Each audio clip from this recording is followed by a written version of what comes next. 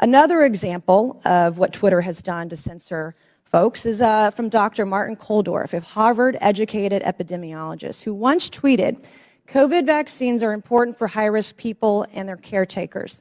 Those with prior natural infection do not need it, nor children." The Twitter files reveal this tweet was deemed false information because it ran contrary to the CDC. So my first question this morning of Ms. Gaddy, may I ask of you, where did you go to medical school? I did not go to medical school. I'm sorry? I did not go to medical school. That's what I thought. Why do you think you or anyone else at Twitter had the medical expertise to censor a doctor's expert opinion? Our policies regarding COVID were designed to protect individuals. We were seeing... You guys censored Harvard-educated doctors, Stanford-educated doctors, doctors that are educated in the best places in the world, and you silenced those voices. My next question is, did the U.S. government... Oh, excuse me, I have another chart I want to show you, Ms. Gaddy. I have another tweet by someone with a following of a full 18,000 followers. This person put a chart from the CDC on Twitter. It's the CDC's own data, so it's accurate by your standards. And you all labeled this as misleading. You're not a doctor, right, Ms. Gaddy? No, I'm not. Okay. What makes you think you or anyone else at Twitter have the medical expertise to censor actual, accurate CDC data? I'm not familiar with these particular situations. Yeah, I'm sure you're not. But this is what Twitter did. They labeled this as inaccurate. It is the government's own data. It's ridiculous that we're even having to have this conversation today. It's not just about the laptop. This is about medical advice that expert doctors were trying to give Americans because social media companies like Twitter were silencing their voices. I have another question, my last one for you, Ms. Gaddy. Did the U.S. government ever contact you or anyone at Twitter to pressure Twitter to moderate or censor certain tweets? Yes or no? We have a program. Did the U.S. government ever contact you or anyone at Twitter to censor or moderate certain tweets? Yes or no? We receive legal demands to remove content from the platform from the U.S. government and governments all around the world. Those are published on a third-party website, and anyone can review Thank them. God for Matt Taibbi. Thank God for Elon Musk for allowing to show us in the world that Twitter was basically a subsidiary of the FBI, censoring real medical voices with real expertise that put real Americans' lives in danger because they didn't have that information. I also want to thank one of my colleagues, Ro Khanna, because as it turns out, censorship isn't just an important issue to conservatives.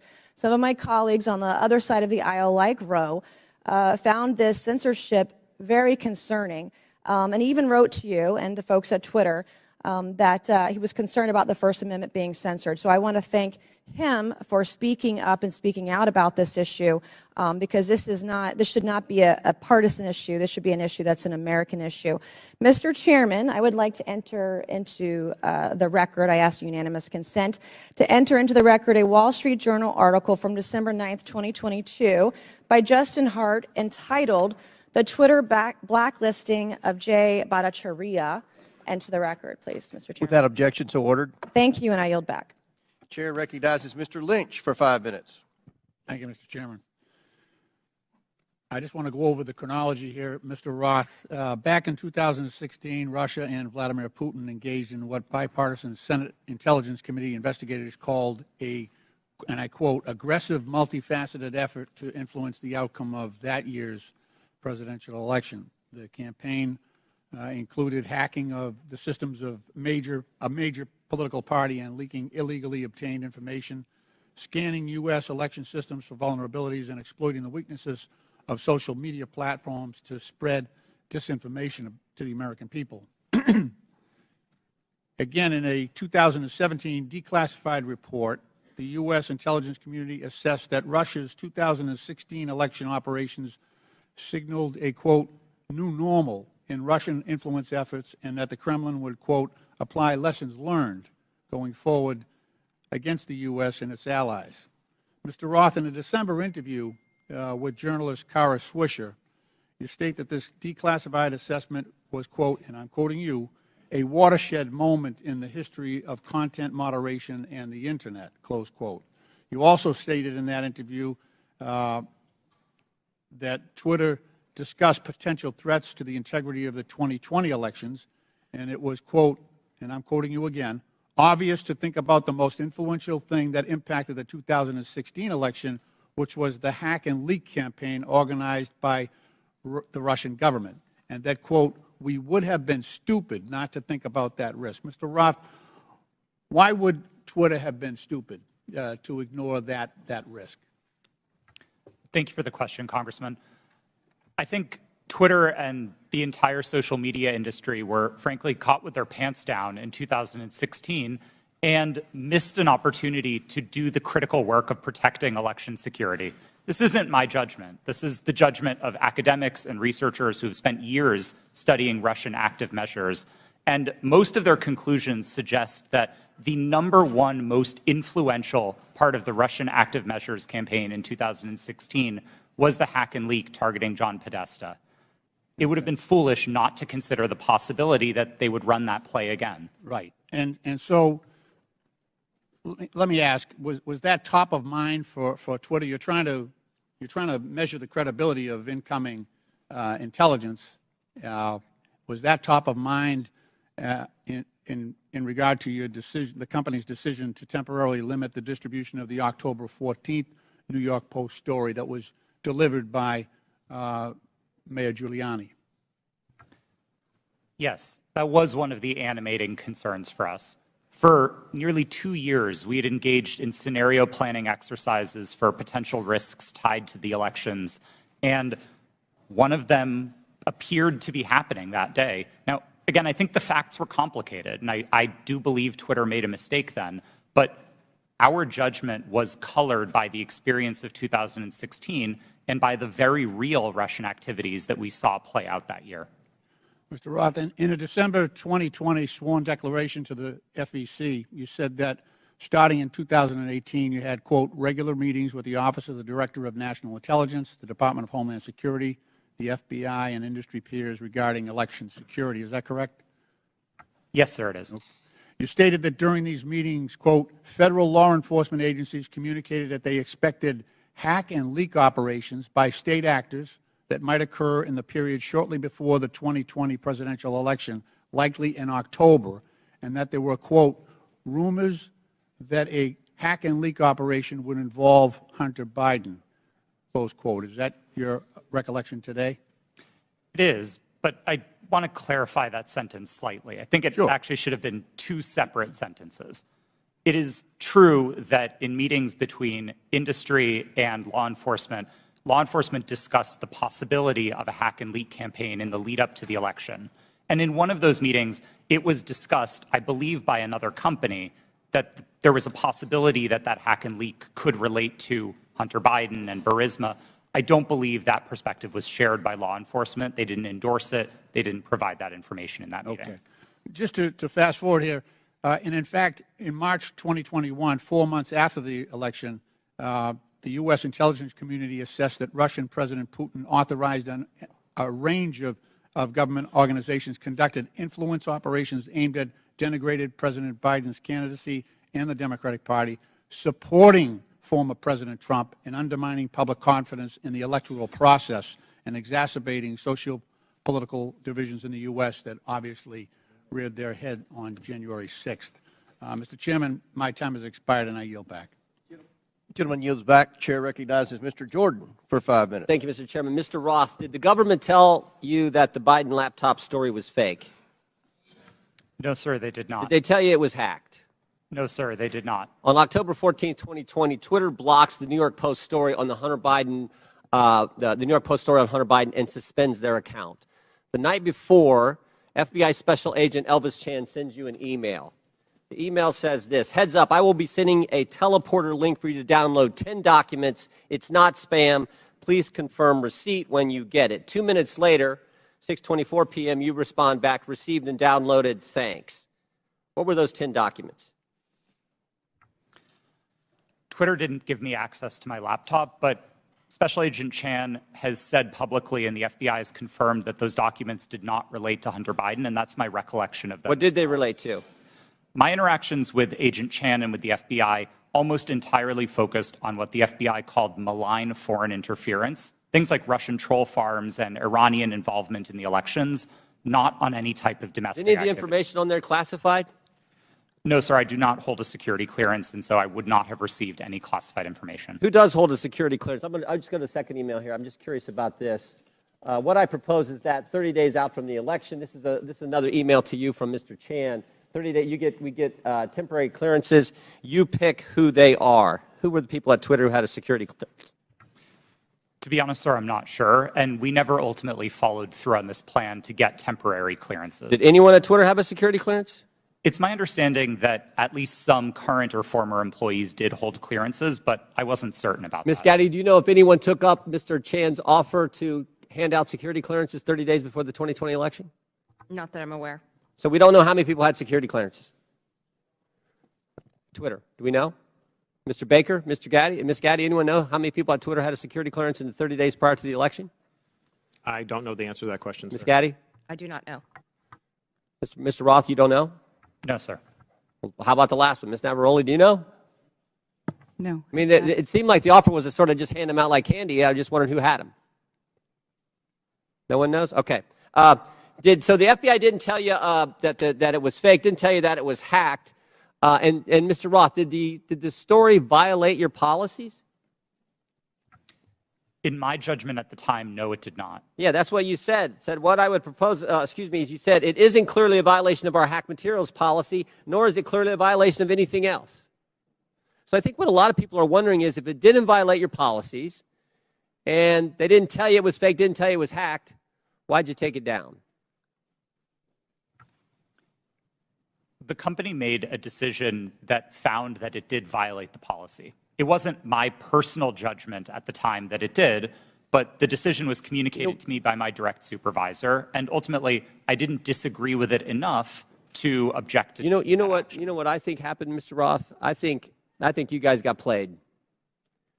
I think you guys wanted to take it deep down. We saw what the chairman put up where you said, everyone in the White House is a fascist.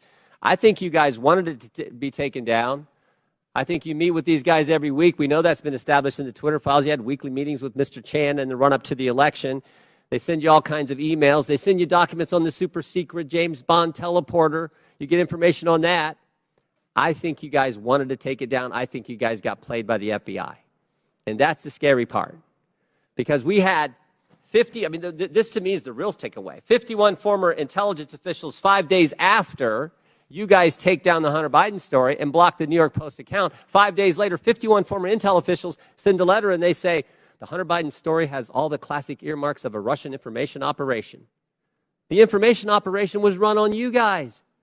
And then by extension, run on the American people. And that's the concern. And to Mr. Raskin's point that you guys aren't bound by the First Amendment because you're a private company, okay, maybe so.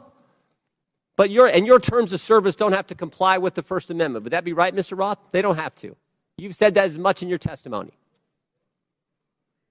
My understanding of the First Amendment is that it protects people and businesses from government, not Understand informs how the... in your terms of service. So here's what I want to know.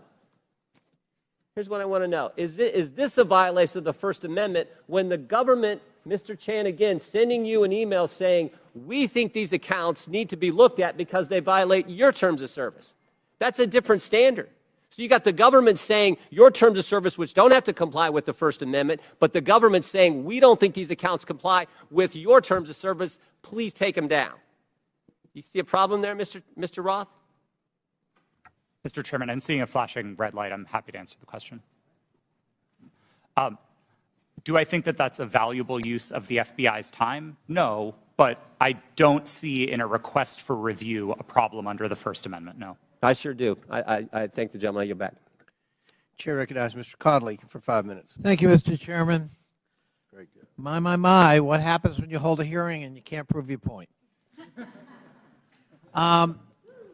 We heard from the chairman in his opening statement that it's wrong for government to call Twitter and say, take down a tweet.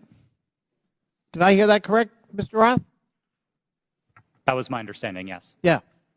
So on May 27th, 2020, President Donald J. Trump tweeted, and I quote, "Republicans feel that social media platforms totally silence conservatives."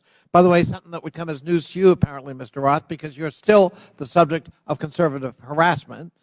"We will strongly regulate," he went on to say, "or close them down before we ever allow this to happen," unquote. Ms. Navaroli, doesn't that sound eerily like a government official telling Twitter that there's a threat, we'll shut you down if we don't like the content? I am not familiar with the tweet that you have referenced. Well, but if I just told you that quote without telling you who said it, might it have some ominous overtones from your point of view if you're still at Twitter? We'll shut you down. We'll regulate you. We will never allow this to happen. Those are pretty strong words. They are. Yeah. Okay.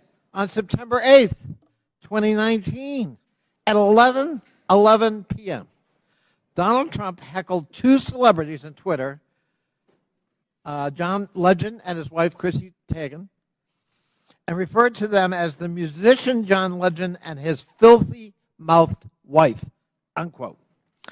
Ms. Teigen responded to that email at 12:17 a.m., and according to notes from a conversation with you, Ms. Navaroli's counsel, your counsel, the White House almost immediately thereafter contacted Twitter to demand the tweet be taken down. Is that accurate? Thank you for the question. In my role, I was not responsible for receiving any sort of request from the government. However, what I was privy to was my supervisors letting us know that we had received something along those lines or something of a request. And in that particular instance, I do remember hearing that we had received a request from the White House to make sure that we evaluated this tweet and that they wanted it to come down because it was a derogatory statement directed towards the president. They wanted it to come down. They made that request. To my recollection, yes. I thought that was an inappropriate action by a government official, let alone the White House. But it wasn't Joe Biden about his son's laptop. It was Donald Trump because he didn't like what Chrissy Teigen had to say about him. Is that correct? Yes, that is correct. My. You ever think it's appropriate for the President of the United States to direct or otherwise influence a social media company to take down its content? I think it's a very slippery slope. Mr. Roth, Ms. Gaddy, Mr. Baker, any evidence that Joe Biden's ever done that? Certainly none that I'm aware of, no. I don't recall anything like that. I'm sorry, that President Biden did what, sir? Has Joe Biden ever called Twitter, to your knowledge, or his White House at his behest, to take down content or urge you to take down content? I don't know the answer to that question, sir. Well, I'm going to have to conclude, at least from 3 of the 4, you don't know. There's no evidence he's ever done that, but there's plenty of evidence Donald J. Trump tried to do that. And if we're going to have a hearing about the misuse of social media and the intrusion of government in the content on social media, we've got an environment-rich target, but it's not Joe Biden. It's Donald J. Trump, and of course, we don't want to talk about that. We don't want to talk about Russian bots and Russian fabrications using fake accounts on Twitter to a political purpose, and it's not to help elect Democrats. And we don't want to talk about 4 years of Donald Trump manipulating the truth and trying to manipulate social media and threaten it, or directly to try to shape it by taking down content because it was critical of him personally. And that's what we ought to be talking about as we move forward, not the subject of today's hearing. I yield back. Gentleman yields back. Chair recognizes Mr. Donalds for 5 minutes. Thank you, Mr. Chairman. Real quick, Mr. Roth, you've stated already that what happened with the New York Post story was similar to the hack and leak scenarios from 2016. You also said that you actually were opposed to deleting the New York Post story. Who advocated for the removal of the New York Post story? The company's decision to treat it as a violation. Mr. Roth, who at the company actually went over your recommendation? Because you're pretty high up. Who overrode you? The decision was communicated to me by my direct supervisor. Who was that person? Her name was Del Harvey. She was Okay. the vice president of trust and safety at the time. All right, thank you so much. Ms. Gaddy, real quick, you said to the chairman earlier, and I want to paraphrase what I heard earlier, is that Twitter had no contact with anybody from the Biden team. Is that correct to your knowledge? Not to my knowledge. Put that up for me. Okay, over my right shoulder, we have an email. Reference, this is Saturday, October 24th, 5:39 p.m., referencing 5 different tweets. This is with a Twitter email chain. Under the line, it's more to review from the Biden team. Does anybody have a comment on how much interaction was happening with the Biden team at Twitter with respect to tweets that they wanted Twitter to review? Ms. Gaddy, Mr. Roth? I'm not familiar with this email. So you're not familiar with this email, Mr. Roth? Are you familiar with this email? Only from what's been reported in the Twitter files. Did you ever have contact with anybody from the Biden team? No, sir, I did not. We explicitly separated the teams that would interact with campaigns from teams like mine that were responsible for content moderation. How big was the organization in Twitter that was actually working with campaigns? I couldn't say for sure. Did you ever have any contact with the DNC? Directly? No, I did not. Did anybody at Twitter have any contact with anybody at the DNC? I think it's likely that somebody at Twitter did, yes. In these emails, it's listed that these are tweets that had to be flagged from the Biden team. That's what's in the files.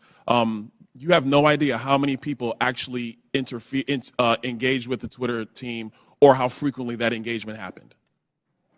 No, and again, that was by design. We kept those functions separate from content moderation so that we could impartially assess reports like this. Do you know how many tweets were actually flagged and taken down at the behest of the Biden team? I wouldn't agree with the characterization of it as being at the behest of them. These tweets were reported, and Twitter independently evaluated them under its rules. But the email is very clear. More to review from Biden team. The response 3 hours later at the bottom, hold this up real quick so we can see. The request at the bottom, it says, handled these. What does handled these mean? My understanding is that these tweets contained non-consensual nude photos of Hunter Biden, and they were removed by the company under. Hold on, real quick, Mr. Roth. How could you know so much about the content of these tweets? I mean, as far as I'm concerned, these are just web addresses. I don't know what's in these tweets. You have these things committed to memory that you know the content, but you don't know who you talk to at the Biden team? Sir, I didn't meet with the Biden team, but there was extensive public reporting about these tweets specifically that uncovered what they were. You know the contents of the tweets. It was obviously at Twitter, but you have no idea how often people who worked in your organization had with the Biden team during the end of the 2020 presidential elections.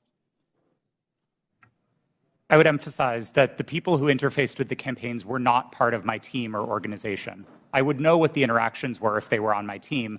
It was a different part of the organization, not mine. Let me ask you a separate question, and I'll ask it of you too, Mr. Baker.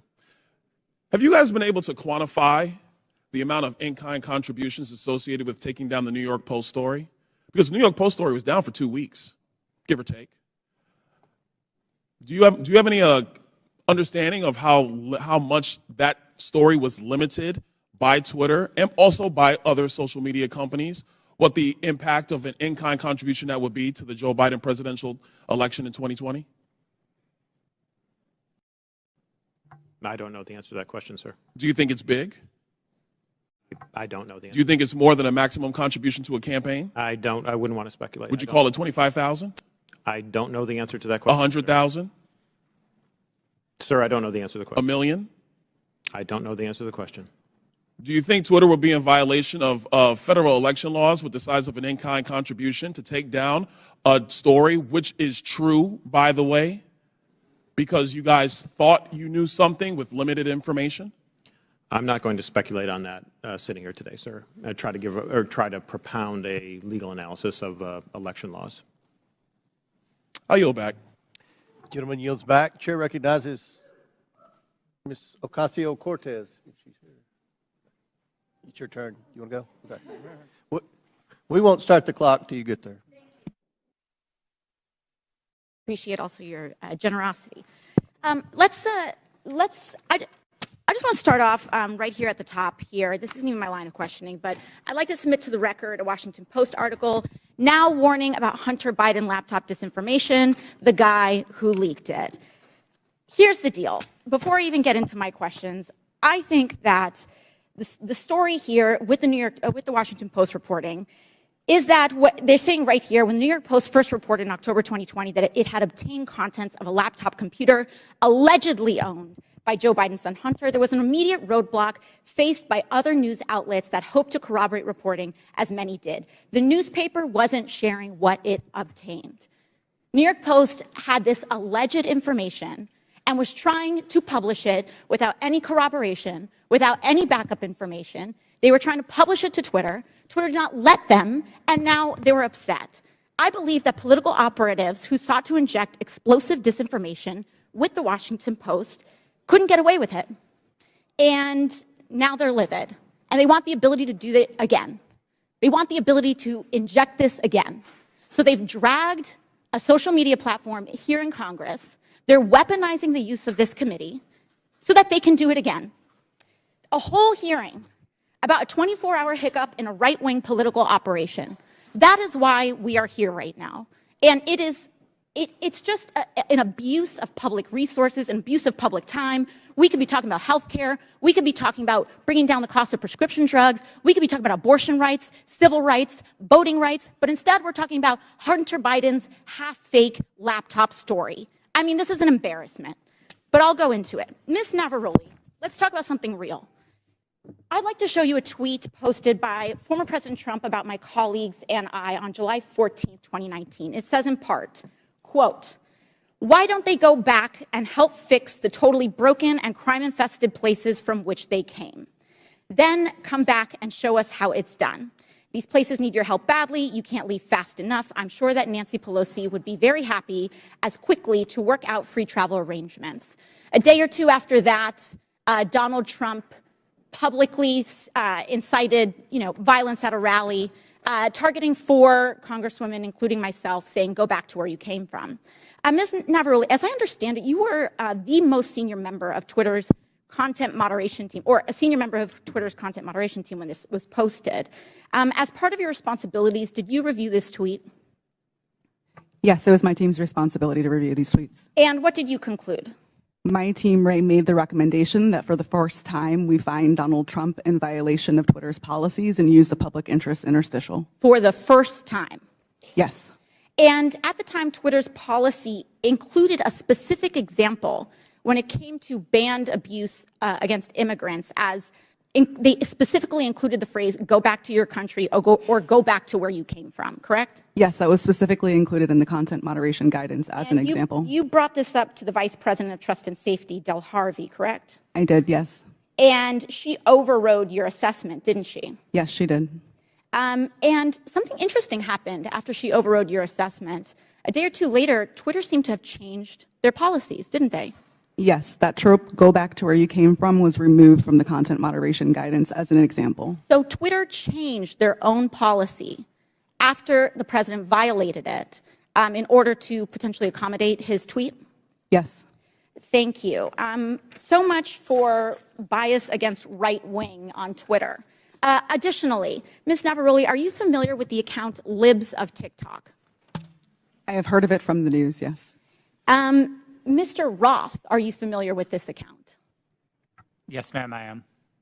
Are you aware that from August 11th to August 16th, that account posted false information about Boston Children's Hospital, claiming that they were providing hysterectomies to children? Yes, I am aware of that and other claims from the account. And are you aware that this lie was then circulated by other prominent far-right influencers? Yes. And are you aware that all these claims, which I have reiterated were false, culminated in a real-life harassment and ultimately a bomb threat to the Boston Children's Hospital? Yes, I am aware. And this account is still on that platform today, isn't it? Regrettably, yes, it is.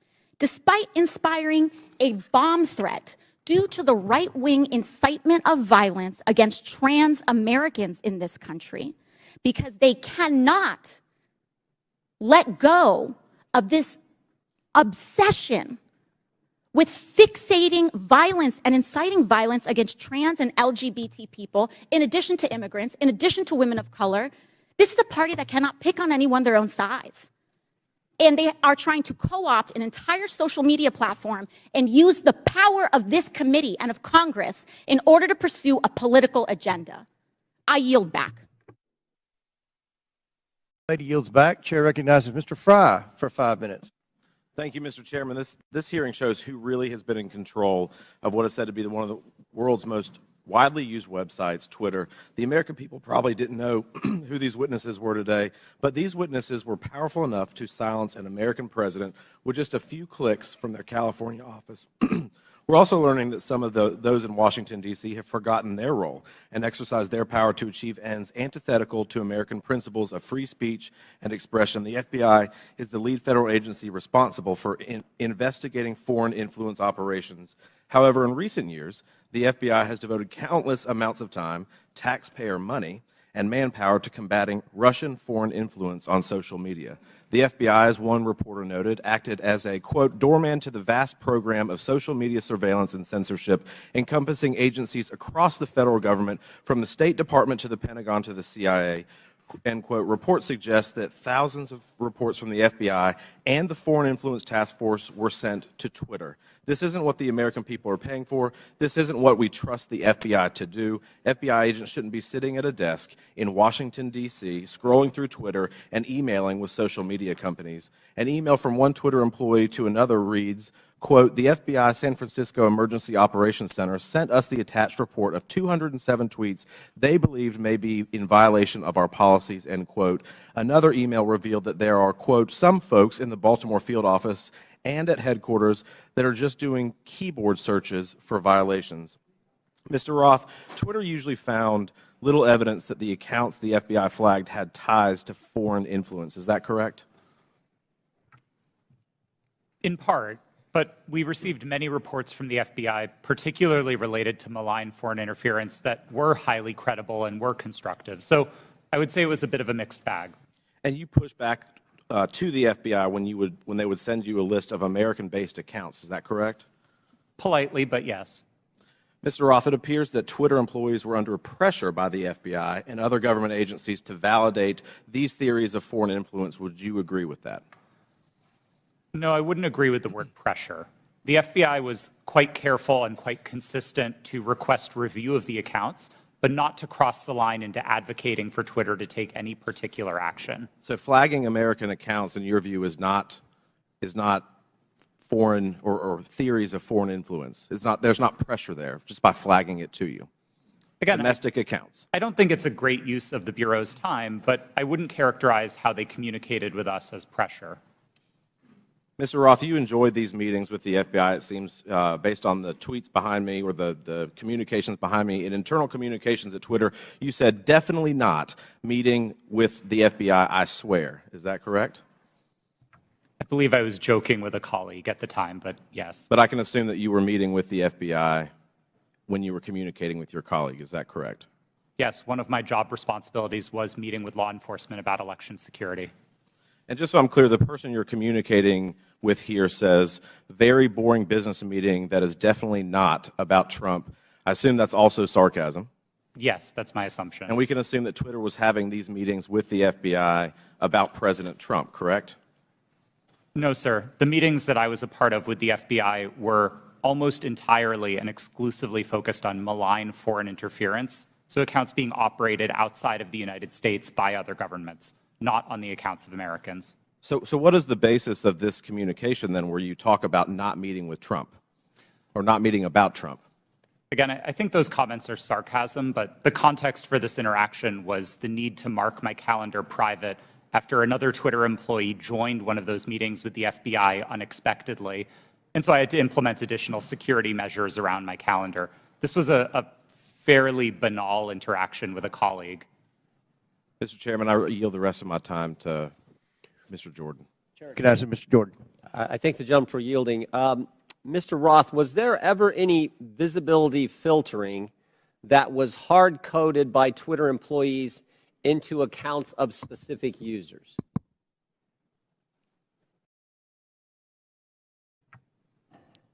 Twitter employees were responsible for building the systems that performed visibility filtering, and then that filtering would have been applied either automatically. I'm asking a very specific question. I'm asking, was the code written in a way that for certain accounts, those accounts, unique in and of themselves, would be visibility filtering, to use your term, so that they wouldn't have as much reach or as much influence?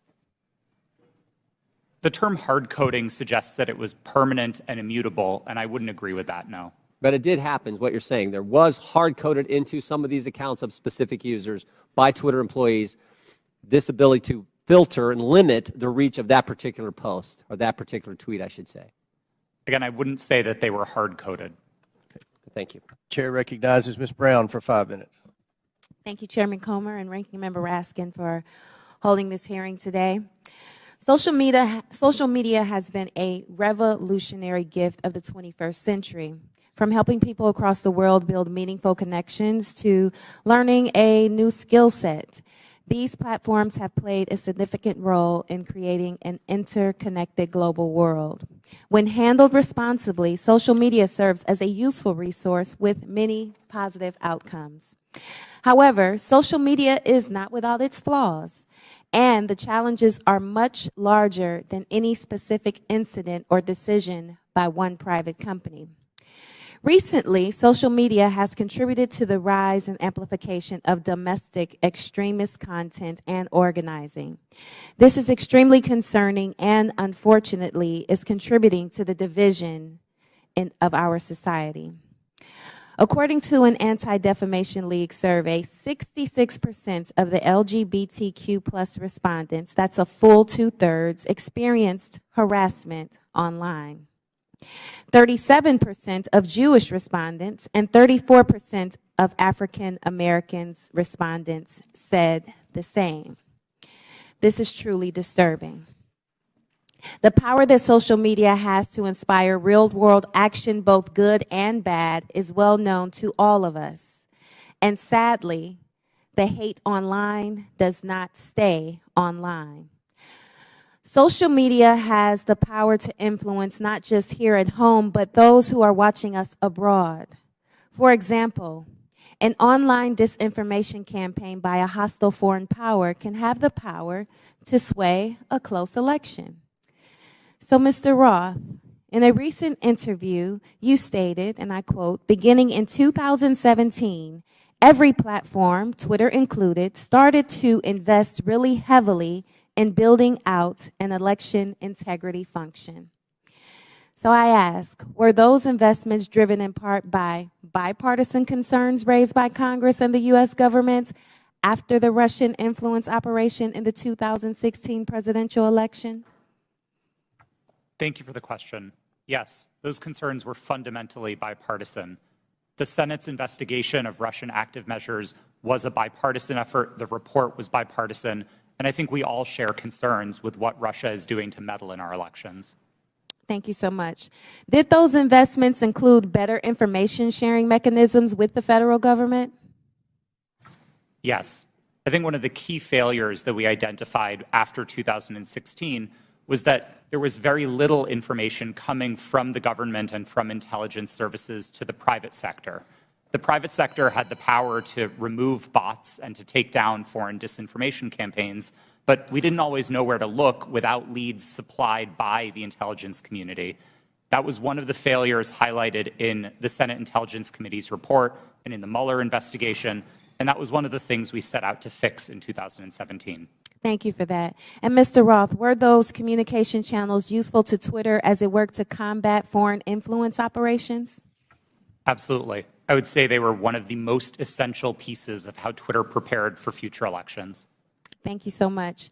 So clearly, we must come together as a committee to stand up and protect our country from foreign election interference and disinformation. I sincerely look forward to spending more time with this committee, working to understand how to fight back against our adversaries and strengthen our democracy. And with that, Mr. Chairman, I yield back. Thank you very much. Chair recognizes Ms. Green for 5 minutes.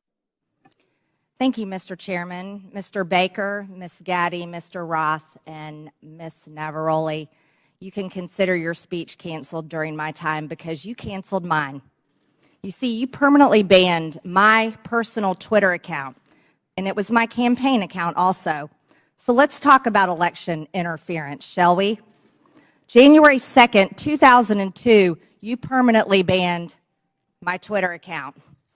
This was the account that I would put my campaign ads on, raise money on, fight back when attacked with lies, and be able to talk to my voters in my district. But you banned it. And then let me explain. My account was not reinstated until November 21st, 2022. That was after my election on November 8th. You know, at your company, or your former company where you worked, Twitter employees, over 98% of them donate to Democrats. So while you coordinated with DHS, the FBI, the CIA, our government, and outside groups to permanently shadow ban conservative Americans and candidates like me and the former president of the United States, President Donald J. Trump, you were censoring and wrongfully violating our First Amendment free speech rights. Guess what? None of you hold security clearances. None of you are elected, and none of you represent 750,000 people like I do. Let's explain. 52 United States Law 10101. No person shall intimidate, threaten, coerce, or attempt to stop any other person for the purpose of interfering with their rights to vote or to vote as he may choose. You didn't shadow ban or permanently ban my Democrat opponent. No, you did that to me. And that was wrong, and it was against the law. You see, not only that, was it me that you violated my First Amendment rights? You violated countless conservative Americans. These were doctors that were trying to tell the truth about COVID, doctors that were having success treating people with ivermectin that you all would not allow to be talked about on your platform. These were parents complaining about their school boards, teaching gender lies in their schools, biological males entering their daughters' bathrooms and sports. These were also people questioning the 2020 election, and guess what? That's Americans' First Amendment right. These were people talking about voting machines. You know what? Democrats did that in 2019, before the 2020 election. On Twitter, people could question elections such as 2016, saying Hillary won, but in 2020, no one could question elections saying Trump won. You abuse the power of a large corporation, big tech, to censor Americans. And you want to know something? Guess what? I'm so glad that you're censored down. I'm so glad you've lost your jobs. Thank God Elon Musk bought Twitter. And you know what? Let's talk about something a little bit further. It's amazing to me, Mr. Roth, as the head and trust of safety at Twitter, your ability, or should I say inability, to remove child porn. Now, here's something that disgusts me about you. In your doctoral dissertation entitled Gay Data, you argued that minors should have access to Grindr, an adult male gay hookup app. Minors? Really? You know, Elon Musk took over Twitter and he banned 44,000 accounts that were promoting child porn. You permanently banned my Twitter account, but you allowed child porn all over Twitter. Twitter had become a platform, you said, connecting queer young adults. You also wrote on Twitter in 2010, can high school students ever meaningfully consent to sex with their teachers?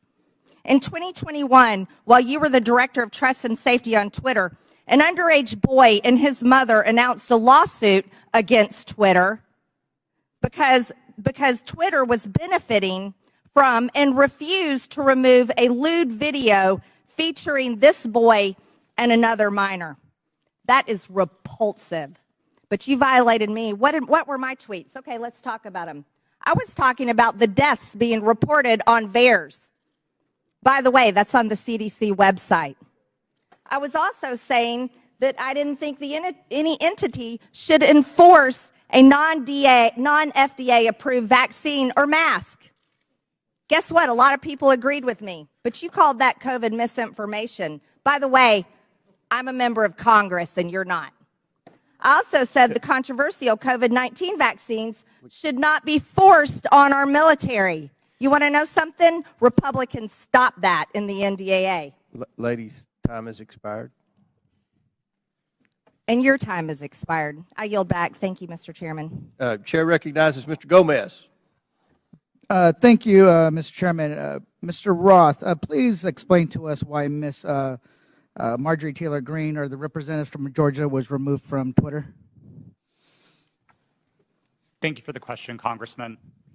My recollection is that her personal account was banned from Twitter after repeated written notices due to repeated violations of the Twitter rules. Can you add a little specificity to the violation of the Twitter rules? Yes. Again, I didn't have access to my Twitter email, documents, anything that would have let me prepare to answer that in more detail, but my recollection is that the Congresswoman repeatedly violated Twitter's policies about sharing misinformation about COVID-19. She received multiple written warnings about that conduct. She received multiple timeouts related to that conduct. And then ultimately, consistent with the written and published policy, those repeated violations resulted in her account being permanently suspended. Mr. Chairman, so in essence, I'd like to make a point of personal privilege. It's still my time. We'll stop. Still my clock. It's still my time. Mr. Chairman. Point of order by Mr. Raskins. Yeah, I don't believe that members of this committee have the right to interrupt someone's testimony because their Point name of was personal mentioned. privilege. And you were mentioning my name, Mr. Raskin. You know, I understand, but that's not the rule, Ms. Green. I don't think a member. That is the rule in Congress. Well, then I'd like we can take a point I'd like of the personal parliamentarian privilege. to rule on whether any member of this committee has the right to interrupt a witness's testimony because they mentioned the name of a member of Congress. You mentioned my name, Mr. Raskin. Yeah, I'm not testifying. Chair recognizes Ms. Green. Thank you, Mr. For your Chairman. point of privilege, very briefly. Thank you.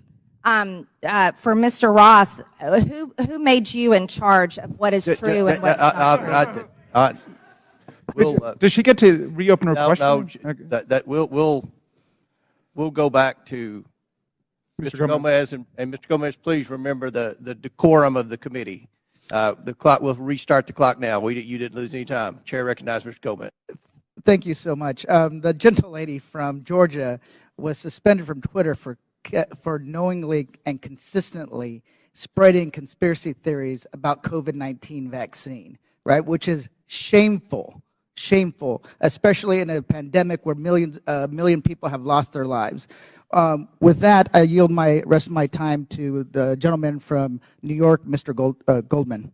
Thank you, Mr. Gomez. Let's talk about the so-called Twitter files, which my Republican colleagues seem to think are God's gift to journalism.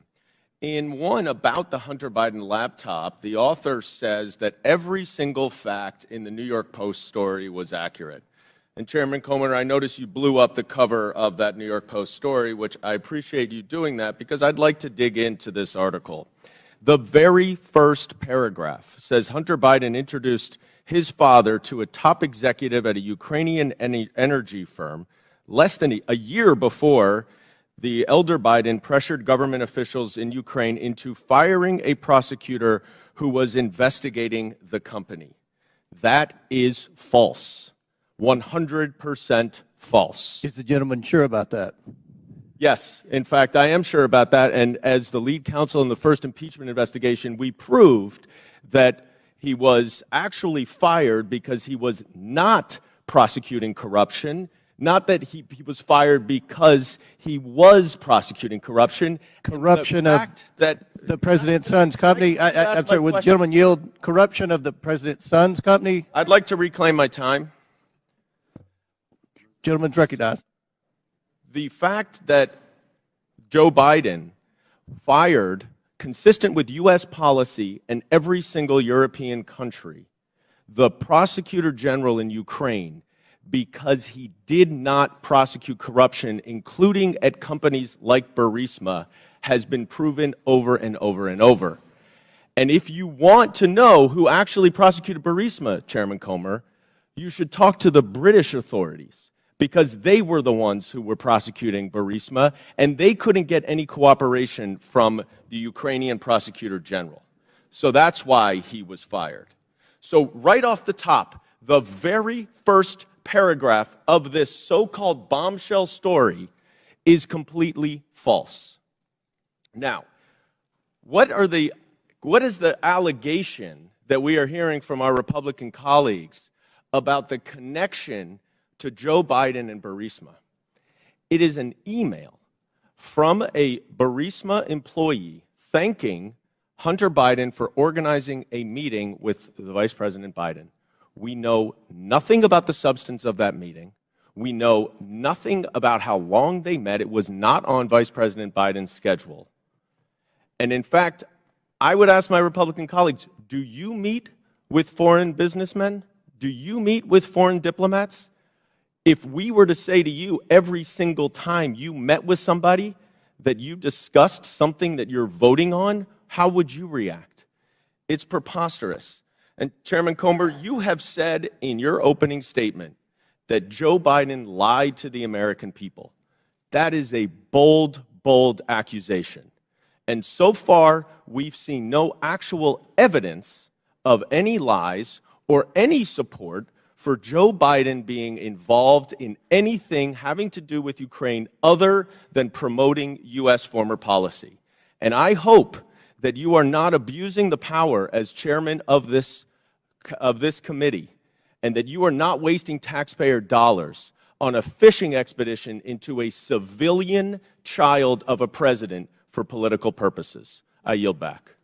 The gentleman yield to a quick question. You don't have to. It's your choice. You yield. Yeah, please. So I would love to discuss this. Are you admitting that Joe Biden did get the prosecutor in Ukraine fired? I think it's very clear that Vice President Biden, along with all of our allies in Europe, pressured Ukraine to fire a corrupt prosecutor general who was not charging corruption cases that would have included potentially Burisma. Corruption with his son's company? Yes. In fact, if what he wanted was the prosecutor general to prosecute corruption, and the allegations that you are making and that the Russians are making, because this is all part of Russian propaganda, is that Burisma was corrupt and Joe Biden was trying to stop an investigation into Burisma. That is categorically false, and there is no evidence of it. Mr. Chairman, we're going to recognize one more speaker. We've been requested by the presenters for a brief bathroom break. If you'll allow us, we have one more questioner, and then we'll take that break. Chair recognizes Mr. Timmons for 5 minutes, and then we'll have a 5 to 10 minute break. Mr. Timmons. Thank you, Mr. Chairman. We have a big picture problem right now, and we're talking about Twitter specifically and Hunter Biden's laptop, but it's not just that. It's the general trend of the media, social media, the FBI, DOJ, doing one side's bidding. That's the issue. There's mistakes that have been made, and we keep looking back at these mistakes and say, oh, that shouldn't have happened that way. We are going to have a new policy to avoid that from happening again. But every mistake benefits one side. Every mistake benefits one side. Let's go back to 2016.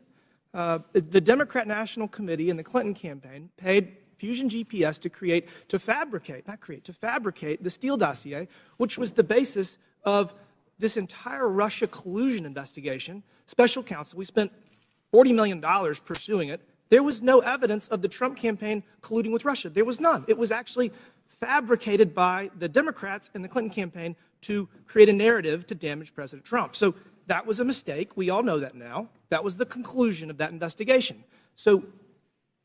And as a side note, that's why Adam Schiff is no longer on Intel. because he lied about that investigation. He said, as the chair of Intel, I have all this information. He abused his position, and that's why he was removed from Intel.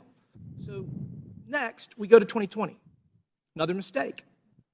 We have something that is real labeled as something that is fake. We tell the American people that we're going to have an honest, open conversation about issues, about challenges that our country faces, and everybody has their own facts. Congressman from New York is mentioning his facts. It's just very bizarre that Hunter Biden making tens of thousands of dollars a month with no credentials from a business in Ukraine, whether they're being investigated, who knows? I mean, these are all speculation, and it's something the American people can't really digest because we don't know the answers to it. And when we're told the answers by our government, by big corporations, by big tech, and they're repeatedly wrong, it creates a trust issue. It creates a trust issue. So the American people do not trust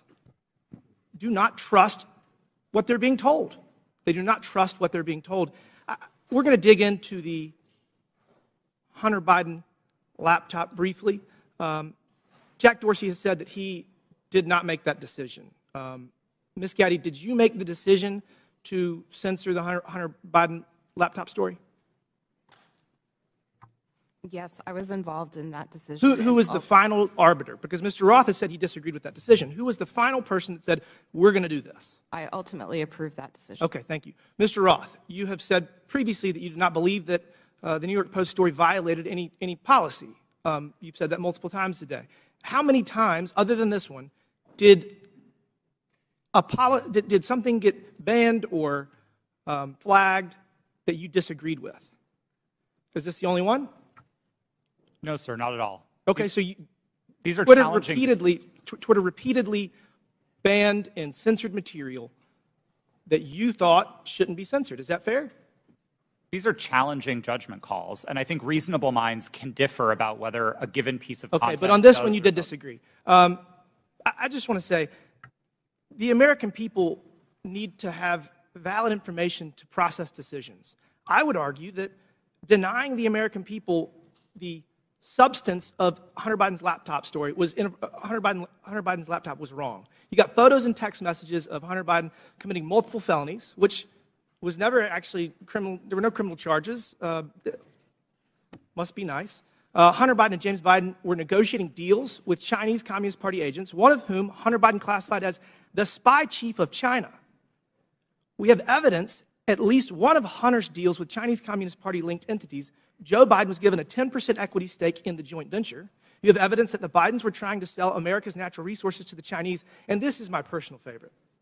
Evidence that the Bidens and a Chinese energy company owned by the Chinese Communist Party had leased office space no further than 3 miles from where we're sitting right now. And the man running for president had his own office in that office space, his own personal office.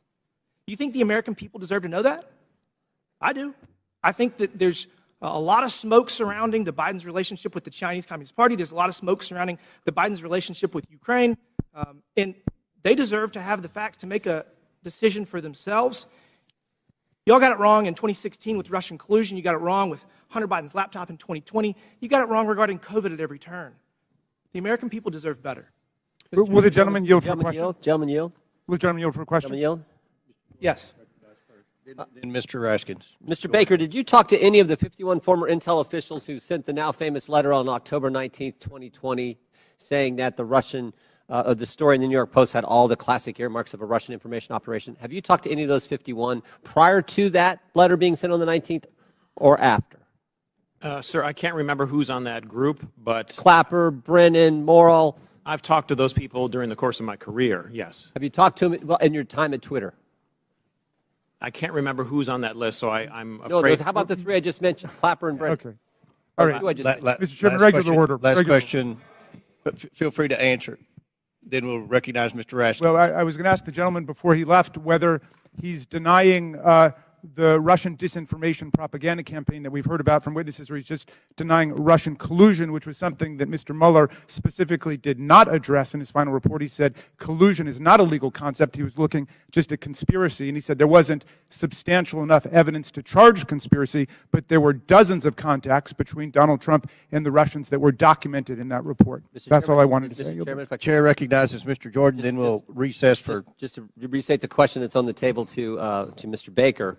Did he talk with Mr. Clapper, Mr. Brennan, or anyone else that he knows of on that who signed that? Point of order, letter? Mr. Chairman. Whose time is this? Yeah, this was The chairman's time. remaining 3 seconds of. He doesn't have remaining time. Okay. He's gone over by a minute. We're over. Mr. Baker, feel free to answer the question if you want, and then we'll take a recess. Mr. Jordan, I don't recall discussing that publication that they did about the Hunter Biden laptop with any of those people. We'll stand in recess for 5 minutes. When we return, Mr. Garcia will begin our questioning. We're in recess for 5 to 10 minutes. Now we'll resume questioning, and Chair recognizes Mr. Garcia for 5 minutes. Thank you, Mr. Chairman. Thank you, Mr. Chairman. I want to thank our witnesses, and I just want to start off also by just apologizing to our witnesses, particularly Mr. Roth, for just the homophobic rant and comments that were recently just made from the gentle lady from Georgia. That was really shameful. And I know that we're here to talk about serious issues, and we're having conversations about Grindr and other issues, which is not really what this hearing is about. So, apologize to all of our witnesses. Want to note that I am someone that you would probably call a Twitter super user. I use the social platform constantly. I communicate regularly. It's how I get my news. It's how I find out what's happening in popular culture. And I admire what Jack Dorsey, Evan Williams, and Christopher Stone actually tried to build as a company. I wish I could say the same for what the platform is today. I think to me and to many other users, we've seen the site currently degraded. We've seen Mr. Musk more interested in attacking journalists and uplifting conspiracy theories and actually running a company. And I think we can all agree that just overall the service has substantially degraded. I think just an example is the forced For You page mess that I personally don't like, and I think most folks don't as well. But I want to know more seriously that Mr. Musk and the current team has also done damage as far as trust and safety on the platform. He's gutted the trust and safety teams that have been described. He's eliminated content management systems and the human rights team, which, as we know, has ceased to operate. I do want to just take a minute to thank Mr. Roth and particularly Ms. Navaroli and your teams. I know that you were trying your best. I want to thank all of the folks that worked at Twitter because they believed in its mission. A mission I'm not sure holds true today completely, but it's one that I know a lot of folks worked on. And so just thank you for that work. And mistakes were made, and clearly you have actually lived up to those mistakes and the issues that have existed. But I especially want to thank you for your work around the pandemic. The pandemic took over 1 million American lives, 1,300 in my own city back home. And your decisions in content moderation actually saved countless lives in this country, including the work you did by moderating or banning members even of this committee who peddled in lies and were actively causing death and harm to others. And so for that work on content moderation, I want to thank you. And I want to go back to something that Mr. Roth said briefly. You had mentioned earlier in this hearing that you thought that currently there's still systemic election interference and interference happening. How serious do you think the current threat from Russia and other countries is to current election interference? I think we can look to the evidence from the midterms to know that these campaigns are ongoing and they are serious. And it's not just Russia, Iran, and China, though they are the big players. There's now a playbook for how election interference works. And it's unfortunately all too cheap and all too easy for countries to try to carry this out. Thank you. And I think it's pretty clear what we've learned today. One thing we've learned, which hasn't been much, by the way, is that there's current election interference happening today by Russia and other actors. And so that is something that's serious. That's what the focus of this hearing should actually be about, versus all of this kind of nonsense and lies and conspiracy theories that this committee is actually focused on today. I want to take the remaining balance of my time and yield to Ms. Ocasio-Cortez. I thank the gentleman from California. I'd like to raise and follow up on a point that the opposition and the other side of the aisle is making, which is trying to insinuate that there is something scandalous or unusual about federal agency outreach to social media platforms and other organizations such as Twitter.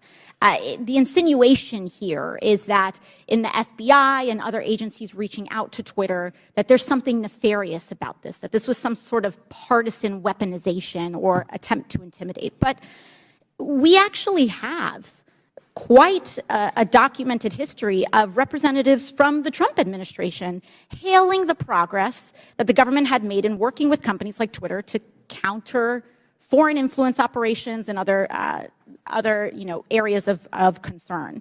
In early March 2020, right before the Super Tuesday primary election, several Trump administration officials, including Mike Pompeo, Bill Barr, Chad Wolf, and acting director of national intelligence Richard Grenell issued a statement praising the government's cooperation with the private sector to fend off foreign interference and said that relationship was, quote, stronger than it's ever been. This was around this whole time where there's this grievance around this. And listen to what DHS Secretary Chad Wolf had to say just weeks before the 2020 presidential election. We now have direct lines of communication with tech and social media companies and election officials so that both parties can seamlessly take action against false information spreading online. I would argue that this information from the Trump administration would say that they would support your decision in temporarily suspending this disinformation that seemed to be coming out from the New York Post. So with that, I yield back to the chair. Gentlelady yields back. Chair recognizes Mr. Burchett for 5 minutes. Thank you, thank you, Mr. Chairman. Ms. Gaddy, Charlie Kirk and Dan Bongino are conservative commentators. Is that a fair characteristic? Just yes or no would be fine. I believe so, but I'm not familiar with them. Okay. The posters behind me show the side of Twitter that is not available to users. Is that correct? This appears to be a view of some of our agent tooling, but I do not have access to that, so I'm not very familiar with that. Okay. Well, Ms. Gaddy, the labels identify status that have been assigned to these accounts. Is that correct? I don't know. Ma'am, these are your internal things. You're telling me you don't receive these, you don't know what they mean? Representative, I did not have access to these tools, and so I don't know. They look familiar to me. As an executive, you did not have access to inside information at Twitter. Okay. Ms. Gaddy, Mr. Bongino's account, there's a few words under the verified and active. Can you read the first two labels under verified and active? They're the yellow ones. Notification spikes, search blacklist. All right, thank you. Ms. Bongino, ma'am, Mr. Bongino has more than 3.5 million Twitter followers. Is that correct, would you say? I'm sorry, I don't know the answer to that question. Okay, well, that is correct. Let's look at Mr. Kirk's account. Ms. Gaddy, can I get you to read the yellow labels on Mr. Kirk's account? Can you see those? I'm sorry, I can't see them from right here. All right. Do you know that Mr. Kirk has almost 2 million followers? I was not aware of that. Okay. Let me ask you, what is a search blacklist? I do not know specifically what that is, but I could make a guess if that would be helpful. Why don't you make a guess for me, please? We do, when I was at Twitter, there was an ability to prevent something from appearing in one of the tabs of search results. Okay, thank you. What does do not amplify mean? To the best of my recollection, when I was at Twitter, it would mean that we would not recommend or amplify that content in the parts of Twitter where Twitter was making recommendations. Thank you, ma'am. In 2018, you said that Twitter does not shadow ban. Twitter did, however, engage in what is called visibility filtering. One Twitter employee described visibility filtering as a way for us to suppress what people see to different levels. Do you agree with that characterization? I'm sorry, can you please repeat the question? I said Twitter, okay, they engaged in what is called visibility filtering. One Twitter employee described visibility filtering as a way for us to suppress what people see to different levels. Do you agree with that characterization? I agree that visibility filtering does give an ability to change. Okay. Shadow banning, ma'am, is understood that the practice is limiting the visibility of a user's post without their knowledge. How is visibility filtering any different? Representative, I believe there are different definitions of shadow banning. Okay. But you said that Twitter in 2018 does not shadow ban. Was that a truthful statement, ma'am? Was that a lie? At that time, I'd specifically defined shadow banning to mean something different than visibility filtering. You also said that Twitter does not shadow ban based on political viewpoints or ideology. Do you stand by those comments? While I was at Twitter, to the best of my knowledge, we did not do that. Okay. Mr. Roth, on January 22nd, 2017, you tweeted that there were actual Nazis living in the White House. Do you still stand by that comment? Yes or no? Sir, I regret the language I used. No, I do not. Okay. Mr. Roth, earlier in your testimony, you said you regretted tweeting that, quote, actual Nazis are living in the White House. However, Iran's Ayatollah sent anti-Semitic tweets, one stating, quote, Israel is a malignant, cancerous tumor that has to be removed and eradicated. Yes or no, did Twitter ever ban the Ayatollah or remove this hateful anti-Semitic tweet? Yes or no? To the best of my knowledge, Twitter did not remove that tweet. The answer is no. Mr. Chairman, it's clear that conservative voices are being silenced on social media in the mainstream. I appreciate this hearing. I might also suggest we look into holding one on DirecTV, Newsmax, and OAN. I give the rest of my time to Mr. Jordan. I thank the gentleman for yielding and for his good questions. So the user knows when their account's been suspended or blocked, but they don't know when they have some of these gold terms that were under Mr. Bongino and Mr. Kirk. Is that right, Mr. Roth? As of the time that I worked at Twitter, yes, that's correct. So they don't know if they're on the search blacklist. They don't know if they're on the do not amplify. They don't know that. That's correct. Twitter did not disclose that. So you did that to these two accounts. What I want to know did you know, Mr. Roth, if that was at the prompting of anyone from the government? Gentleman's time's expired, but please answer the question. No, sir, I'm not aware of any requests or orders or demands or anything from the government requesting that visibility filtering be applied to those accounts or any others. Chair recognizes Mr. Frost for 5 minutes.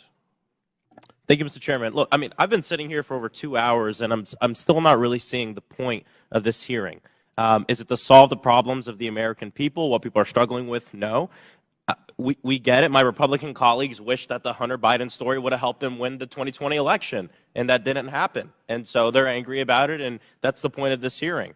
You know, it was actually the foundation of the chairman's opening statement. It's why he brought up that poll on the 2020 election. That's what this is all about. And so I want to say to my colleagues, don't worry. There's still many platforms you can spread disinformation on, Parler, Truth Social, that have questionable editorial policies but aren't here today. There was no collusion, as the witnesses have said, under oath.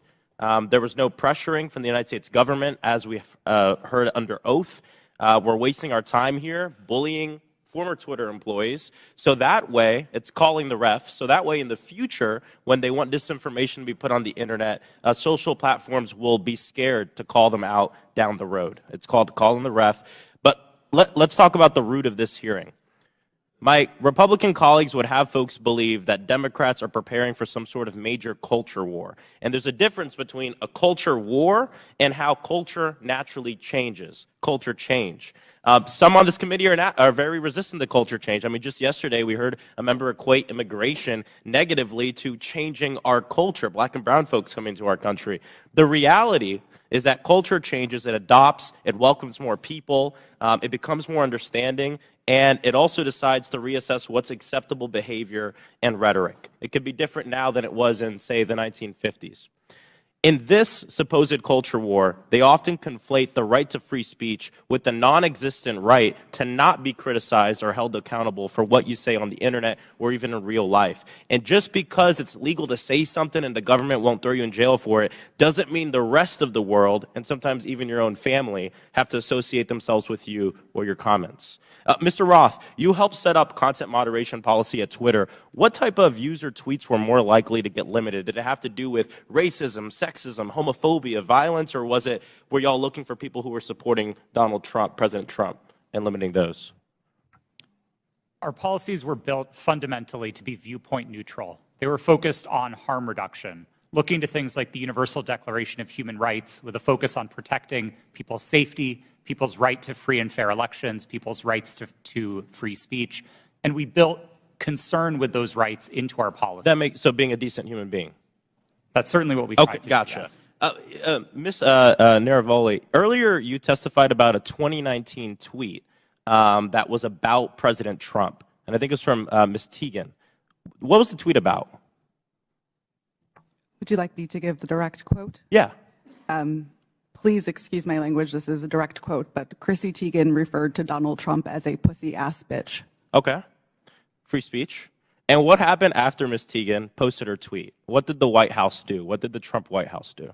From my understanding, the White House reached out to ask that this tweet be removed. It was my team's job. This fell underneath the policy for abusive behaviors, and we evaluated underneath our insults policy. At that time, up to 3 insults were allowed, and so it was our job to determine how many insults were included within that phrase. So the Trump White House reached out, not an agency, but the White House reached out and requested that you remove the tweet? From my understanding, yes. Okay. Mr. Roth, you mentioned a serious problem of foreign interference in our elections. Did you see that mass interference work more in support of right-wing candidates like President Trump in 2016 or President Biden in 2020? Thank you for the question. It's an important one, and I don't think there's a clear or easy answer to this. We saw Russian operatives playing both sides and often playing them against each other. One of the most enraging interactions that my team saw were accounts operated out of the same Russian troll farm arguing with each other. And they were manufacturing drama both on Democratic sides and on the Republican side. So it's still a huge issue? Absolutely. 100%. Well, there you have it. There's issues of big tech. There are serious issues we need to litigate. Hunter Biden's laptop is not one of them. And like many of my colleagues have said, we need to talk about these issues, how January 6th maybe could have been prevented if Twitter had taken action due to the hateful speech, and how we have foreign interference in our elections. Why are folks on this committee so obsessed with Twitter's editorial decision on Hunter Biden's laptop? Would they hold the same hearings of the editorial decisions of Fox News and Newsmax? Free speech is about the government limiting speech around about the public. My governor, Ron DeSantis, is doing that right now. I have a venue in my district that he's revoking the liquor license of, trying to close because they had a drag show. We have teachers who are not able to teach the curriculum that they want because they disagree with Ron DeSantis and his view of the world. That is limiting free speech. And I'd love to see this committee bring in some of these governors who are abusing their power, like Governor DeSantis in my state of Florida, to limit the free speech of people. I yield back. Gentleman yields back. Chair now recognizes Mr. Gosar for 5 minutes. Thank you, Mr. Chairman, for this important hearing. And thank you for our witnesses for appearing as well. I want to be clear. Despite claims in witness testimonies, government cannot deputize the private sector for actions that would be otherwise be restricted by the Constitution. In this case, the censorship of lawful speech. Now I want to direct you to a tweet over my shoulder sent by President Trump on October 5th, 2020, before Twitter banned him from the platform. This was after President Trump had become infected with COVID and received treatment at Walter Reed Medical Center. It says in part, "Don't be afraid of COVID. Don't let it dominate your life," end of quote. Do you see that, Mr. Roth? Yes, sir, I do. Less than an hour later, you received an email from James Baker at Twitter, reproduced behind me as well, saying, quote, "Why isn't this POTUS tweet a violation of our COVID-19 policy, especially the don't be afraid COVID statement," end of quote. Isn't that correct, Mr. Roth? Yes, I believe that's the email displayed. Now, Mr. Baker, was it your understanding that the Twitter COVID-19 policy was people should be afraid of COVID? Sir, my recollection. Yes or no? Could you repeat the question, sir? Was it your understanding that Twitter's COVID-19 policy was, quote, people should be afraid of COVID? Yeah. At that point in time, I did not fully understand what Twitter's COVID misinformation policy was, and so I was trying to understand. I'm recapturing my time. So maybe you thought that Twitter's policy was that it should dominate people's lives. Is that what you thought? I'm sorry, I'm having a hard time hearing you, sir. So is it the fact that Twitter, don't let it dominate people's lives? Is that the problem with the tweet? I didn't, at that point in time, I did not understand fully. I was relatively new at Twitter, and I was trying to understand what the policy was, and therefore I was. I just want to ask you, the other two were asked, where did you go to medical school? I beg your pardon? Where did you go to medical school? I did not go to medical school. Good. Now, I'd like to have a yes or no from each of the witnesses on these following questions. Did you or others at Twitter communicate with government officials by means of disappearing messaging systems like Signal, Snapchat, or Wicker? Mr. Baker, yes or no? Have I ever communicated with a government official using those? Yes or no? I don't recall. Ms. Gaddy? Not to the best of my Mr. recollection. Roth? Yes. Mr. Rowley? Not to my recollection, no. Once again, did you or others at Twitter receive requests from federal law enforcement to allow criminal activity or content whose distribution is criminal to proceed on Twitter? Mr. Baker? I'm sorry, I don't understand the question, sir. Ms. Gaddy? Can you please repeat the question, sir? Mr. Roth? If I understood the question correctly, it was whether we received requests to allow unlawful activity, and Yes. the answer is no. Okay, Ms. Navaroli? Not to my knowledge, no. Now, I'd like to submit for the record an article by the New York Post titled, quote, Twitter refused to remove child porn because it didn't violate policies. Ms. Gaddy, who was involved in this determination? I'm not familiar with this situation. Mr. Roth, are you familiar with it? No, sir, I'm not. Once again, I'd like a yes or no from each of the witnesses. Did you apply labels to users with an administrative tool to downrank them? Mr. Baker? I'm sorry, sir. I'm having a very hard time hearing your questions. Ms. Gaddy? I'm having the same problem, sir. Can you please repeat the question? Mr. Roth?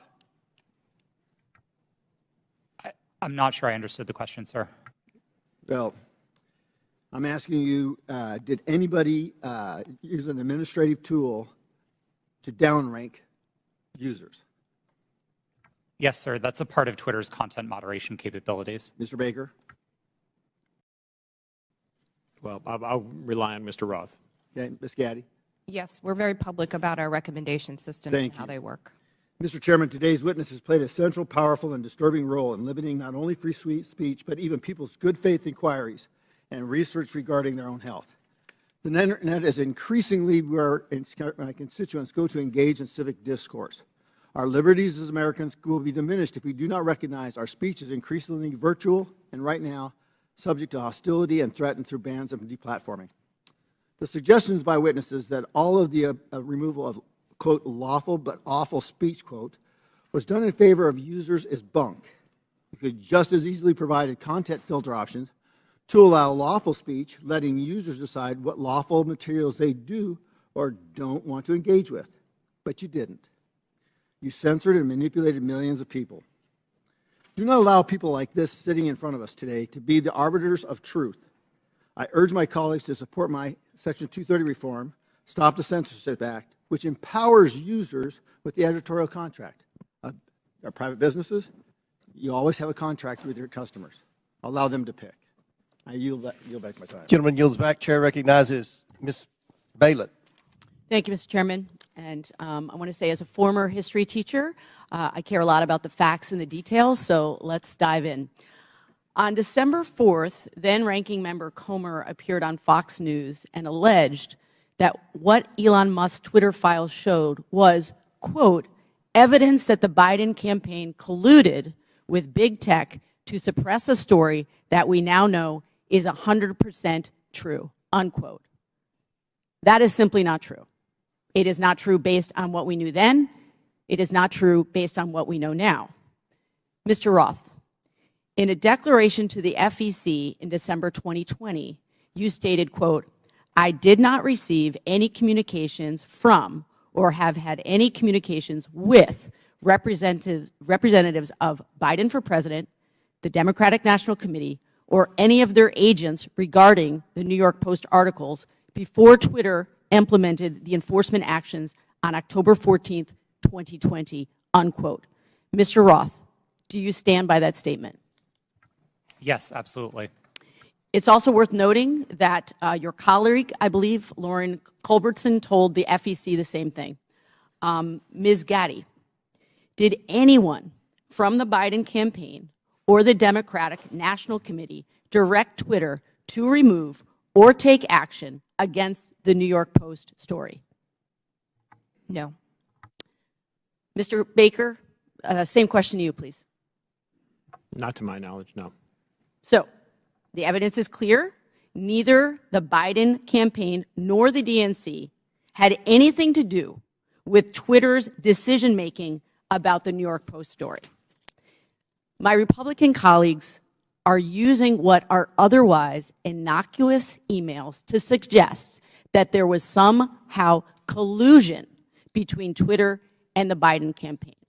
For example, in one email, and this is the same one mentioned in Mr. Donald's questioning earlier, in one email selectively used by Elon Musk, one Twitter executive sends another a series of hyperlinks on October 24th, 2020, with the comment, quote, "More to review from the Biden team."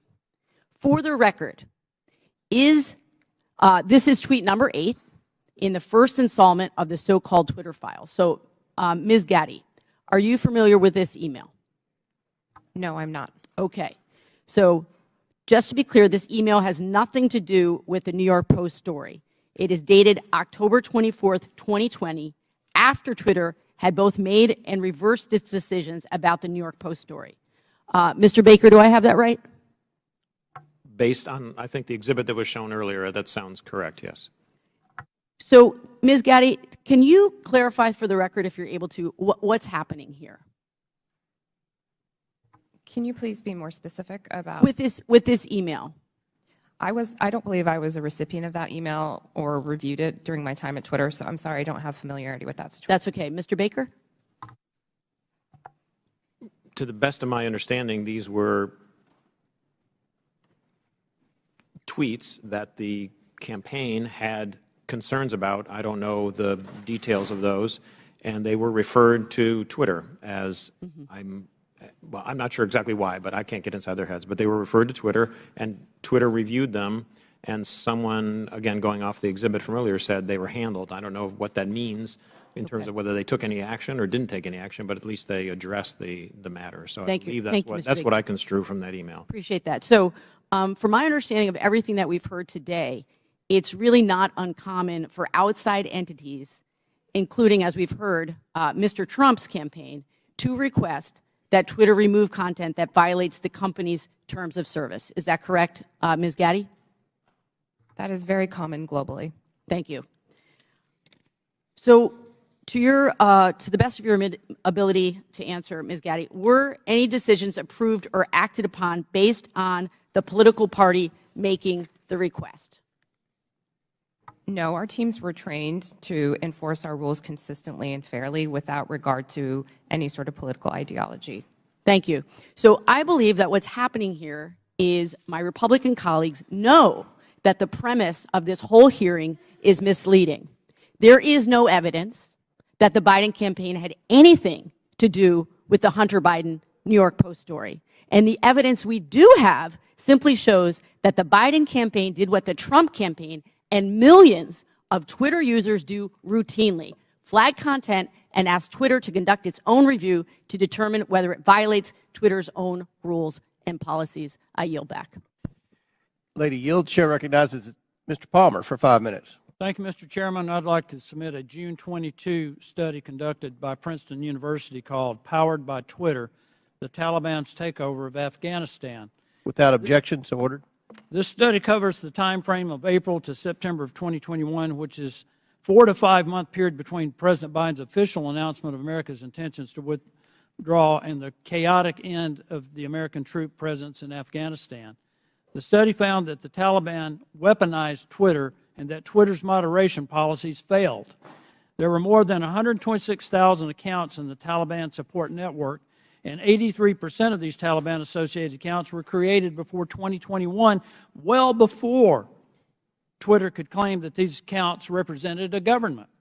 These accounts shared graphic images and videos depicting dead and decomposing bodies and rampantly spread disinformation about the facts on the ground in direct violation of Twitter's public policies. Taliban tweets were shared millions of times in the summer of 2020.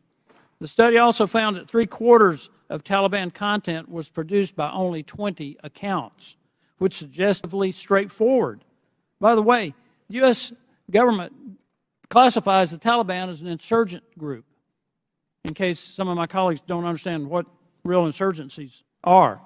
Mr. Roth, why wasn't Twitter more effective at curtailing the clear-cut content violations by Taliban Twitter accounts?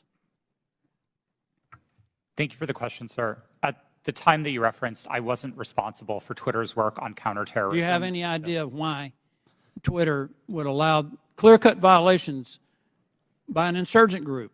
And by the way, they carried out multiple suicide attacks during the time frame they were sending out these tweets, killing dozens and injuring hundreds. It's my understanding that Twitter's policies at the time distinguished between some of the more violent portions of the Taliban and some of the more political portions of it. I'm not rendering judgment on it. That stuff's still up on Twitter, and I just wonder how many content moderators were assigned, if any, to check on these accounts. Additionally, it appears that Twitter was profiting from Taliban's presence on the platform in the lead up to the overthrow of the Afghan government.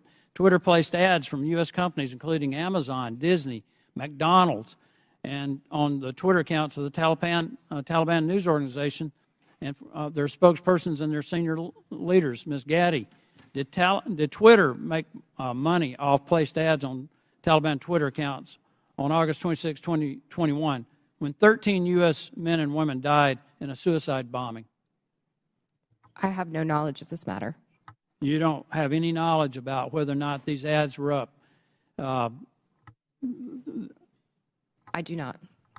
According to Twitter, the decision to ban President Trump was after a close review of his tweets and the context around them, specifically how they are being received and interpreted on and off Twitter.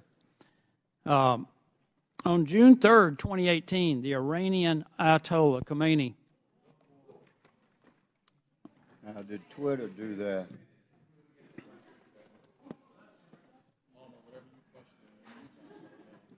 Sounds like the Green New Deal to me.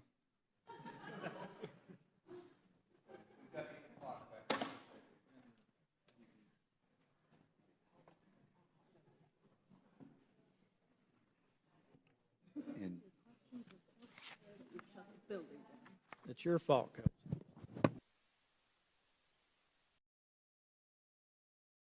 Minutes remaining, so I now yield 3 minutes to Mr. Palmer. Thank you, Mr. Chairman. Let's try this again.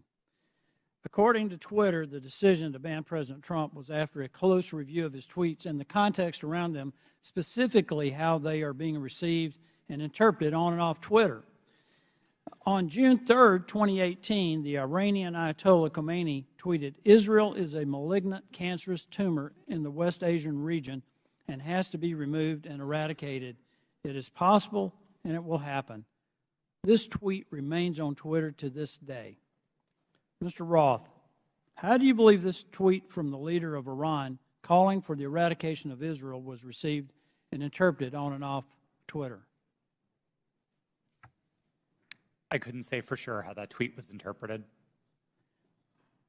You would have a pretty good idea, though, of how many retweets and the amount of traffic it got.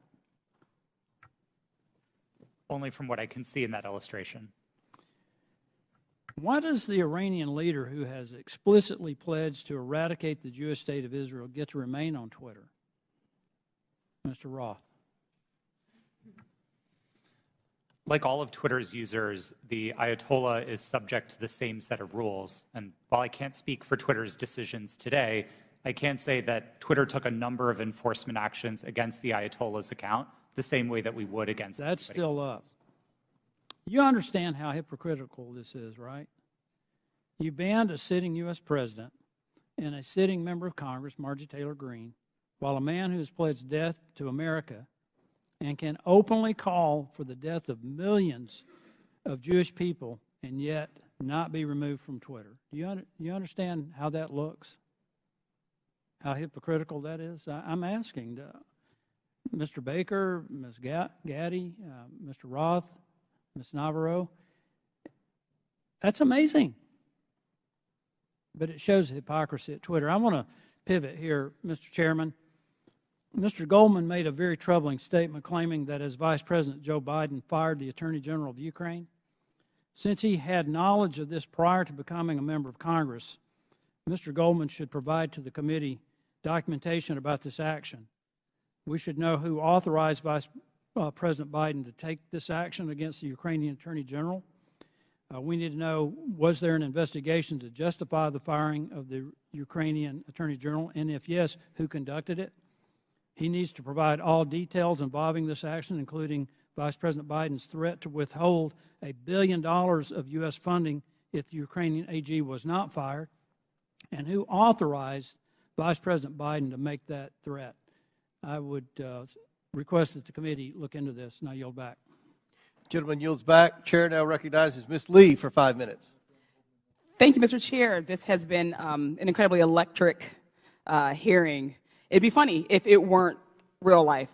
I understand my colleagues on the other side of the aisle want to be victims so very badly. But Ms. Navaroli, if I understand you correctly, public criticism and allegations of anti-conservative bias are actually making Twitter and other social media companies less willing to enforce their own policies against political conservatives, correct? Yes, that was my understanding based on research that was done at Twitter. Meaning the same Republicans insisting on making themselves a victim is working? Could you repeat the question?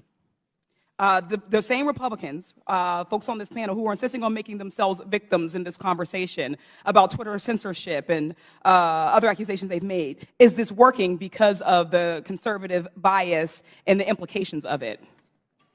Or the allegations of conservative bias? In other words, are the allegations of conservative bias making it harder for those in Twitter or those who are working there to enforce these policies against folks who incite hate speech or make it? Thank you for rephrasing that question, and thank you for asking it. Yes, these allegations are very much having an impact on the leadership within every social media company, as they hope to not receive allegations of being biased or in any way being politically leaning. Thank you. I'm not the only lawyer in the room, so you all know that while the Constitution does provide us the right to free speech, there are, of course, limitations. As Ms. Navaroli pointed out, we cannot yell fire in a crowded theater. Compromising freedom of speech may seem dangerous until we weigh that compromise against the men and women massacred in Buffalo, for instance, or the many other places where radicalized violent extremists found their motivation to kill on social media. This isn't about oppression. It's about public safety. This isn't about censorship. It's about protecting our democracy from misinformation. Ms. Navaroli, it was your job to decide whether someone was yelling fire in the theater. Could you describe the coded incitement to violence policy Twitter did not implement? Yes, thank you for that question. The coded incitement to violence policy was an incredibly nuanced policy that was created in order to fill the gaps that were existing in the already existing policies around violence. The policies around violence were explicit. So these were calls that said, I'm going to, I want to, I plan to, I wish to. Those sorts of incitements would have come down. Things like stand back, stand by. Things like I am locked and loaded and ready for a civil war were dog whistles that were not covered underneath the policy. Thank you. Could it have saved lives if it were implemented on January 5th, 2021, or possibly in November of 2020? I can't speculate as to what might have happened, and I do wish we would have acted. Thank you.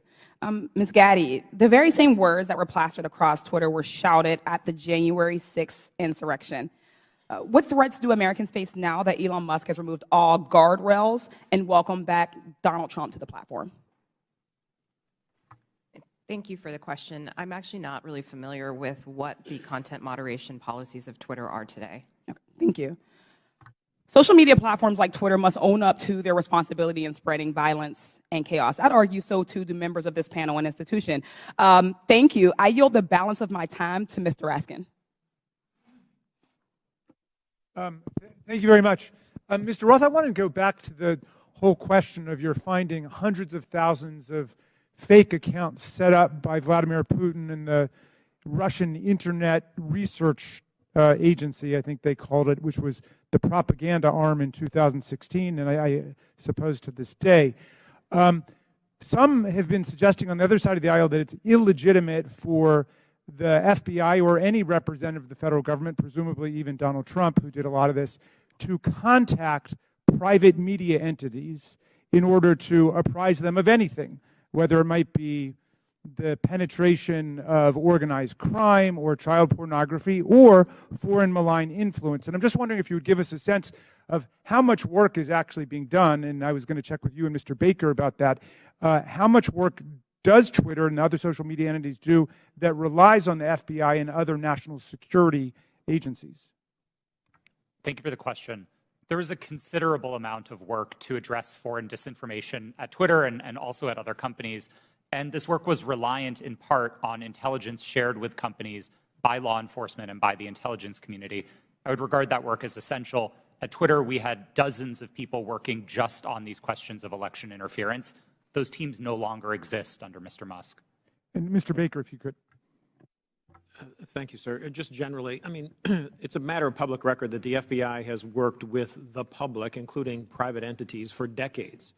Indeed, they've had for some number of years now an office of, I think it's called Office of Public Sector Engagement. This is part of what they do in order to fulfill their responsibilities and to do their jobs to protect the country. Thank you. Back. Chair recognizes Mr. Armstrong for 5 minutes. Thank you, Mr. Roth. I'm going to continue down that line of questioning. So when you testified, you were just talking about working very hard to keep foreign troll farms from using Twitter and to engage in malign foreign interference. This sounds like a fairly robust undertaking. You said between 2016 and 2020, you had different teams stood up to do this. Constant vigilance? Yes, sir. That was the phrase that we used. Yeah. And these types of attempts are constantly evolving. They're trying to find new ways to penetrate your system, so you have to be engaging with it on a, and being willing to adapt on a constant basis. Yes, sir. That's right. And now we forward to 2020, and earlier you had testified that you were having regular interactions with national intelligence, Homeland Security, and the FBI? Yes, I did. And primarily to deal with foreign interference? Primarily, but I would say almost misinformation and all of that. exclusively. But you had said earlier, like your contact with Agent Chang was primarily with foreign interference? Yes, that's right. All right. And these were emails. Were there meetings? Yes. Twitter met quarterly with the FBI Foreign Interference Task Force, and we had those meetings running for a number of years to share information about malign foreign interference. Agents from Homeland Security or intelligence, or just primarily the FBI? Our primary contacts were with the FBI, and in those quarterly meetings, they were, I believe, exclusively with FBI personnel. And you had multiple former FBI agents on the payroll. I mean, Mr. Baker, you have 10 years experience with FBI, DOJ? I was, well, with DOJ, it's 2 decades roughly, but I was, just for the record, I was never an FBI agent. Okay. Yeah. And Twitter has such a close relationship with at least one FBI agent that that agent could start emails with, "Hey, Twitter folks," and could actually advise your company about violations of your own terms of service. Mr. Roth, I think it's safe to say that you had a consistent dialogue with the FBI for the weeks and months prior to the New York Post. Is that fair? I had ongoing conversations with the FBI for years, I would say, about election security. And in response to Mr. Fry earlier, you said you would not categorize the FBI communications as pressure. No, I would not. However, Twitter's director of policy wrote to you in 2020 that Twitter has seen a sustained effort by the intelligence community to push Twitter and that Twitter should keep a solid front against these efforts. He specifically cited Elvis Chan, an FBI agent in San Francisco. Now, on August 11th, 2020, Agent Chan sent you 3 documents in prep for a meeting and said the documents pertain to APT-28, a hacking unit connected with Russian military intelligence. Agent Chan arranged for having security clearance for Mr. Baker and facilitated encrypted networks for the FBI to share information with Twitter employees. And on October 14th of 2020, you stated that this feels a lot like somewhat of a subtle leak operation. Earlier today, you testified that you were following national experts on Twitter, national security experts on Twitter, as a reason to take down the New York Post story on Hunter Biden's laptop. Yes, sir, I did. So after 2016, you set up all these teams to deal with Russian interference, foreign interference. You're having regular meetings with the FBI. You have connections with all of these different government agencies, and you didn't reach out to them once? Is that question in reference to the day of the New York Post Yeah. article?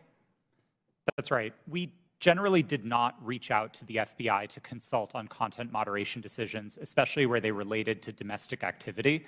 It's not that we wouldn't have liked that information. We certainly would have.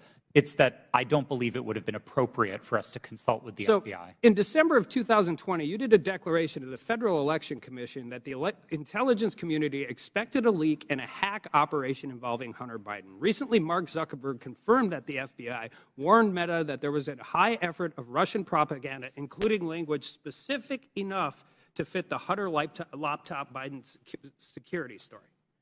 You're talking to these people for weeks and months, years prior to this leaking. They have specifically told you in October that there's going to be a leak potentially involving Hunter Biden's laptop. They legitimately and literally prophesized what happened. And you didn't contact any of them? No, sir, I did not. Did they reach out to you? On and around that day, to the best of my recollection, no, they did not. So after the story was taken down and you guys did it and you personally disagreed with it, Ms. Gaddy, you said you did. Did you contact them and say, hey, is this what you were talking about?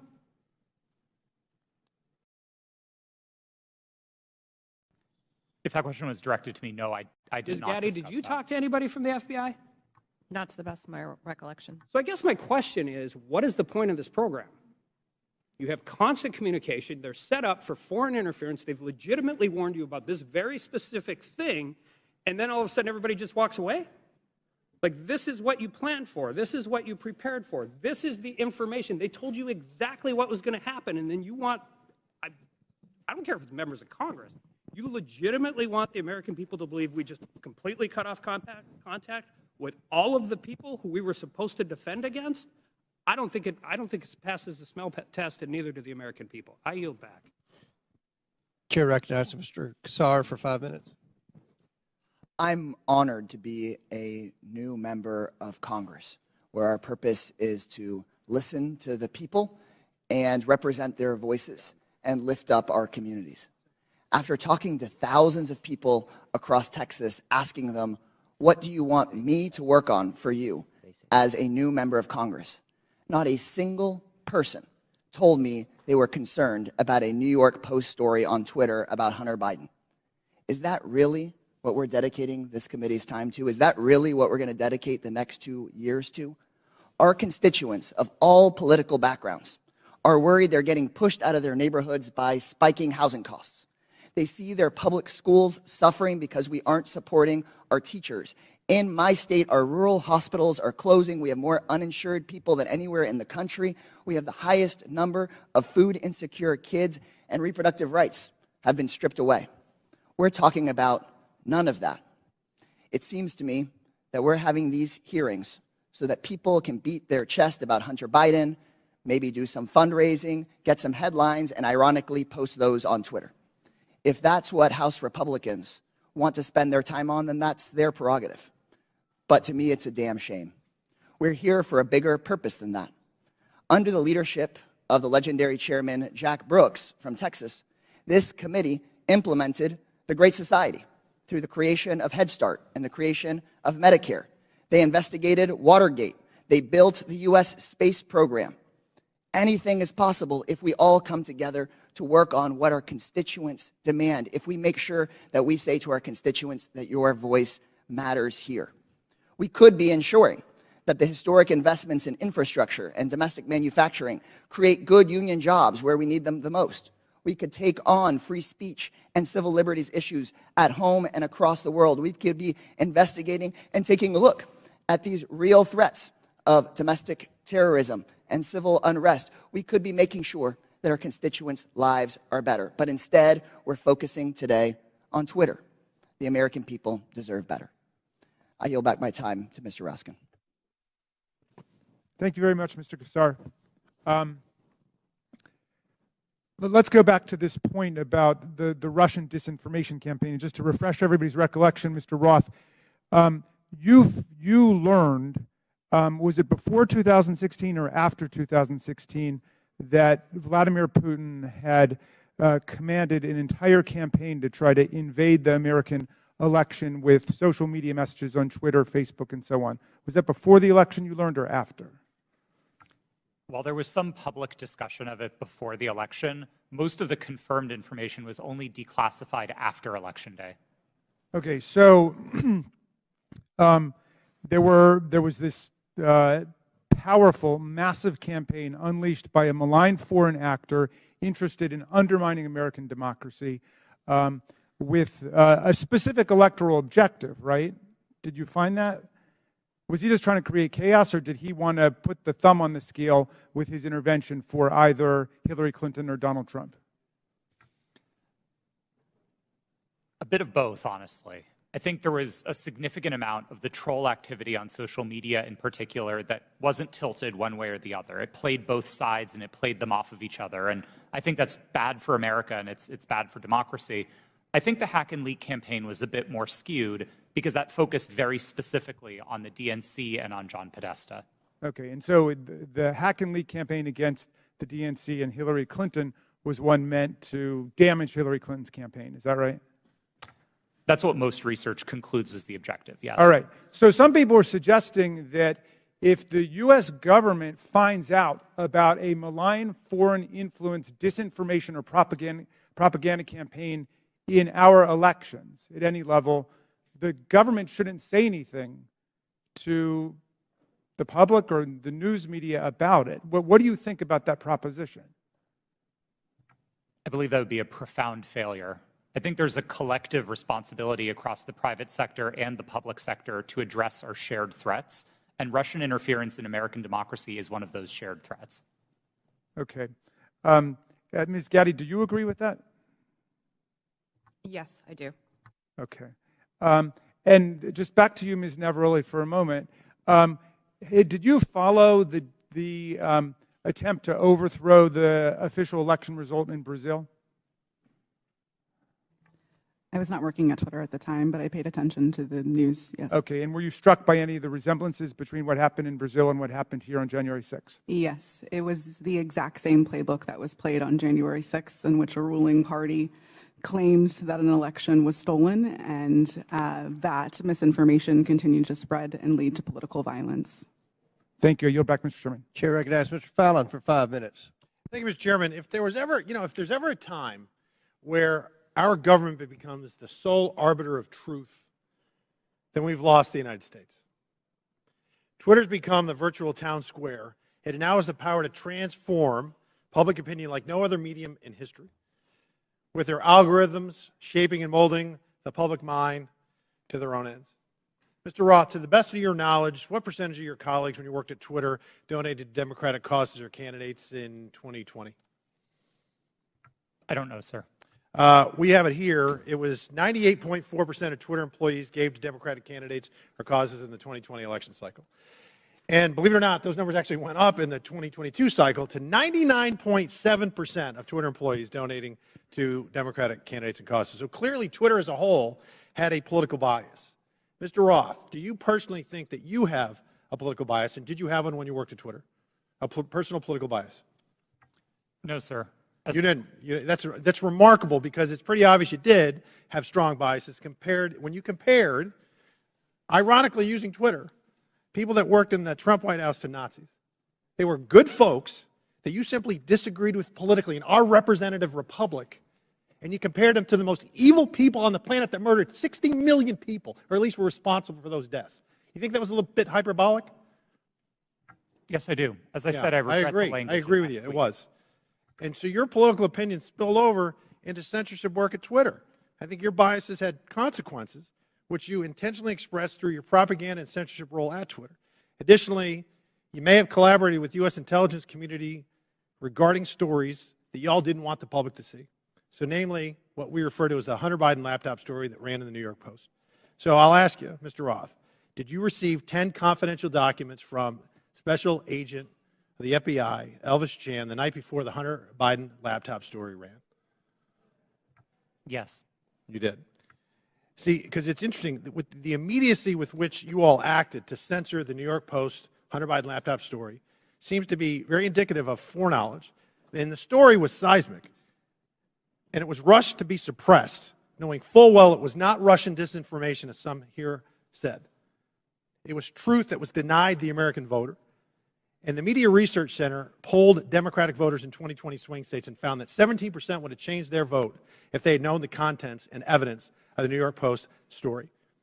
President Trump lost key states, Georgia, Pennsylvania, Arizona, and Wisconsin, by collectively just over 100,000 votes. And if this is accurate, this poll, 3.2 million votes could have swung. And he only needed a teeny fraction of those 3.2 million. That decision almost certainly changed the result of the 2020 presidential election. Did you have any idea the contents of the New York Post story, Mr. Roth? Only what I read in the New York Post that day. And then it was killed by Twitter, and the mainstream media followed. So I found this interesting. In 2019, candidate for President Joe Biden said, and I quote, "I have never spoken to my son about his overseas business dealings."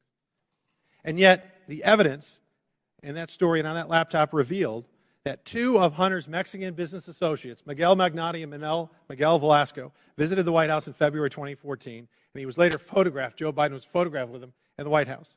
Also in October 2015, Hunter arranged a video conference with his dad, Joe Biden, the sitting vice president, and Carlos Slim, the Mexican billionaire. And then unbelievably in 2015, Hunter introduced his father, then vice president, to Vedam Pazarski, an executive at the now infamous Bursima Holdings Company, where Hunter would later magically make millions as a board member despite having no experience whatsoever in the energy sector.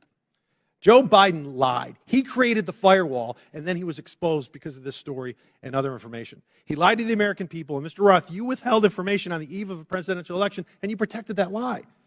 And I hope for the sake of the country that men like you that do those things, men and women, never get to put in such power, in positions of power again. And Mr. Chairman, I'd also like to see if, I'd like to ask unanimous consent to enter into the record a tweet from Ranking Member Raskin. The tweet reads, "It's horrifying to see images of Border Patrol agents whipping Haitian refugees at the Texas border. Not exactly the feeling I get from the Statue of Liberty." Without objection, it's ordered. Thank you. I yield back. Yield. Yep. Oh, well, I just think that's misinformation, or at least it was a mistake, and Twitter left it up for a week, or not a week, a year, a full year. Gentleman yields. I yield. Mr. Baker, in top of page 2 in your written testimony, you said, "I did not destroy or improperly suppress Whose time is this? any documents at Twitter regarding information important to the public dialogue." The way you worded that, it sounds like there is some. Mr. Chairman, how much extra time is he going to get during this hearing? You finished He the had, question, he and had then you time. take it Let to him repeat the order. question, and then his time will be expired. And It please expired answer. before he started. Clearly, it's up to the chairman, so why don't you let him answer? Mr. Baker, on top of page 2 of your written testimony, you said, "I did not destroy or improperly suppress any documents at Twitter regarding information important to the public dialogue." The use of the term improperly suppressed suggests there was some kind of suppression done in a proper way. I just want to know what that was, and is this referring to your work at Twitter when the Twitter files were first released just a few months ago? Unfortunately, sir, I think I'm constrained from answering that question any more fully than in my testimony because of attorney-client privilege. So unfortunately, I'm just going to have to leave it at that. I thought that's been waived. Not the privilege, not the privilege. The non-disclosure agreement, my understanding, has been waived, but not the attorney-client privilege. Gentlemen, time's expired. I do not have anything in writing to indicate that the Twitter has waived privilege with respect to that matter. Chair recognizes Ms. Crockett. Thank you, Mr. Chair. MAGA Republicans can't let go. That should be the name of this hearing. I'm glad that seemingly we have now accepted that President Joe Biden won the election, even though now we are blaming President Trump's loss on Twitter. Can we finally let it go? This is why Democrats are reinforcing that in this hearing we should be talking about the threats to our democracy. That's the real threat, not an old article that seemingly couldn't reach the viewership it sought through its own platform to disparage and attempt to skew the election in favor of a twice impeached former president who lost a secure and fair election. As a Texan who served in the House and fled the state as MAGA Republicans there pushed an agenda just as insidious as the foreign interference we experienced in the 2016 election, we should be talking about what they don't want to talk about as they continue to cut you off as you try to talk about things such as interfering with our democracy, and how there has been an inciting of political violence against individuals as well as our democracy as a whole. We are supposed to live in the land of the free, and when some people are afraid of losing power, they engage in conspiracy theories and distractions, such as the Joe Biden, a candidate at the time, not government actor at the time, colluded with social media to win. So let me say thank you for showing up for this political theater. Unfortunately, the American people deserve better of its leaders. They deserve a robust conversation around the very real and very present threats to our democracy, the greatest democracy in this world. So with that being said, let me be clear. I believe that there has been testimony previously by Miss Navaroli. I hope I'm not just killing your name right now. At some point, you stated if January 6th and anything like it, that language, if we would have seen that happen in any other country with any other leader, Twitter would have acted completely differently. It is my understanding from this statement, and correct me if I'm wrong, that you almost felt as if Trump was treated differently. In fact, that you may have been of the impression that he was treated with more deference than other world leaders. Is that true? Yes. As I testified earlier today, Twitter bent and broke its own rules in order to protect dangerous speech, like the tweets that were directed towards Representative Ocasio-Cortez. And when we talk about bending, it's my understanding from another deposition that there were actual alarms that would go off if someone would access Trump's Twitter account other than, I believe, the CEO. It was my understanding that alarms would ring within Twitter if the account was accessed outside of a select group of individuals who had access to that account. Are you aware of this being an ongoing practice for other individuals' Twitter accounts? At my time at Twitter, the former President Donald Trump's account was the only account that I did not have access to. Okay, so we know that there weren't individual actors running around Twitter setting off alarms every other day. Is that correct? Not to my knowledge, no. Okay. Now, as we talk about January 6th, because I think that's the only thing we should be talking about, what I want to talk about is what, and anyone can answer this question. Did you see a correlation between a rise in homegrown domestic white supremacy online as it correlates to leading up to January 6th?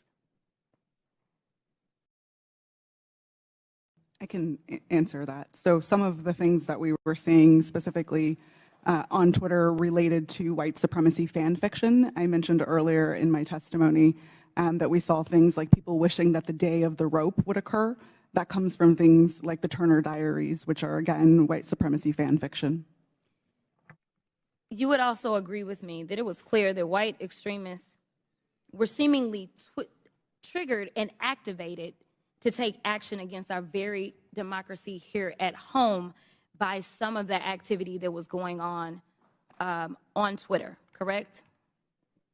Yes, I believe so. Now, just to make sure that we can summarize what we allegedly are here to talk about, you all would agree with me when I say that there was no physical damage or destruction to structures, limb, or life as it relates to this article, yet we do know that there was actual harm, physical harm, as well as destruction that occurred as a result of January 6th, correct? Yes, people died on January 6th. Thank you. With that, I'll yield the remainder of my time to Chairman Raskin, or Ranking Leader Raskin. Thank you. Mr. Chairman, I would just use the second to ask unanimous consent to submit for the record an extraordinary article just published called "Twitter Kept Entire Database of Republican Requests to Censor Posts," published on February 8th. It was just published by Rolling Stone. So for everybody's reading enjoyment, if people think it was biased against conservatives, this would lead us to believe it was definitely biased against liberals and progressives. Didn't have you pegged for a Rolling Stone reader, but without objection, so ordered. Chair recognizes Mr. Groffman. First of all, just a comment. When we talk about the Pledge of Allegiance, one of the lines in there is, "To the Republic for which we stand." Ben Franklin, when he was asked about our Constitution, he said, "We give you a republic if you can keep it." Just two lines that maybe some people around here haven't heard. Now, this is kind of a little story for the three of you on the left here. In January of 2021, the Christian magazine called The Daily Citizen tweeted about President-elect Joe Biden's announcement that Dr. Rachel Levine was his nominee for Assistant Secretary of Health. They commented that Dr. Levine is a transgender woman. This was banned from Twitter. Are you familiar with this story? I'm not familiar with it, sir. Do you have any reason why it would have been banned?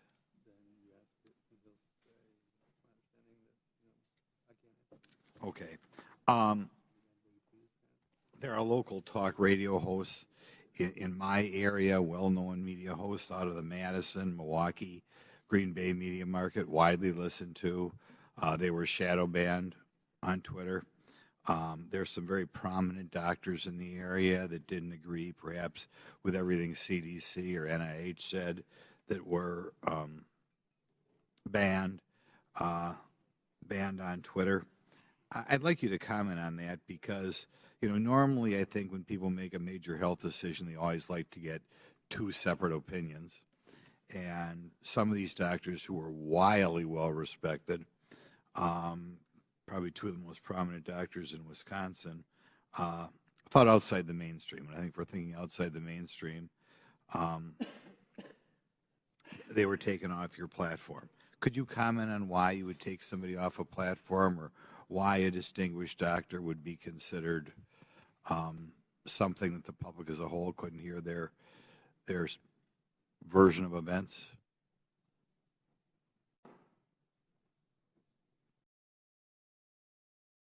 No, you're not aware that ever any doctors who commented outside the mainstream version of what was going on with COVID, going on with the vaccine, going on with treatments, that there were people who disagreed with the NIH recommendations and you took them off of Twitter? You're not familiar with that?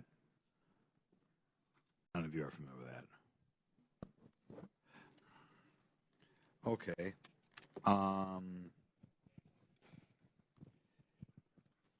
I'll yield some time to Jim Jordan then. I thank the gentleman for yielding. Mr. Baker, Mr. Roth earlier said he thought it was a waste of time for the FBI to be sending you accounts that they thought violated Twitter's terms of services and Twitter's policy. I was just curious, did you ever tell Twitter executives or FBI acquaintances that the FBI had no legitimate interest in enforcement of Twitter's policy? Sir, I'm going to give you the same answer I gave before. I think the advice that I was giving internally to folks would be covered by the attorney-client privilege. And as let me yes, stop, Mr. Baker. Although you're testified today by subpoena, you nonetheless have raised the attorney-client privilege to avoid answering this committee's question. Congress does not recognize the common law attorney-client privilege. With that, I'm going to allow Mr. Jordan to ask the question again. Well, there's been two questions I've asked that he's refused to answer. So let me, if I could, Mr. Chairman, I'll ask both again. I'll go back to the one asked a couple minutes ago. Top of page 2 of your testimony, you said, quote, "I did not destroy or improperly suppress any documents at Twitter regarding information important to the public dialogue." I would like to know what you're referring to that you, in your mind, properly suppressed, and when that took place, specifically if it took place during the time that the Twitter files were first being released just a few months ago. Well, again, sir, as I think we've notified the committee and we've had these conversations with Twitter as well to try to resolve this issue prior to coming up here today, I don't have anything in writing that clears me in my ethical responsibilities to my former client with respect to answering questions that I think fall squarely within the attorney-client privilege. So, unfortunately, I don't think I can go beyond what I've said there already, sir. Unfortunately, Mr. Baker, your assertion that the attorney-client privilege, it's overruled as to this particular question and answer. So, will you please answer the question by Mr. Jordan? Point of order, Mr. Chairman. State your point. Well, as I understand it, because we just went through this in the January 6th committee, where multiple witnesses asserted attorney-client privilege, including people who weren't covered by it at all. Ultimately, that's for a court to decide. So I don't think there's anything we can do within the committee at this point, unless I'm missing something. We'll give you one more chance to answer the question. If you don't answer it, then we'll have to deal with it after the committee hearing. Mr. Baker, could you answer the question, I please? apologize, but I believe I have ethical responsibilities to my former client, and I don't think I can go beyond what I've said already, unfortunately. Yeah, I just said that. All right. Mr. Baker, you did suppress documents then that, in your language, was important to the public dialogue? I'm going to give you an extra minute, Mr. Goldman. Oh, You're thank next. you very much. I'm sorry, sir. Could you repeat the question? Again, going on what your written testimony. So you did suppress documents at Twitter regarding information that was important to the public dialogue. That's a yes or no.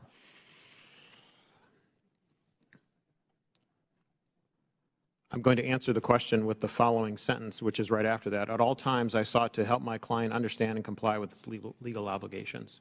Okay. Gentlemen's time's expired. I recognize Mr. Goldman for 6 minutes. Thank you, Mr. Chairman. I understand that Mr. Palmer was asking some questions about some of my assertions about the removal of the Ukrainian prosecutor general.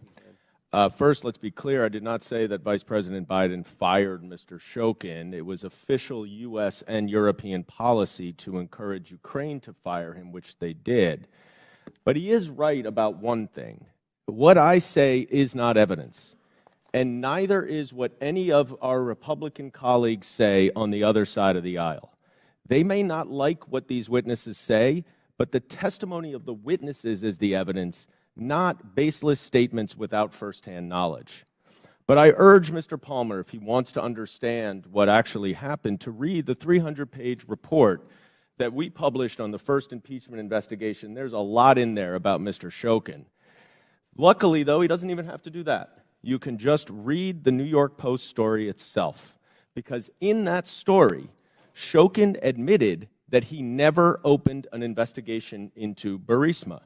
He claims to have had, quote, specific plans to do so. Yeah, sure. For 2 years, Rudy Giuliani had been peddling Viktor Shokin's bogus story, including with agents of Russian intelligence. And Chairman Comer, if you question that, I urge you to look up Andrei Derkach. So who was the sole source of the hard drive to the New York Post? Rudy Giuliani. And for these reasons, many journalists were highly skeptical. One reporter at the New York Post itself refused to put his name on the story. Fox News' Brett Baer said, quote, "The whole thing is sketchy," unquote. And both Giuliani and the Post refused to give the laptop to other journalists to verify and analyze it. In fact, Giuliani told the New York Times that he hoped that it would be published before it could be verified. So what is the so-called authentication for this laptop? Well, Chairman Comer said in his opening statement that it's a subpoena to the computer repair shop owner, which happened over about a year before the New York Post story. But that is not the same hard drive that Rudy Giuliani received months later from that repair shop owner and passed along to the New York Post after he was in possession of it for several months. Now, Mr. Baker, based on your understanding of Russian malign influence campaigns, does Russian intelligence have the capacity to manipulate a hard drive? Yes. So it is possible that some of the materials on a hard drive could be authentic, and some could be altered, manipulated, or even added to the hard drive. Is that right? I believe so, yes. Mr. Roth, you have testified today that Twitter was keenly aware of the hacking efforts by Russia in connection with the 2016 election. Is that right? Yes, sir. And those efforts, I believe you said, and correct me if I'm wrong, by Russian intelligence to interfere in our electoral process continued up through and including the 2020 election. Is that right? Russian efforts certainly continued through the 2020 election and even through the midterms. I couldn't say specifically if it was military intelligence, as was the case in 2016, but certainly the Russian government was involved. So let's run down what Twitter knew about this hard drive and this story when it was published. First, the sole source of the hard drive was Rudy Giuliani, who had been working closely with Russian intelligence agents throughout 2020. Second, Russian intelligence interfered in the 2016 election and was actively trying to do it again. And third, numerous journalists, including at the New York Post and Fox News, raised suspicions about the hard drive, and they refused to allow an independent analysis and verification of it. Now, Mr. Baker, based on your experience in law enforcement, wouldn't this give anyone concerned about Russian interference in our elections serious pause? Well, I think as reflected in the public record, at the time I thought there were great concerns on that side of the equation, because in part with respect to all the things that had happened since 2016 with respect to the hack and leak or hack and dump issues, there were facts that indicated that the computer might have been abandoned and so on, but which made it a very difficult case, which is why we're sitting here today talking about it. Right, and there was a 24-hour delay in continuing to spread the publication of it. Isn't that right? Yes. Okay. You know, that is exactly what 51 former intelligence officials, many from Republican administrations, even the Trump administration, said in that letter that is being distorted by Mr. Jordan and others at this hearing. Let me quote one paragraph of what they say. We want to emphasize that we do not know if the emails provided to the New York Post by President Trump's personal attorney, Rudy Giuliani, are genuine or not, and that we do not have evidence of Russian involvement. Just that our experience makes us deeply suspicious that the Russian government played a significant role in this case. And unless Twitter, like Special Counsel Mueller concluded about the Trump campaign in 2016, wanted to welcome Russian interference in an election, all of you sitting here today were entirely correct to be highly concerned about the legitimacy of this story. I yield back. Chair recognizes Mr. Higgins for 5. Thank you, Mr. Chairman. I'm going to be yielding some time to my colleague, Mr. Jordan, here momentarily. But for the record, Mr. Baker, Ms. Gotti, Mr. Roth, Mr. Navaroli, are you here under the advice of counsel, and do you have counsel present? Yes, sir. That was a yes? Yes, sir. Yes, sir. Yes, I do. Yes, I was subpoenaed That's to good appear. to know. I'm glad you all have counsel present. Mr. Chairman, for submission for the record, I'd like consent to submit the Twitter files dated December the 8th, posted by the New York Post regarding the suppression of conservative commentators. Like that submitted. Without objection, so ordered. Mr. Chairman, thank you. I'd like to also submit for the record a timeline of events with cited sources outlining strong evidence of the Biden family organized criminal actions would certainly indicate that we've crossed the threshold of reasonable suspicion. I'd like this timeline submitted for the record. Excuse me, Mr. Chairman. Where is that from, that timeline? Timeline in my hand, boss. I'll get it to you shortly. Bottom line is that the FBI had the Biden crime family laptop for a year. They knew it was leaking. They knew it would hurt the Biden campaign. So the FBI used its relationship with Twitter to suppress criminal evidence being revealed about Joe Biden 1 month before the 2020 elections. You, ladies and gentlemen, interfered with the United States of America 2020 presidential election, knowingly and willingly. That's the bad news. It's going to get worse, because this is the investigation part. Later comes the arrest part. Your attorneys are familiar with that. Mr. Chairman, I'd like to spend 5 hours with these ladies and gentlemen during depositions surely yet to come. But for right now, I'll yield the balance of my time to my colleague, Mr. Jordan. I thank the gentleman for yielding. I think he made the right point. And and I would just respond to to our colleague from New York. You know who knew the laptop was real was the FBI. They had it for, or maybe they had it for a year and just said, you know what, we're going to put it on the shelf, we're not going to look at it. But if anyone knew it was real, it's them. That's why I asked the question, again, back to my colleague from New York, what he was talking about. That's why I asked the question earlier. I said, did anyone at the FBI or Mr. Baker know, did Mr. Baker talk to any of those 51 former intel officials who sent the letter saying this has all the classic earmarks of a Russian misinformation operation? Maybe they could have checked with the FBI because the FBI had the actual laptop in their possession. So I appreciate the gentleman from Louisiana. I think it's a great point that he made. Mr. Roth, I'm going to come back to you on something we were at a few hours ago. And we're talking about this visibility filtering, which in my mind I understand to be something short of suspending and blocking the account, which the user then knows has happened because there's a notification in a public way, like you did to Ms. Green when you suspended her account. But there's other things, this search blacklist, this do not amplify, that are some kind of filtering that account that the user doesn't know about. And I asked the question earlier, was there any bit of this visibility filtering that was hard-coded by Twitter employees into the account of specific users? And you said, you hesitated for a while, and you said, well, you wouldn't use the term hard-coded, but it seemed to me like something like that went on. Can you elaborate? Thank you for the question.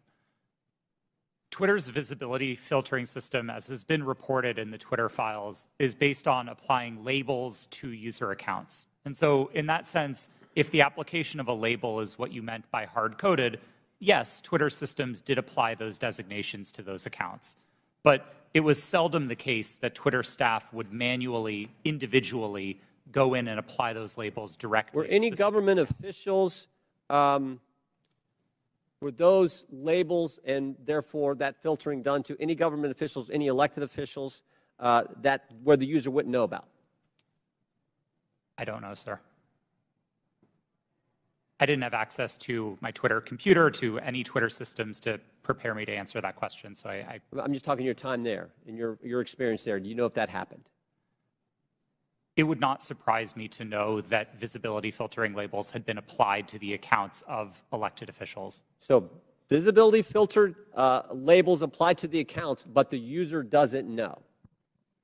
Yes, it was not Twitter's practice to notify users. But you think that happened to elected officials and government officials? Again, I couldn't say for sure. I appreciate it. I yield back. Chair recognizes Mr. Mafumé for 5 minutes. Well, Mr. Chairman, it's been a long morning and afternoon. And at this point in time, there's an adage that says everything that can be said has been said, except that not everyone has said it. So if you will indulge me for a few minutes, I'd just like to reflect on some observations having sat here and gone through this. And I'm hoping and praying that this is not a problem in search of a solution, because we're dedicating an awful amount of time here, and I don't want a few things to escape us.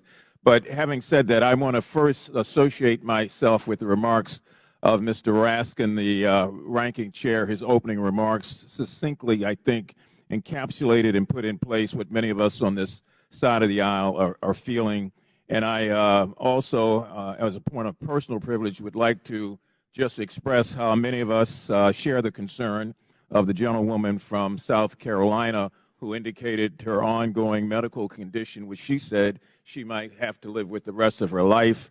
That just got me for a moment, and I wanted to make sure that that's on the record. Now, I would disassociate myself with her remarks when she said, as did the gentlewoman from Georgia, God bless Elon Musk. For me, it's God bless my country, God bless my family, God bless my friends. Mr. Musk can take care of himself. I would also caution, if I might, all of us, but particularly the gentleman from South Carolina who said earlier that there is proof that Hunter Biden committed multiple felonies.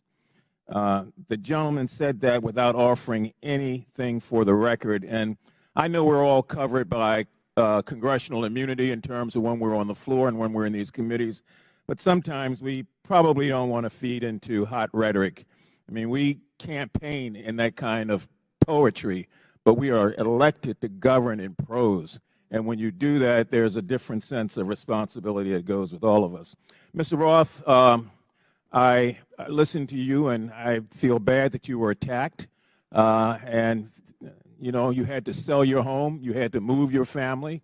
And I just want to remind you and remind myself that there are members of this committee who are also always under attack because of their race or because of their surname or because of their political affiliation.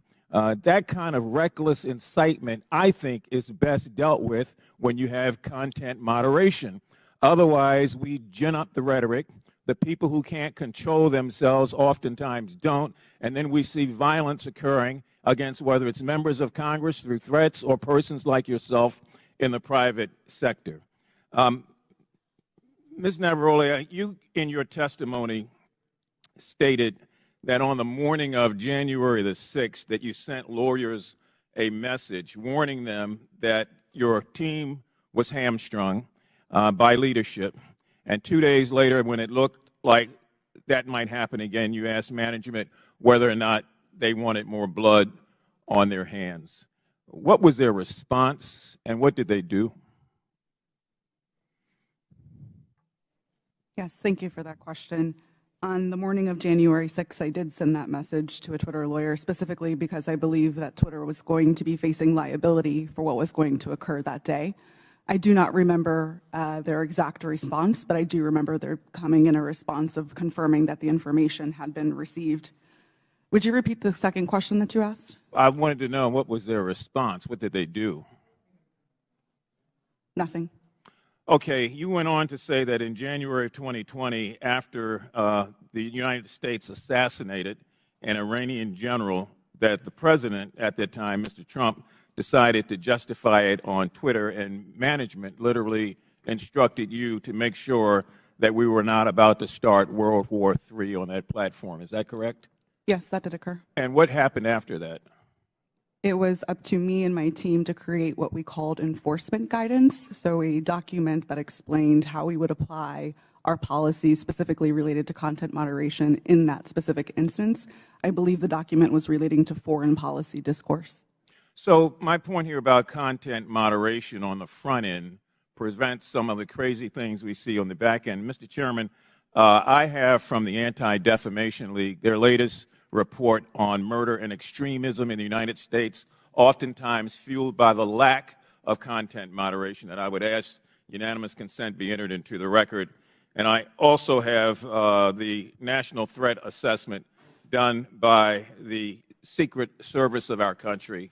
This was just released, and it talks about how 25% of all of these acts are being conducted by people who are not moderated, but who in fact end up breaking the law and threatening the lives of people. And I would ask unanimous consent that also be. Without objection, so ordered. Thank you, sir. Chair recognizes Mr. Sessions for 5 minutes. Mr. Chairman, thank you very much. So I will say it, God bless Elon Musk, because I think I feel that way. It was Elon Musk that revealed data that uncovered a disturbing cabal. Let's be clear, we're here today because Twitter got caught, not because people wanted to admit mistakes got made, or perhaps because they got bought. If not for the Twitter files released by Mr. Elon Musk, this activity we're discussing today would still be going on. It's no secret that the political bias of Twitter and their previous leadership bled into politics and merged that with practices of the company. And that is a big concern. But a bigger concern is where our government, on a political basis, by law enforcement, becomes engaged in things that a timeline would show were not truthful. That's the concern.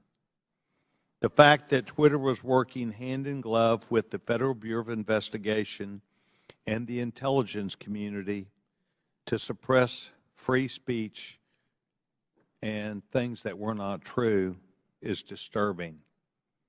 That is why we are here today. So, Mr. Roth, I would engage you if I could for a minute. By the way, I want to compliment all four of you. You've been here all day. This is hard to do. You've kept your cool. To the best of your ability, you're expressing honesty. I admire that. Mr. Roth, can you please tell me about the meetings with the FBI? How many? Where did they take place? How do they accomplish what they wanted? Thank you for the question. Yes, sir. Twitter met with the FBI, I would estimate, several dozen times over the course of multiple years. These meetings happened in person, in the Twitter office, in the offices of other technology companies, and at times they happened virtually. We issued press releases about these meetings. They were not happening in secret. They were not anything that the public sector or the private sector strove to hide from anybody. But in these meetings, we used it as an opportunity to discuss the shared threats of foreign malign interference, to discuss the preparations that the public and private sector were implementing, and to use that as an opportunity to make sure that we were having open channels of communication about those malign interference threats. Mr. Roth, did you at any time believe that the Bureau might not be honest about the things they knew and the information that they shared and passed to you? I would say I have a personal healthy skepticism about any type of law enforcement, but no, it was never my experience that representatives of the FBI were anything but forthright in those discussions. Do you believe that they, today, in looking back, misled you? I don't believe so, no. So you believe that the things which they told you, in looking back, are truthful even today? To the best of my recollection, yes. So the chance for FBI numerous times, dozens of times, to meet with you, did you put out information of the substance when you said you provided the public with information? Did you discuss what those meetings were about? I believe the public statements were fairly high level and talked about preparations for upcoming elections in the United States. Any internal records or meeting minutes would be on my Twitter computer, which I don't have access to. And does that reside, to the best of your knowledge, currently at Twitter? Yes, sir. I returned all Twitter property to the company when I chose to leave. Yes, and that would be a requirement, generally speaking. Yes.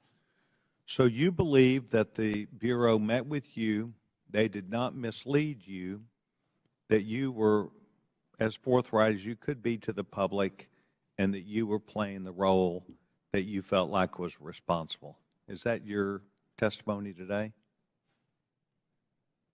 Yes, sir, it is. Thank you very much, Mr. Chairman. I yield back. Gentleman yields back, and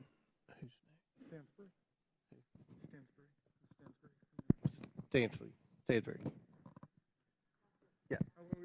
Oh, yeah, yes. I'm sorry. Thank you, Mr. Chairman. You know, I'm beginning to feel like a little bad for the majority. Like I just feel guilty because you guys have come today to try to prove that the Biden administration in coordination with Twitter is impugning free speech. And the problem is that Donald Trump, he is just this thing that hangs around your neck. Because at every turn, he undermines whatever credibility you want to have on this subject. I mean, Donald Trump and his administration, it's been proven, reached out to Twitter to take down tweets that got under his skin. The tough guy, Donald Trump, right? He got called the B word. Let's reach out to Twitter. Let's get the tweet taken down. You guys have no credibility. You have none. Your own guy taking free speech off of Twitter. You know, I also don't understand this bipolar thing that you're doing with Joe Biden. So Every day you guys tweet out, Joe Biden is boring, he's sleepy. Every day you say it on TV. Now you want to tell the American people Joe Biden is an international super mastermind along with his son Hunter. I mean, it's just bananas. You know, the Trump family is getting billions of dollars of loans from foreign governments by using their White House relationships. Any questions? Any questions on that? No, I didn't think so. You want to know if the Trump family made any money selling PPE during the pandemic out of the West Wing? Any questions about that? No, I didn't think so. But let's move on to Hunter Biden's laptop. Your leaker, I always love this, by the way. You guys are against leakers unless they're leaking things you like.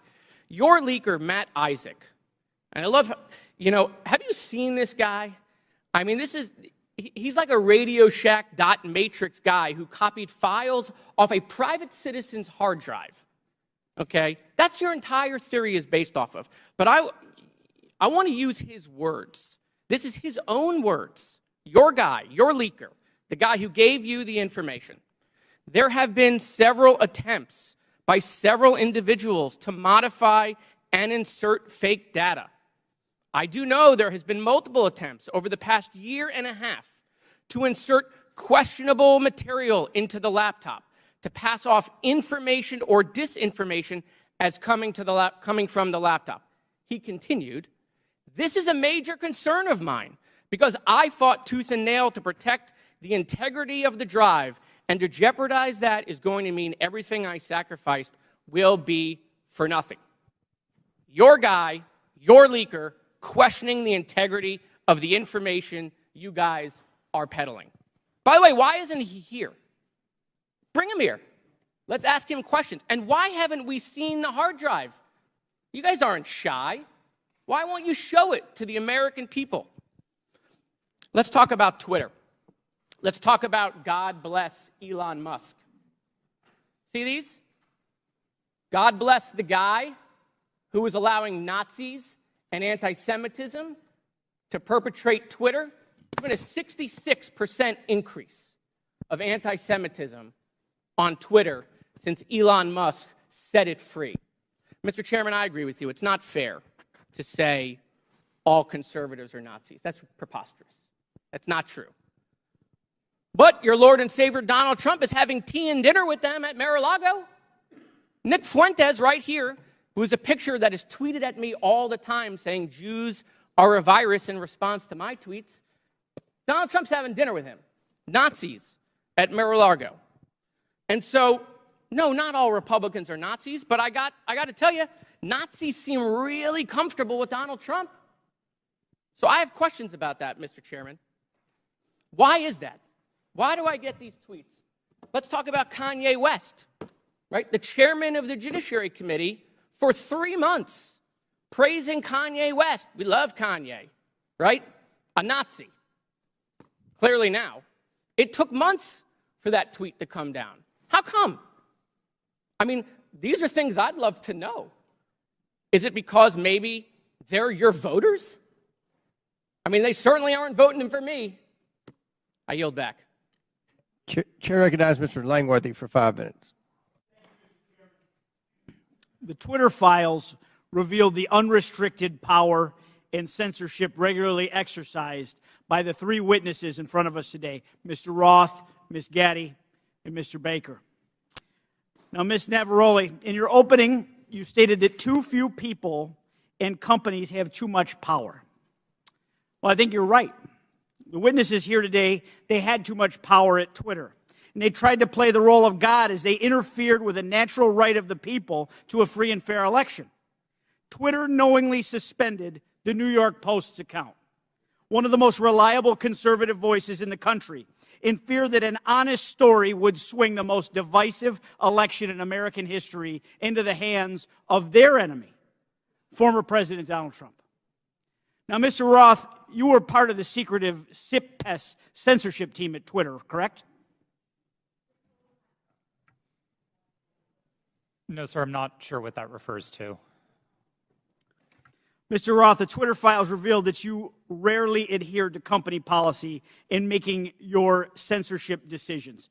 One reporter from the Twitter files called your group a, quote, high-speed Supreme Court of moderation issuing content rulings on the fly, often in minutes, based on guesses, gut calls, and even Google searches in cases even involving the president. Do you recall making decisions in this manner? No, I do not.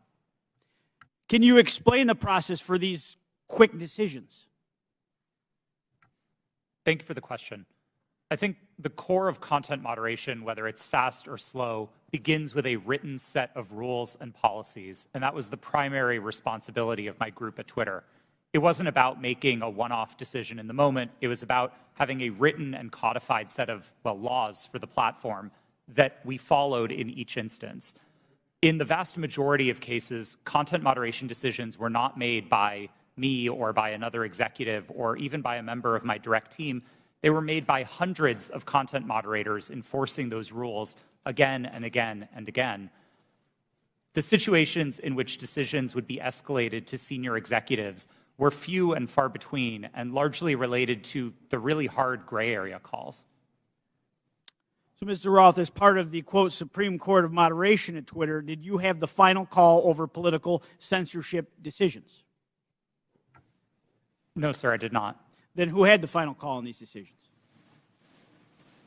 There was a team of people, some of whom represented on this panel today, others not, who were involved in trying to make these decisions. But a portrayal that any one person held sort of supreme or ultimate authority over these decisions would misrepresent what the process was. So your team labeled high-profile accounts as VITs, standing for very important tweeters. What was the threshold for being labeled as a VIT? That's an excellent question for which there is not a consistent answer. I don't think Twitter was particularly well put together on that definition. So was the New York Post labeled a VIT?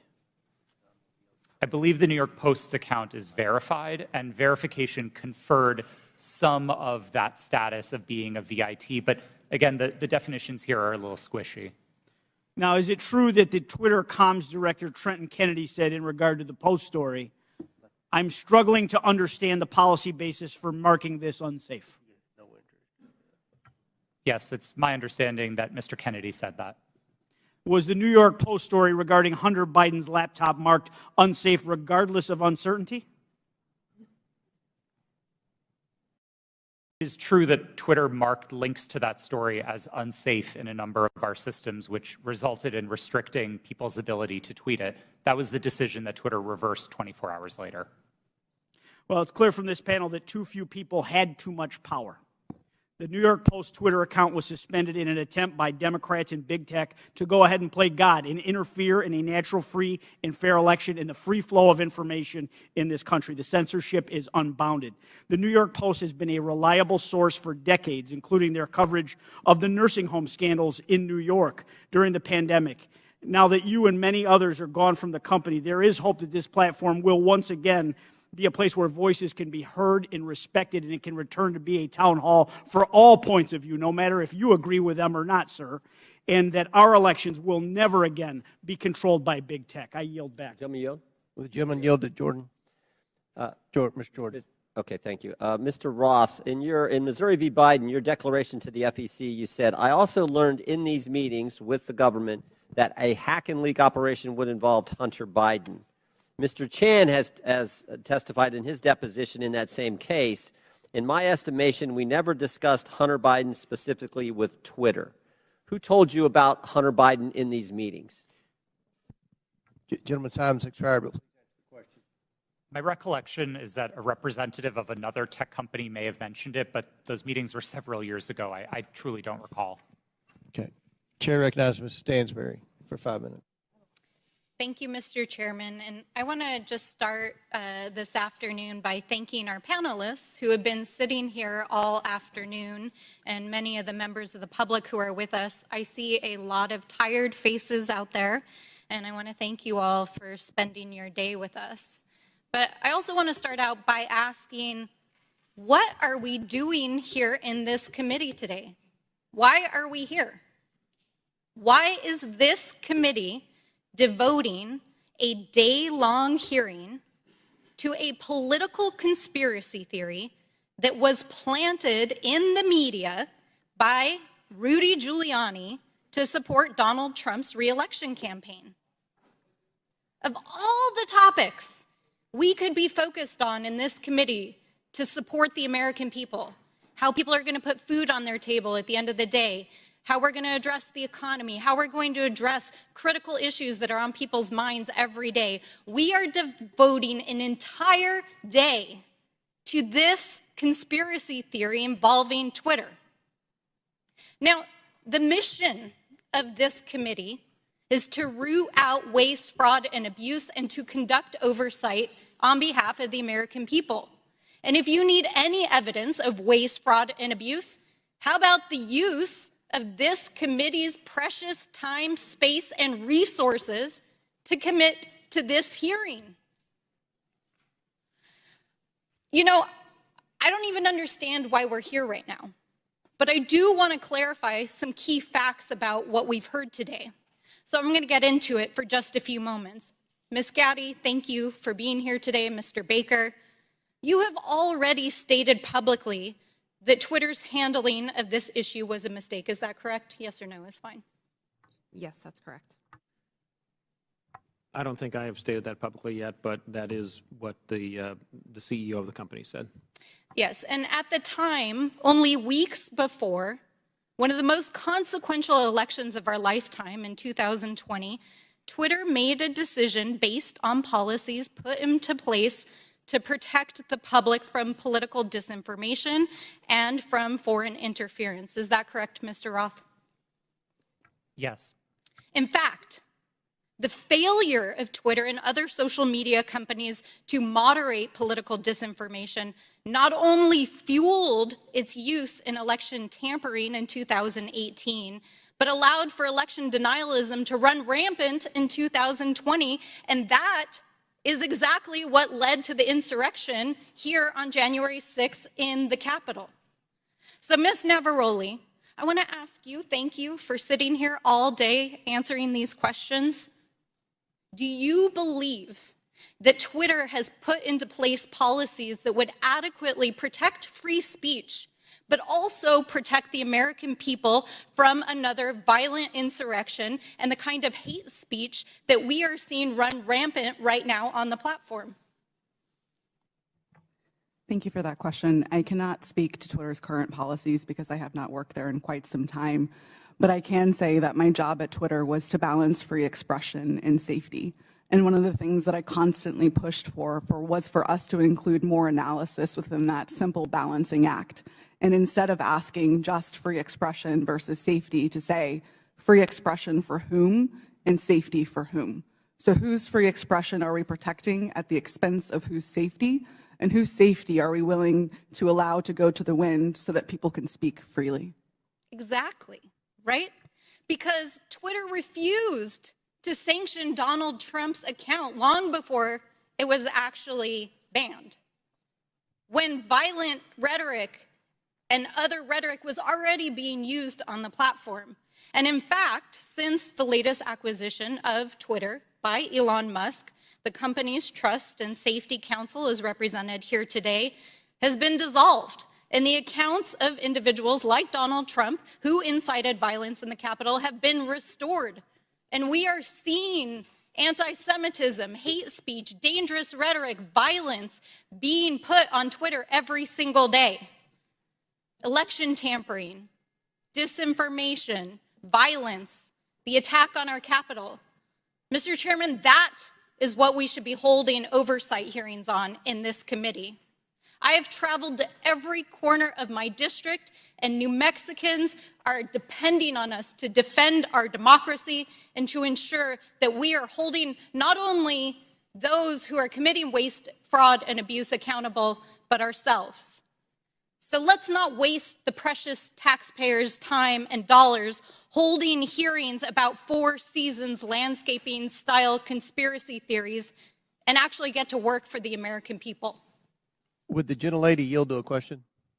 Mr. Chairman, I yield back. All right. Chair recognizes Ms. Boebert for 5 minutes. Thank you, Mr. Chairman. Mr. Matt Taibbi, a respected reporter who published much of the Twitter files, said, quote, Twitter's contact with FBI was constant and pervasive, as if it were a subsidiary. Now, I want to better understand why he would suggest that. Mr. Roth, while at Twitter, how many meetings did you have with the FBI? I couldn't say for sure, but I More would than say 10? That's a More reasonable than 20? estimate. I couldn't say for sure. More than 50? That seems a bit high. Many meetings with the FBI. Well, we know how many FBI agents worked at Twitter while you were there? I don't believe any active FBI agents. Former FBI agents. How many worked there while you were there? I'm aware of perhaps 2. Well, we know of at least 9 because they started the BU group chat, BU for Bureau. Now, Mr. Roth, did the FBI ever ask you to share information like users' communication data without going through proper legal channels? No, they did not, and I would have refused if they had. That's correct. I see that you denied Agent Chan's request for access to Twitter's data feed. What's sick isn't that you would deny it, it's that the FBI would even ask you for the private data of American citizens without going through legal channels of the law. Now, I want to remind you, Mr. Roth, that you are under oath. Did the FBI ever ask you to do anything that was illegal or questionably legal? I'm not a lawyer, but certainly not to the best of my recollection or knowledge. Now, from the hearing that I've been a part of today, it's almost impossible to tell where the FBI ends and where Twitter begins. We have Mr. Baker here, a former FBI agent, and there seems to be a revolving door between the FBI and Twitter itself. Even Mr. Baker said that there was no collusion with the federal government and Twitter. But Mr. Baker, that's you. You are the collusion between the federal government and the FBI. And now this is such a problem because we're seeing censorship all over. Mr. Roth, Ms. Gaddy, did either of you approve the shadow banning of my account at Lauren Boebert? Yes or no? No, I did not. Not to the best of my recollection. Well, let me refresh your memory, because on March 12th, 2021, and Mr. Roth, I know you looked at it because Fascist Twitter 1.0 had a public interest exceptions policy, which means for members of Congress to be shadow banned, it had to go before you, Mr. Roth. So I'll ask again, did you shadow ban my account? Yes or no? Again, not to the best of my recollection. So the answer is, Mr. Roth, yes, you did. I found out last night from Twitter staff that you suppressed my account for this tweet. It's a freaking joke about Hillary Clinton being angry that she couldn't rig her election. It's a joke. But in response, being the sinister overlords that you all are, you placed a 90-day account filter so I could not be found. And now we see here that Twitter staff said the visibility filter on my account excluded me from top searches, prevented notifications for non-followers, and much more. This is considered an aggressive visibility filter. You silenced members of Congress from communicating with their constituents. You silenced me from communicating with the American people over a freaking joke. Now, who the hell do you think that you are? Election interference? Yeah, I would say that that was taking place because of you four sitting here. The Hunter Biden laptop story was suppressed. A sitting member of Congress was suppressed. A sitting president was banned from Twitter. You know, I bet that Putin is sitting in the Kremlin wishing he had as much election interference as you four here today. We've heard about threats to democracy. Well, what about shutting down a duly elected member of Congress? This is fundamental to our nation's governance, and you all attacked that very foundation. 230 protections? Well, those are for publishers, not for editors. And it's clear you were not acting as publishers, you were acting as editors. And Mr. Chairman, I think it's far past time that we remove 230 protections for big tech platforms who are abusing this protection. And let me just say, I'm not angry for myself. I'm not angry because I was silenced. I can reach out to Elon and to his staff, and I can see what's happened. And I can sit here today and hold you all in account. I am angry for the millions of Americans who were silenced because of your decisions, because of your actions, because of your collusion with the federal government. They can't reach out to Elon. They can't sit here today and hold you into account. We don't know where the FBI ends and Twitter begins. But I do want to thank Mr. Elon Chairman, we're Musk over for 17 firing seconds now. you four and saving free speech and even Twitter. Mr. Chairman, I yield. The lady yields. Went over 24 seconds. I'll give Ms. Porter 24 extra seconds. Well, I appreciate your indulgence, Chairman Comer, but I won't need it. So today's hearing gavelled in at 10 a.m. For nearly 6 hours. Power outage. We have been going back and forth about this supposed suppression of a single news story from a single outlet for a single day. This hearing has been, in its length, nearly 1/4 of the amount of time that Twitter users could not share the link.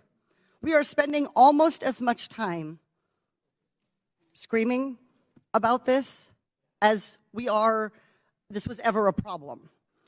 Look, criminal activity is always a concern, but if there is criminal wrongdoing on Hunter Biden's laptop, that is a matter for the FBI and our law enforcement agencies.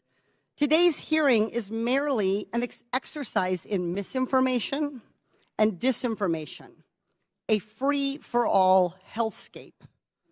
That's what now CEO Elon Musk said Twitter would become if the platform became a place where anyone could say anything with no consequences. It is unbelievable to me that I am quoting Elon Musk, but that is how ridiculous this hearing has become. The Oversight Committee, like Twitter or any other social media company for that matter, cannot become a free-for-all hellscape where anything goes. With that, Mr. Chairman, I yield back. The lady yields back. Thank you. Mr. Chairman, Ms. Boebert. I ask unanimous consent to submit 2 documents into the record, both from Twitter. Without objection, so ordered. Thank you. Chair recognizes Ms. Luna for 5 minutes. Thank you, Chairman. Mr. Roth? Mr. Roth, have you communicated with government officials ever on a platform called Jira? Yes or no? Real quick answer. We're on the clock. Not yes to or the no? best of my recollection. Not no. to your recollection? Great. If you did, in the event, communicate, who would have had access to this platform?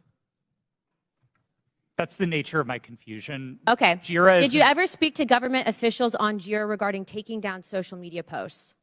again, not to the best of my recollection. Can you explain to me why the federal government would ever have interest in communicating through Jira, mind you, a private cloud server, with social media companies without oversight to censor American voices? I want to let you know that this is a violation of the First Amendment, and the federal government is colluding with social media companies to censor Americans. Mr. Chairman, I ask for unanimous consent to submit these graphics into record. And Mr. Roth, I'm going to refresh your memory for you. This flow chart behind me. Ordered. Thank you, Chair. This flow chart shows the following federal agencies, social media companies, Twitter, leftist nonprofits, and organizations communicating regarding their version of misinformation using Jira, a private cloud server. On this chart, I want to annotate that the Department of Homeland Security, which has the following branches: Cybersecurity and Infrastructure Security Agency, also known as CISA, Countering Foreign Intelligence Task Force, now known as the Misinfo, Disinfo, and Malinformation, MDM. This was again used against the American people. The Election Partnership Institute, or Election Integrity Partnership, EIP, which includes the following: Stanford Internet Observatory, University of Washington Center for Informed Public, Graphica, and Atlantic Council's Digital Forensic Research Lab, and potentially, according to what we found on the final report by EIP, the DNC. The Center for Internet Security, CIS, a nonprofit funded by DHS, the National Association of Secretaries of State, also known as NASS, and the National Association of State Election Directors, NASED, and in this case, because there are other social media companies involved, Twitter. What do all of these groups, though, have in common? And I'm going to, again, refresh your memory. They were all communicating on a private cloud server known as Jira. Now, the screenshot behind me, which is an example of one of thousands, shows on November 3rd, 2020, that you, Mr. Roth, a Twitter employee, were exchanging communications on Jira, a private cloud server, with CISA, NASS, NASED, and Alex Stamos, who now works at Stanford and is a former security officer at Facebook, to remove a posting. Do you now remember communicating on a private cloud server to remove a posting? Yes or no? I wouldn't agree with the characterization. I don't care if you agree. This is your stuff. Yes or no, did you communicate with a private entity, the government agency, on a private cloud server? Yes or no? The question was if I Yes or no? Yeah, I'm on time. Yes or no? Ma'am, I don't believe I can give you a yes or no. Well, I'm going to tell you right now that you did, and we have proof of it. This, ladies and gentlemen, is joint action between the federal government and a private company to censor and violate the First Amendment. This is also known, and I'm so glad that there's many attorneys on this panel, joint state actors. It's highly illegal. You are all engaged in this action, and I want you to know that you will be all held accountable. Ms. Gaddy, are you still on CISA's Cybersecurity Advisory Council? Yes or no? Yes, I am. Okay. For those who have said that this is a pointless hearing, and I just want to let you guys all know, we found that Twitter was indeed communicating with the federal government to censor Americans. I'd like to remind you that this was all in place before January 6th. So to say that these mechanisms weren't in place and to make it about January 6th, I want to let you know that you guys were actually in control of all of the content, and clearly we have proof of that. Now, if you don't think that this is important to your constituents and the American people from those saying that this was a pointless hearing, I suggest you find other jobs. Chairman, I yield my time. Mr. Chairman, point of order. Chair. Yeah, I just want to call to the attention of the chair and members Mr. Mafume, yes, that you're we're getting awfully close to witness intimidation, and I would ask the chair to intervene. I'm sorry, I didn't hear what you said, Mr. Mafume. I said I would caution all members that we were getting very close to witness intimidation, right on the verge of it, and I would ask that the chair and the ranking member agree how we will proceed from this point on. It was the threats that were just made. Ms. Ocasio-Cortez. Thank you, Mr. Chair. And in follow-up to that, I am curious about the committee's rule or the committee's disposition, accusing witnesses of a crime, discussing arrest, discussing making these allusions and threats. I want to clarify for the record, what is the committee's policy around threatening a witness?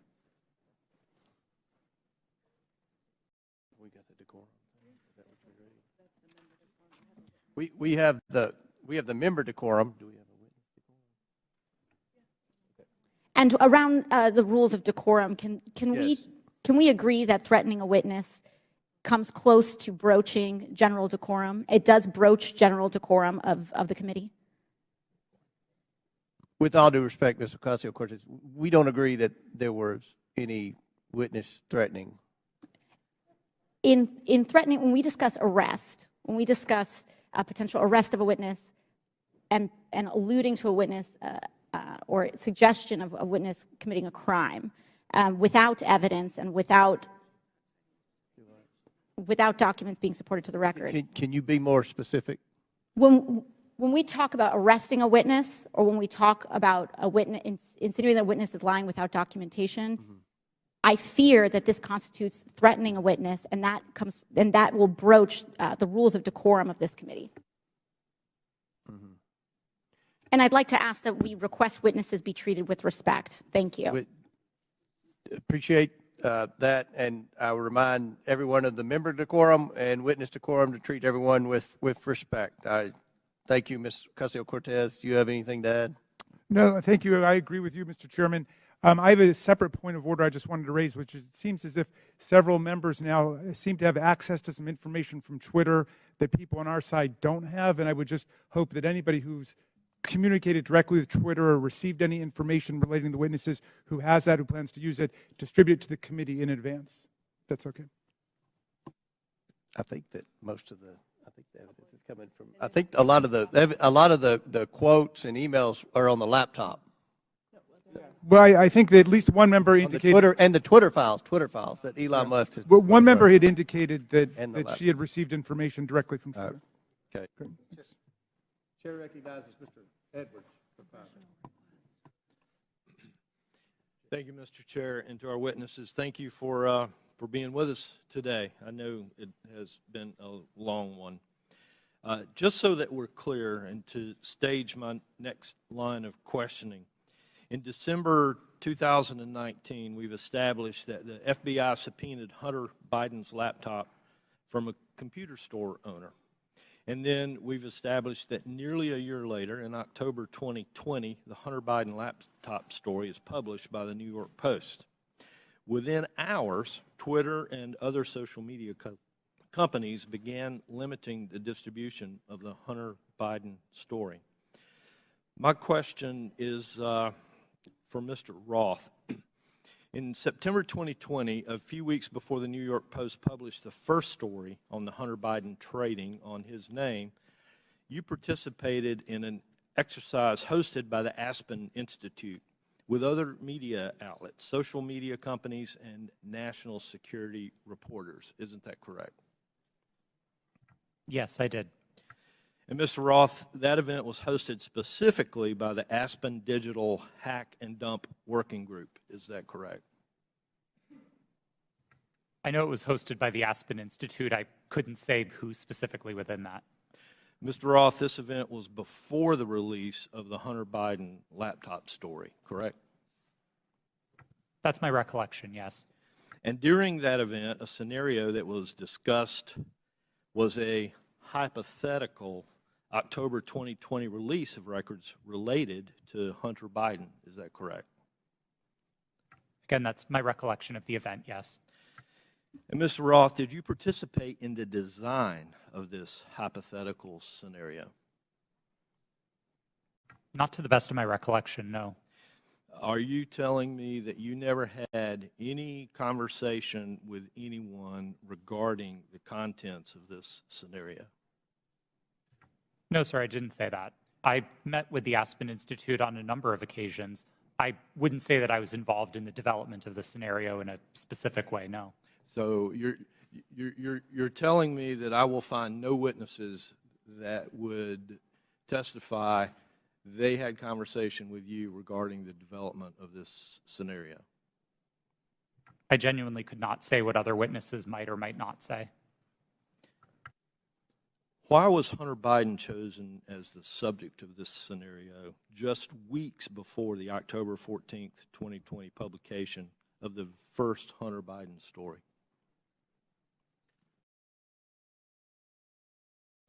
I don't know. But you participated in the conversation. I was invited to and joined an event hosted by the Aspen Institute, yes. And so surely there had to be some level of conversation as to why Hunter Biden was the topic in that scenario. Not that I can specifically recall. Mr. Roth, representatives from Facebook attended this event also, correct? To the best of my recollection, yes. And Mr. Roth, the FBI had Hunter Biden's laptop nearly a year before it was uncovered by the New York Post and before the Aspen Institute event. Did members of the U.S. intelligence community participate in the September 2020 Hunter Biden hack and dump exercise? I don't recall.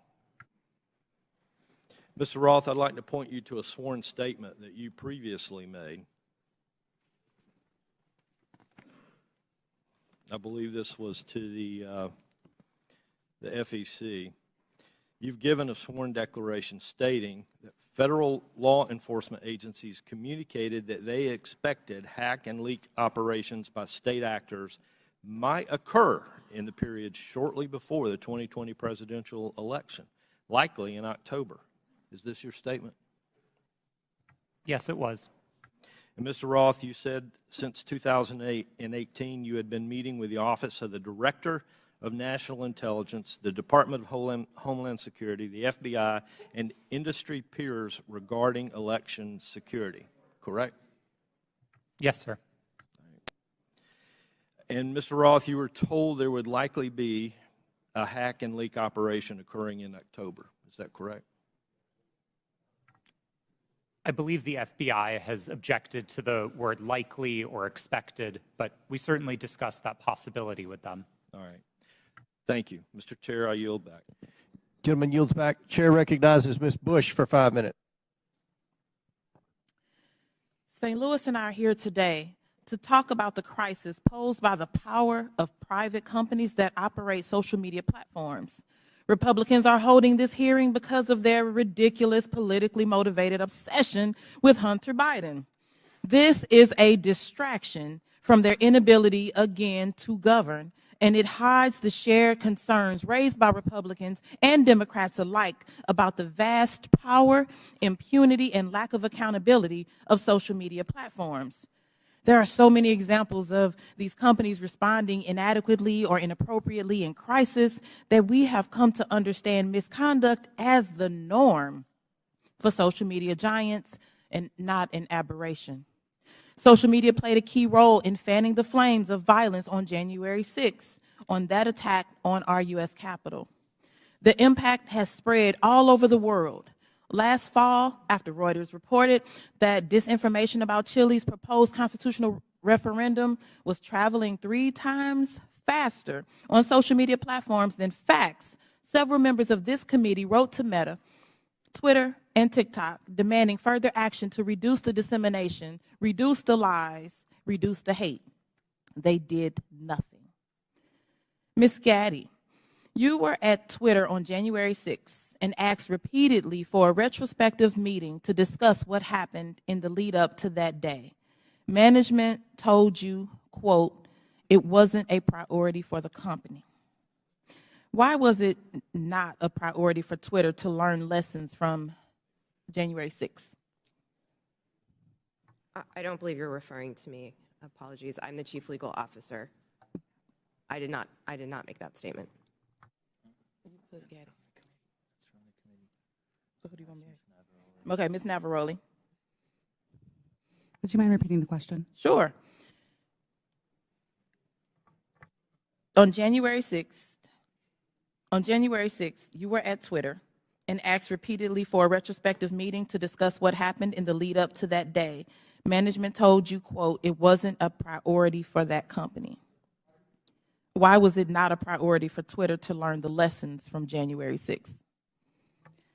I can't speak to leadership's motivations or why it would not have been a priority for them. What I can say is myself and individual members of my team repeatedly asked that we do a retrospective to understand not just what happened on January 6th, but leading into January 8th and the permanent suspension of the president. What can you say is Twitter's top priority?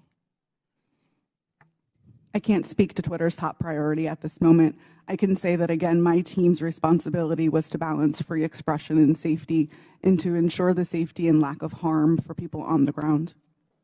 Thank you. Twitter's top priority seems to be to maximize its profit. The people on this panel were among the top experts moderating content for equity and safety at Twitter, and your concerns were consistently steamrolled by executives pursuing profit. We know this situation must change, but I would argue that the structure of these corporations ensures this malpractice will continue. These social media companies have shown themselves unfit to maintain a digital public square with almost universal usage and vast power. Their purpose is not to facilitate healthy, fact-based discourse. It is to aggressively pursue profit for their billionaire executives and shareholders.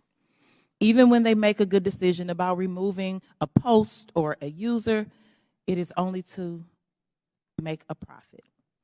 This existential problem will not be solved by asking these for-profit corporations to tweak their approach around the edges. We need to re-envision what the internet can be. Digital platforms, including social media, are here to stay, but we need to make sure that they operate for the public good and not the private interests. We need to invest in better alternatives to big tech, and we need to establish public ownership and control to ensure these platforms serve everyone fairly. Thank you, and I yield back. Chair recognizes Mr. Perry for 5 minutes. Thank the chairman. I thank the witnesses. It's been a long day. Mr. Roth, going back to your statement Mr. Edwards talked about, I want to just kind of revisit that a little bit, where it was communicated to you, at least per your statement, by the FBI that there was expected hack and dump or hack and leak operations, and that they would occur before the election, and that these, at the bottom here, the meetings that were rumored, in those meetings were rumored that the hack and leak operation would involve Hunter Biden. Subsequent to that, well, first of all, who told you that? Was that, did you get that? Can you tell us where you got that information, if you know? The subject of a possible hack and leak was raised by a number of representatives of the FBI. Was one of them Mr. Chan? Elvis Chan? Yes, Mr. Chan was a part of it. So are you familiar with the fact that in his testimony in November of 2022 that he says we did not see any similar competing intrusions to what happened in 2016? And of course, you have been talking to intelligence agencies and law enforcement agencies for some time, and they were referring to the 2016 hack and dump operation. Are you familiar that he said that subsequent to you saying this? They didn't have any evidence? I was not aware of Okay, Mr. that's Chan's fair. deposition. That's fair. No. Did they ever give you any evidence of the hack and dump operation that happened in 2016? And what I think I'm referring to is the allegation that the Clinton campaign, the DNC server was hacked, and that information was spread about through WikiLeaks or other information channels. Did they ever give you any evidence of that occurrence during these discussions? That information was made public by the intelligence community in the Mueller report and by the Senate Intelligence. Yeah, evidence. Did they ever give you evidence? Because as far as we know, CrowdStrike looked at the servers. Did the FBI ever look at the servers from the DNC, to your knowledge? I think that would be a question better directed at the Fair FBI. enough, but the point is you never saw any evidence, right? You're just taking it on, and I'm not blaming you, because a lot of people want to believe the FBI. I've always wanted to believe the FBI. The question is, did they ever give you any evidence to believe that? Because they're making the case. They're making the case that there's a hack and leak operation coming, and it's going to be about Hunter Biden right before the election. Did they ever give you any evidence? It didn't come up. Okay, yeah, I didn't figure it did. And then you all set up a secret channel between Twitter and the FBI. Who did that from the FBI? Was that Roth? Or you're Roth. Was that Elvis? I'm sorry. Mr. Chan was a part of that work, yes. Yes, he was part of that. And so you set up, and you actually set up a war room as well, right? I believe the FBI operated a war Okay, room. fair enough. I didn't And you join it. participated in that? No, sir, I did not. You did not. Did Twitter participate in it? I believe Twitter may have sent a representative. Okay, fair enough. And then you did this table talk exercise about Hunter Biden and about a leak about Hunter Biden that would come out right before the election, essentially 10 days, and that happened in September, right before the election.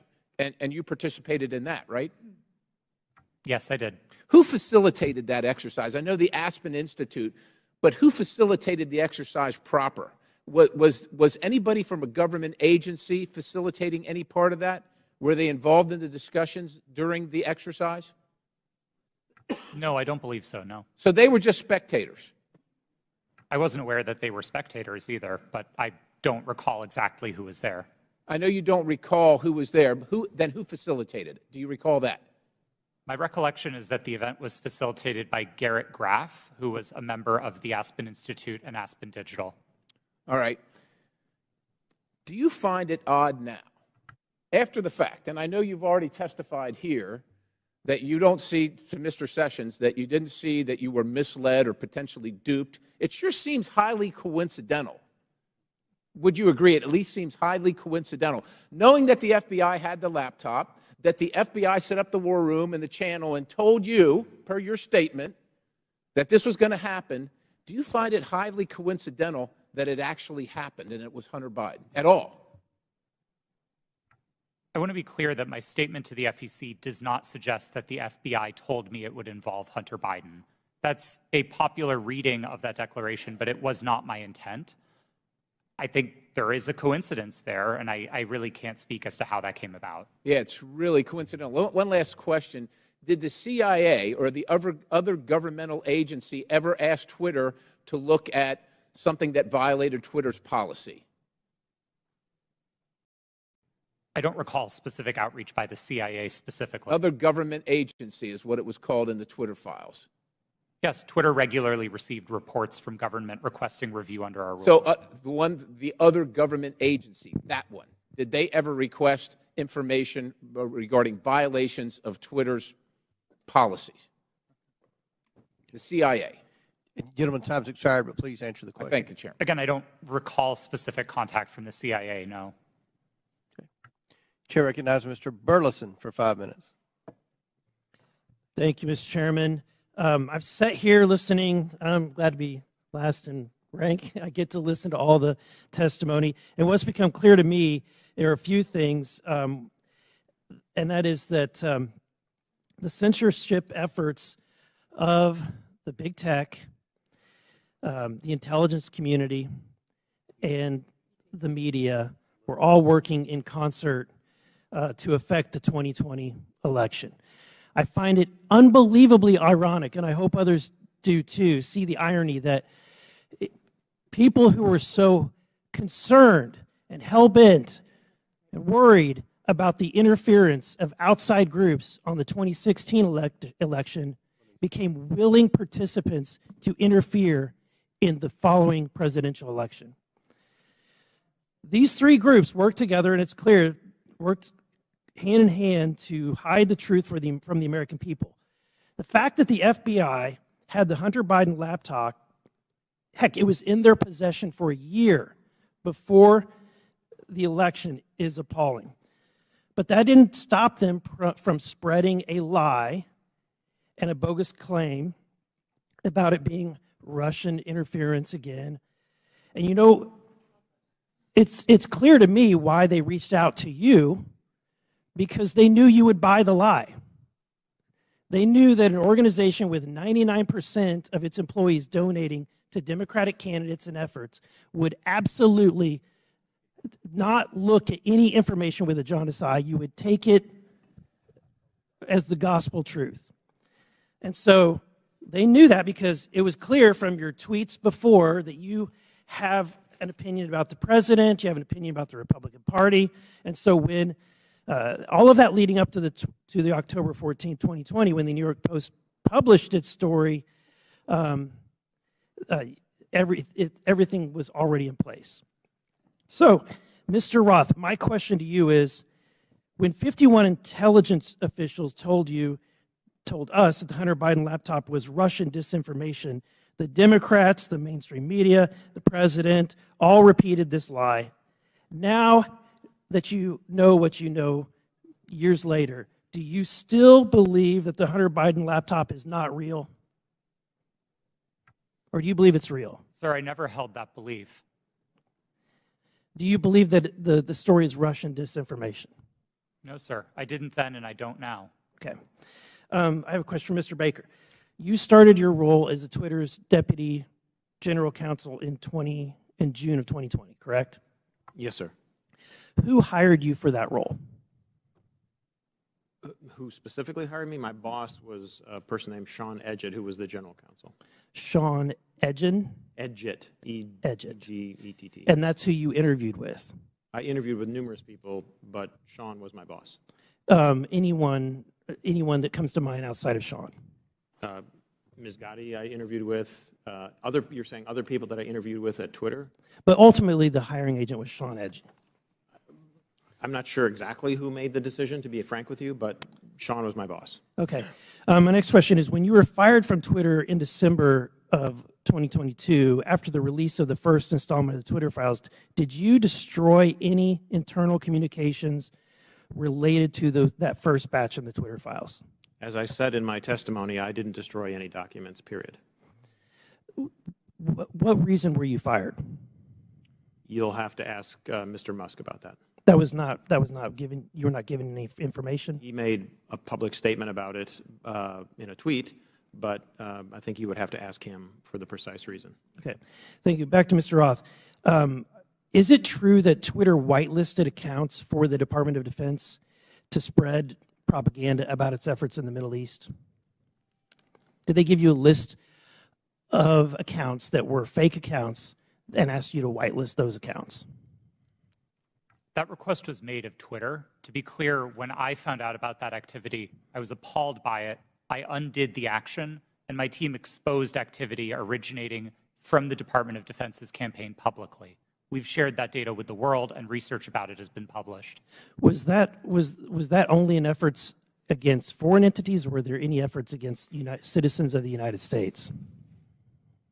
I think the nature of public social media activity means that anybody might have seen it, but my understanding was the activity was predominantly focused outside of the United States. Okay, thank you. And Mr. Chairman, I want to just say thank you for this hearing. I would hope that we would be asking for documents or in communications, whether it's on personal devices or private devices, between these individuals and government officials. So noted. Very good. Thank you. Chair recognizes Ms. McClain for 5 minutes. Thank you, Mr. Chairman, and thank you all for being here today. It is a long day. I'm going to try and make this quick and easy. Mr. Roth, part of your job at Twitter dealt with assessing dis and misinformation, correct? Yes. Here today. It is a long day. I'm going to try and make this quick and easy. Mr. Roth, part of your job at Twitter dealt with assessing dis and misinformation, correct? Yes. Wonderful. How did you determine what disinformation and misinformation was? What's your criteria for making that decision? Twitter had established policies covering each of those areas, and I'll take them in turn. We used the term we actually generally didn't use the term disinformation, but we focused on platform manipulation. So behaviors like running inauthentic accounts out of a Russian troll farm, we would address as the behaviors that they are, and we would look for technical signs of that type of manipulation, and we would remove those accounts. So technical, it was all technical? On that side of things, yes. Okay. When it comes to misinformation, which broadly is a question of the content of tweets, Twitter would establish written policies. Which was? I'm sorry? Which was? Which policies did Twitter maintain? Yeah. I mean, I think what the problem with America is we have one set of rules for this team and another set of rules for this team. So we're trying to look at what is the equal playing field. I'm under the assumption that when we use disinformation and we use criteria, the criteria is the same for both sides. So I'm trying to figure out what is the criteria that you had in place to determine which information was misinformation, and did you apply that equitably, inclusively, so to speak, to all sides? So what is the criteria? Thank you for the question. We used a 3-part test across all of our misinformation policies. Okay. The first is whether the tweet advances a claim of fact stated definitively. Not an opinion, not a viewpoint, but a claim of fact stated definitively. Okay. The second part of that test is whether the claim of fact is provably false. Not iffy, not maybe, not gray area, definitely provably by multiple expert sources false. And then finally, and this is a really important part, we looked for evidence that those claims of fact could cause harm. So if a tweet met all 3 parts of that test, that it's a claim of fact, that it's provably false, and that it's dangerous, Twitter might intervene under its policies. No part of that test is viewpoint-based. And in your opinion, was that applied to all tweets? No. Thank you. Mr. Roth, you're familiar with the reports that the Biden administration was considering establishing a disinformation governance board under the Department of Homeland Security. I am aware of public reporting about that, yes. Thank you. And that board was never established, correct? That's my understanding. That is correct. It seems to me that the federal government had far more powerful disinformation governance board in its relationship with Twitter. Again, Mr. Roth, question, how often were you meeting with people from the federal government while you were at Twitter? Weekly, daily, monthly? I would estimate somewhere between weekly and monthly. Okay. And were you aware that Mr. Baker was also taking these meetings with the federal government as well? I was not aware of Mr. Baker's calendar, no. So you had no idea that he was meeting, there was no you just worked in silos? I mean, Mr. Baker and I were in some of the same meetings together, but no, I did not know the ins and outs of what he was doing. Okay. What did you understand Mr. Baker's role to be at Twitter besides offering general legal advice? Mr. Baker supervised the primary legal team that advised the trust and safety team. He was the supervisor of the attorneys who advised my team. Okay. And how about Ms. Gaddy's role at Twitter besides offering general legal advice? For the final, I believe, year and a half of my tenure at Twitter, Ms. Gaddy was my direct supervisor. Oh, okay. What was her role? Just to supervise you, to make sure you followed those 3 claims? Ms. Gaddy supervised what my team's goals and objectives were. She made sure I was doing my job. She made sure that if there was conflict in the workplace, she guided me on how to address that. She did the job of a manager. Okay.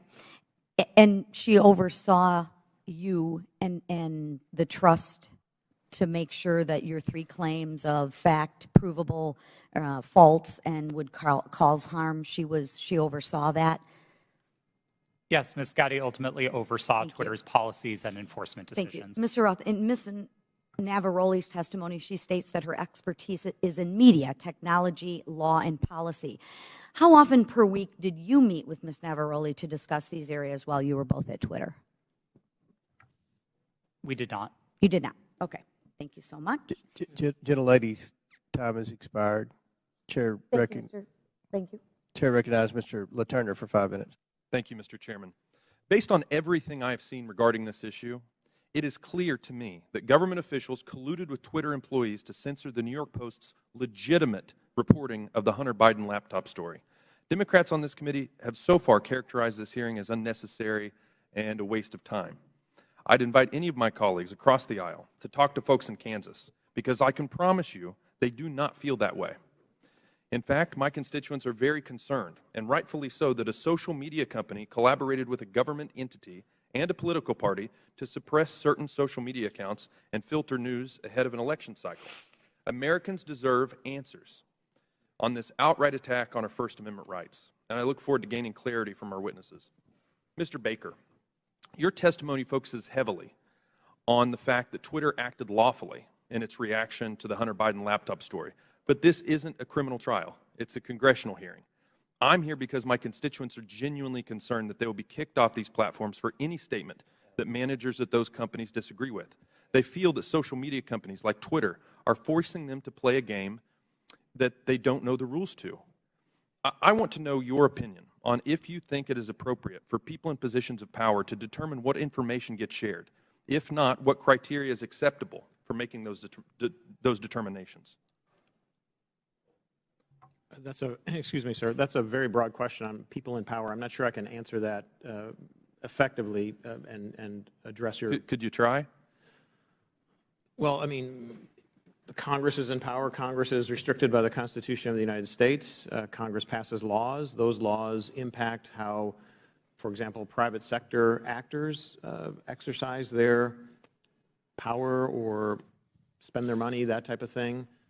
Government agencies have to act in accordance with the Constitution, the laws you pass, internal regulations, executive orders. There's a whole panoply of ways that that people in power, writ large, are held accountable and have to comply with rules and regulations and laws and the Constitution. Mr. Chairman, I would like to yield the rest of my time to Mr. Jordan. Mr. Jordan. I thank the gentleman. Mr. Roth, I want to go back to your statement in your declaration to the FEC. I learned that a hack and leak operation would involve Hunter Biden. Who did you learn that from? My recollection is it was mentioned by another technology company in one of our joint meetings, but I don't recall specifically whom. You don't know the person's name? I don't even recall what company they worked at. No, this was a long time ago. And you're confident that it was from a tech company, not from someone from the government? To the best of my recollection, yes. Did anyone from the government in these periodic meetings you have, did they ever tell you that a hack and leak operation involving Hunter Biden was coming? No, Did Hunter Biden's name come up at all in these meetings? His name was raised in those meetings, but not by the government, to the best of my recollection. Okay. Mr. Baker, I want to go back to the question we had a few hours ago. But I want to frame it in a way I think you can answer. Did you ever tell the FBI that they had no legitimate interest in enforcement of Twitter's policies?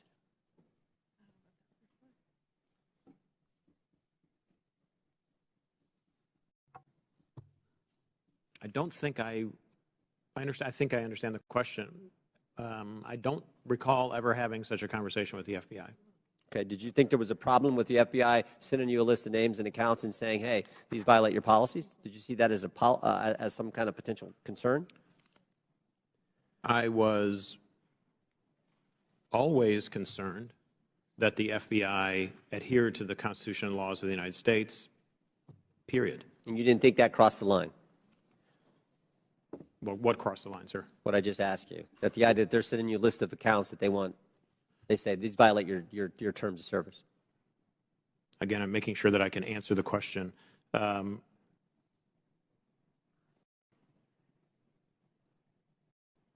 Had I thought that they were doing something unlawful, I would have taken appropriate steps to address it. Okay, Mr. Roth, why were you reluctant, based on what I read in the Twitter files, why were you reluctant to work with the GEC?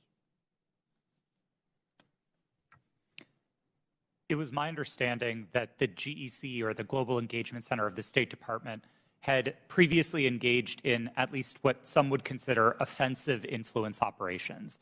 Not that they were offensive as in bad, but offensive as in they targeted entities outside of the United States. And on that basis, I felt that it would be inappropriate for Twitter to engage with a part of the State Department that was engaged in active statecraft. We were dedicated to rooting out malign foreign interference, no matter who it came from.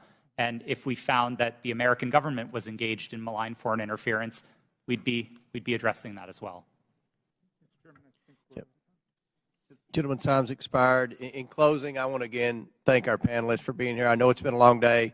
We apologize for the electricity going out. That's never happened in my 6 years in Congress. But before we close, the ranking member and I are going to have very brief closing statements. I yield to the ranking member. Well, thank you kindly, Mr. Chairman. Thank you to the witnesses for your endurance and patience today. I hope you don't feel as bad about the day as you seem to look right now, but it's going to be over soon. I want to start with a simple point that I hope will be sympathetic to you, and I began the long day with this.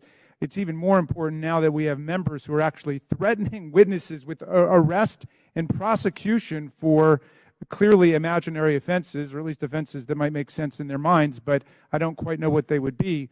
But Twitter is a private First Amendment protected media entity, and you make your own decisions like Fox News makes its decisions. And I might get kicked off of Fox News, or they might not cover me, or Wall Street Journal, or MSNBC. I've got no constitutional right to go there. So I think there's just a fundamental legal fallacy and logical fallacy that pervades most of the questioning today.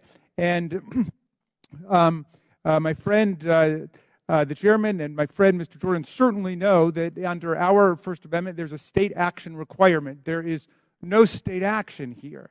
Now, there's an attempt to perhaps jerry-rig some state action by claiming, well, it was really the FBI that committed whatever offense was there. But what do we have in terms of what we found today? Well, today's witnesses, each and every one, testified that no U.S. government official directed any of them to censor, remove, or take down the New York Post story. That was their mistake. 2, today's witnesses all testified that the Biden campaign did not direct Twitter to take action against the New York Post story. And 3, the whole hearing was predicated on the idea that the FBI directed Twitter to take down the New York Post story to protect Biden, but once again, not a single witness testified that the FBI even communicated with Twitter about the New York Post story. So to me, this has been a wild cyber goose chase all day. It has turned up absolutely nothing, but there was one serious point made by our witness, Ms. Navaroli, who said that the violence and the chaos that was wreaked upon this institution, not far from where we sit today, on January 6th, the attempt to topple a presidential election and install someone who had not been elected as president, was facilitated by Twitter and other social media entities. And at Twitter, at least, the brass there specifically rejected the pleas of employees to take seriously all of the signs and clues of coming violence in the insurrectionary action that took place. That's a serious problem that we're going to have to deal with at some point at a serious hearing, Mr. Chairman. I yield back to you. Gentleman yields back. I will conclude by reminding my friend, the ranking member, that you've gone through quite the transition at the beginning of the hearing. You, as well as many of your colleagues, said this was a conspiracy theory. After listening to the witnesses, now you say it's a simple mistake they made in suppressing the laptop story. Twitter is a private company, but they enjoy special liability protection, Section 230. They also, according to the Twitter files, receive millions of dollars from the FBI, which is tax dollars, I would assume. And that makes it a concern of the Oversight Committee. The reason that we've had this hearing is because the laptop has been mislabeled by many in the mainstream media as being Russian disinformation, and that started with Twitter, as well as being tampered with, and you had several people, including Mr. Goldman, that implied that it had been tampered with, even though CBS News and other credible media outlets. You mean mainstream media outlets? CBS? Yeah. You don't think CBS is credible? No, I thought you were just calling the mainstream media. No. Okay. CBS News. CBS News has done a forensic audit that shows that the hard drive is legitimate and it was not tampered with. So these are misconceptions that are out there, and they started because of the suppression of the laptop story. The reason the laptop's important is because there's evidence on there that should concern every American about potential corruption, as well as evidence that would suggest that there's a possibility that this administration could be compromised because of the millions and millions of dollars that they've received from our adversaries around the world. We believe that's worth investigating. We believe national security is important. We had a hearing yesterday on our border. We believe there's a crisis at the border, and it threatens our national security. We had a hearing today. We believe that we need to make sure that this administration is not compromised because of the millions of dollars that they've received from our adversaries around the world. That much of that evidence is contained in the laptop. So I think this was a very successful hearing. I appreciate the witnesses' time. I know it was a very long day, and again, we've never had the electricity go out before. But again, we appreciate your sincere testimony. And with that, and without objection, all members will have 5 legislative days. Mr. Chair, I apologize to interrupt. It's come to my attention that I have to seek your unanimous request in order to submit some additional documents. Without objection, so ordered. Thank you. Apologies. With that and without objection, all members will have 5 legislative days within which to submit materials and to submit additional written questions for the witnesses, which will be forwarded to the witnesses for their response. If there's no further business, without objection, the committee stands adjourned.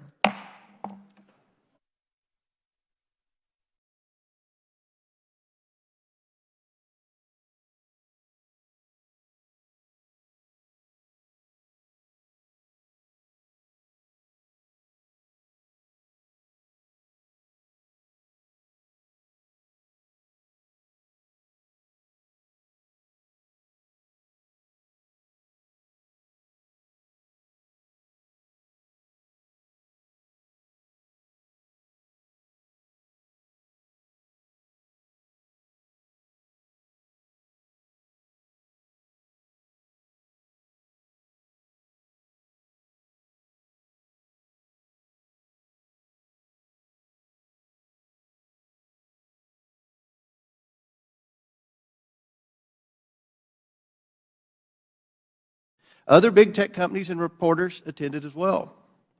This exercise prepared them for their future collusion to suppress and delegitimize information contained in Hunter Biden's laptop about the Biden's family business schemes. On October 14, 2020, the New York Post published its first story based on information contained in Hunter Biden's laptop story. The Post provided proof of the laptop's legitimacy by releasing a computer repair store's signed receipt for the laptop and the federal subpoena used by the FBI to retrieve it in 2019. The article revealed that a top executive at Burisma, who was paying Hunter Biden $50,000 a month, had spent time with then Vice President Biden in Washington, D.C. Throughout his presidential campaign, Joe Biden assured the American people that he had never spoken to his son about his overseas business dealing. However, the details exposed in the Post article indicate that Joe Biden lied to the American people. Immediately following the story's publication, America witnessed a coordinated campaign by social media companies, mainstream news, and the intelligence community to suppress and delegitimize the existence of Hunter Biden's laptop and its contents. That morning,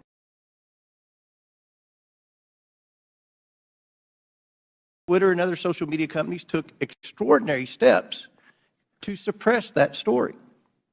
Twitter immediately removed the story and banned the New York Post account. Twitter also banned accounts who shared the story, including White House Press Secretary Kayleigh McEnany, and blocked its transmission via direct message. This episode marked the first time Twitter directly limited the spread of information from a mainstream news organization. And the New York Post would not get its account back for 2 weeks. Twitter would finally admit its mistake, but the damage had already been done. On October 19th, 51 former intelligence officials published a letter that Hunter Biden's laptop was Russian disinformation, which Joe Biden used as a talking point at a presidential debate on October 22nd. But we all know now this was not Russian disinformation. It wasn't disinformation. I want to make sure the American people truly understand the timeline here because it's very important. The Hunter Biden laptop story was published on Wednesday. Twitter did not acknowledge a mistake for at least 24 hours. Then on Monday morning, 51 former intelligence officials published their letter. That letter was then wholeheartedly accepted by mainstream news as proof that the laptop was fake.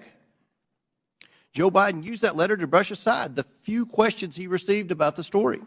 During that time, the mainstream media was more concerned about what flavor of ice cream Joe Biden had ordered on a particular day. All this happened 2 weeks before the 2020 election. 2 weeks.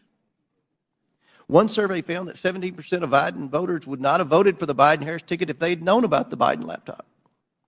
But many Americans did not know about it because of a coordinated cover-up by big tech, the swamp, and mainstream news. Now mainstream media outlets have verified the laptop, but the damage has been done. Today we are joined by 3 former high-ranking employees at Twitter. Vijaya Gadde, Twitter's former top lawyer, James Baker, Twitter's former deputy general counsel, and Yoel Roth, Twitter's former head of trust and safety. We are also joined by Annika Collier-Navaroli, Twitter's former head of trust and safety. A former Twitter member of U.S. safety policy team. Let me get that right. I would like to thank you all for your participation in today's hearing. We owe it to the American people to provide answers about this collusion to censor information about Joe Biden's involvement in his family's business schemes. With that, I yield to the ranking member for his opening statement.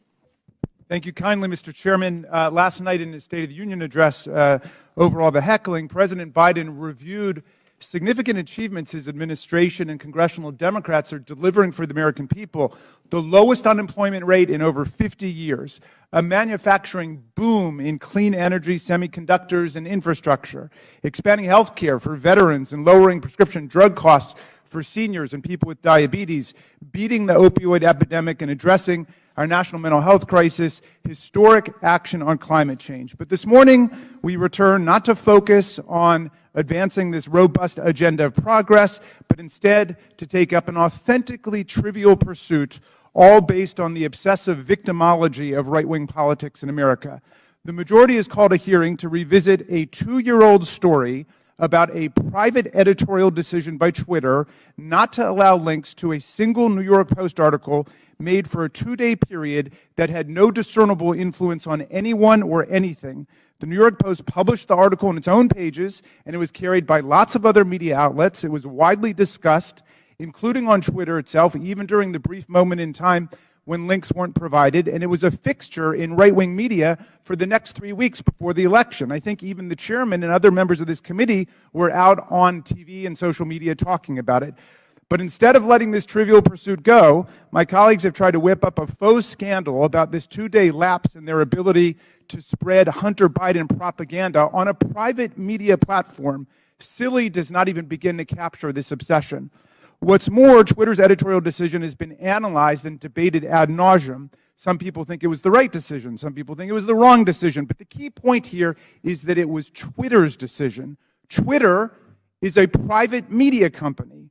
In America, private media companies can decide what to publish or how to curate content however they want. If Twitter wants to have nothing but tweets commenting on New York Post articles run all day, it can do that. If it makes such tweets mentioning the New York Post never see the light of day, they can do that too. That's what the First Amendment means. Twitter can ban Donald Trump for inciting violent insurrection against the Union, as he was impeached by the House of Representatives, and as 57 of 100 senators found he did. And it can also try to resurrect his political career.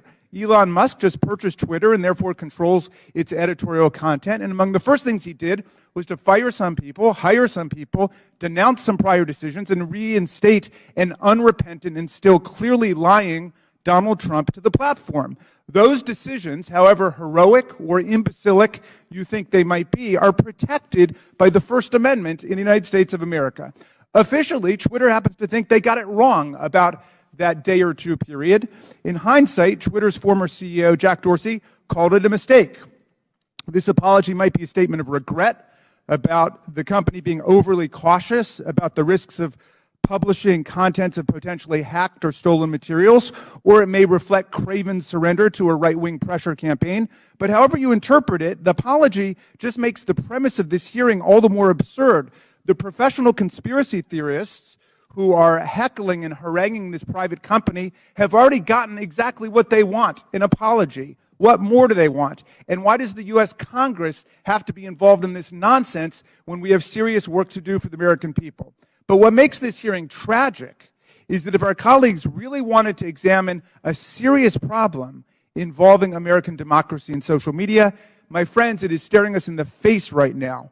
Twitter and other social media companies acted as central organizing and staging grounds for the January 6th violent insurrection against Congress and against Vice President Pence.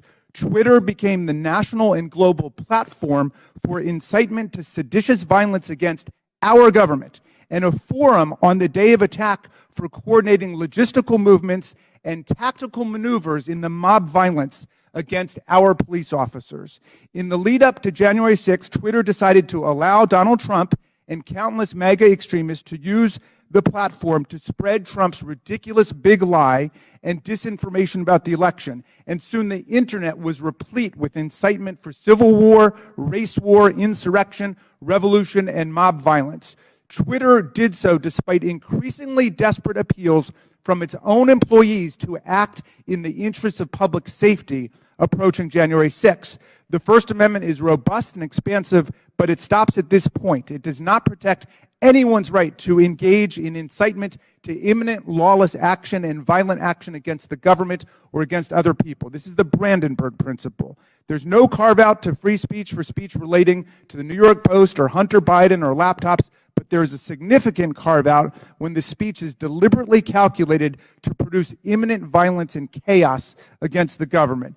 That's why Twitter's deliberate indifference to Trump's big lies and incitement, its decision to ignore the pleas of its own employees to deal with the impending explosion against our police and against Congress on January 6th, are matters that require real investigation and reflection. Rather than conspiring to suppress right-wing MAGA speech, as my colleagues astonishingly claim, Twitter and other media companies knowingly facilitated Trump's spread of disinformation, or what his own sycophantic Attorney General William Barr would come to call bullshit, and gave voice to his followers' glorification of violence and calls for civil war. Today, we will hear from Anika Collier-Navaroli, a former Twitter employee turned corporate whistleblower and patriotic hero who raised the alarm inside Twitter and numerous about numerous accelerating warning signs that she saw leading up to the violent and catastrophic attack on the Capitol on January 6, 2021. Ms. Navarrete is here today to publicly testify about how senior officials at Twitter resisted her efforts to put policies in place or to enforce existing policies to promote public safety and to defend our national security. Twitter management, however, did not want to cross Donald Trump. I don't know precisely how we will solve the problem of private social media platforms being used for the organization of coups and incitement of violent insurrections against the United States or Brazil or any other country. But this is a grave problem confronting democracy, not just in America, but all over the world. It is not a silly, concocted partisan issue. We must analyze it carefully and legislate effectively to address it, and we must never forget that the enemies of democracy, led by autocrat and war criminal Vladimir Putin, are spending hundreds of millions of dollars on social media propaganda and disinformation to destabilize democracy all over the world, even as they wage their genocidal, illegal, aggressive war against the people of Ukraine. How are we going to prevent the liberal democracies from being overrun by propaganda, disinformation, and violent incitement? Well, listen to Anika Collier-Navarrete, because she has something important to say. She poses a problem that would be worthy of a serious congressional hearing, and we should have one. Thank you, Mr. Chairman. I yield back. Gentleman yields back. I want to thank again the witnesses for appearing here today. Today's witnesses are former Twitter employees. Vijaya Gaddy, Twitter's former general counsel; James Baker, Twitter's former deputy general counsel; Yoel Roth, Twitter's former head of trust and safety; and Anika Collier-Navarrete, a former member of Twitter's U.S. safety policy team. I want to remind everyone you all are appearing under subpoena by your own request. Pursuant to Committee Rule 9G, the witnesses will please stand and raise the right hands. Do you solemnly swear or affirm that the testimony you are about to give is the truth, the whole truth, and nothing but the truth, so help you God? Let the record show that the witnesses all answered in the affirmative. We will begin the 5-minute question portion of our hearing today. The chair recognizes. Oh, I apologize. Ready to get to the questions. We'll start with the opening statements, then we'll go to the questions. So each witness will get 5-minute opening statements, and we'll begin with you, Mr. Baker. Thank you, Mr. Chairman. Mr. Chairman, Ranking Member Raskin, and members of the committee, thank you for the opportunity to appear before you today. I hope that we will have a useful conversation about matters that are of great importance to the nation and the world. My main goals for this statement are simply to attempt to set the record straight with respect to certain false assertions that have been made about me in public, in the public arena, and to offer a suggestion with respect to potential legislation in the area of social media regulation. As the committee is aware, however, based on the advice of counsel, I believe in good faith that I'm constrained today by my legal and ethical obligations as a former lawyer for Twitter, as well as by certain non-disclosure agreements. Within those constraints, however, I will endeavor to respond to the committee's questions as fully as I possibly can. And I believe I can make the following statements. First, I was not aware of and certainly did not engage in any conspiracy or other effort to do anything unethical, improper, or unlawful while I was at Twitter, period.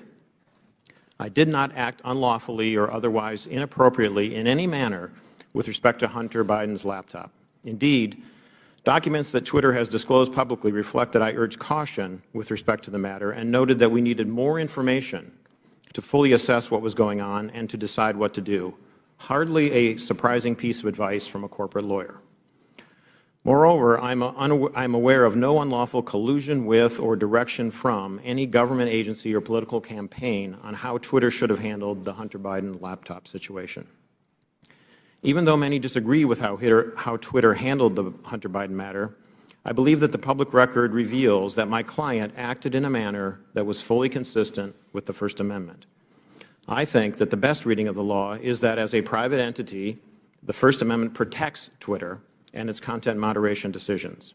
And I do not believe that the facts in the public record indicate that Twitter became a state actor, as that concept is defined under existing precedent, such that the First Amendment would have constrained it. Second, I believe that at all times I executed my duties and responsibilities to my client, Twitter, lawfully and ethically. At no time was I an agent or operative of the government or any political actor when I worked at Twitter. To the contrary, I believe that I worked zealously and diligently within the bounds of the law in pursuit of my client's best interests. Third, I did not destroy or improperly suppress any documents at Twitter regarding information important to the public dialogue. At all times, I sought to help my client understand and comply with its legal obligations. It is worth noting that the public record indicates that after I left the company, attorneys or other unidentified third parties collected and or reviewed the contents of at least some of the Twitter files prior to their release.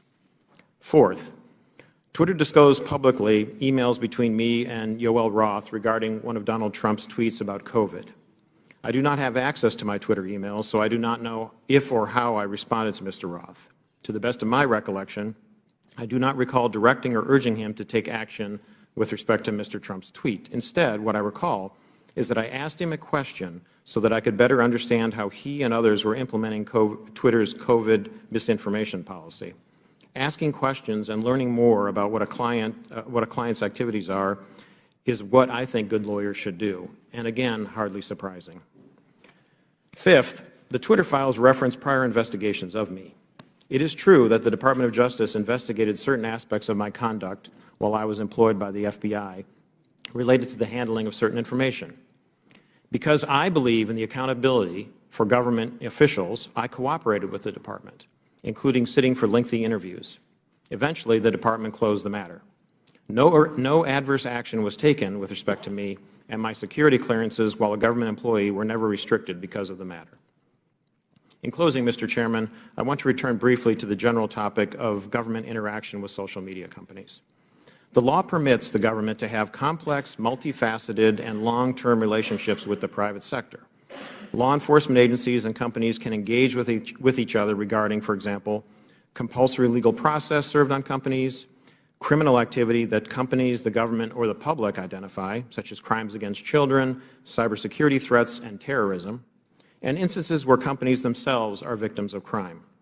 When done properly, these interactions can be beneficial to both sides and in the interests of the public. As you, Mr. Chairman, Mr. Jordan, and others have proposed, a potential workable way to legislate in this area may be to focus on the actions of federal government agencies and officials with respect to their engagement with the private sector. Congress may be able to limit the nature and scope of those interactions in certain ways, require enhanced transparency and reporting by the executive branch about its engagements, and require higher-level approvals within the executive branch prior to such engagements on certain topics, so that you can hold Senate-confirmed officials, for example, accountable for those decisions. In any event, if you want to legislate, my recommendation is to focus first on reasonable and effective limitations on government actors. Thank you, Mr. Chairman. Thank you, Mr. Baker. Ms. Gaddy. Chairman Comer, Ranking Member Raskin, and members of the committee, thank you for this opportunity to provide this opening statement. After a decade as a corporate lawyer, I joined Twitter in 2011 as the first member of the corporate legal team. In 2013, I was promoted to general counsel. In 2018, I became the chief legal officer and continued in that role until October of 2022. During my time at Twitter, I had many distinct teams reporting to me, including legal, trust and safety, public policy, corporate security, and compliance.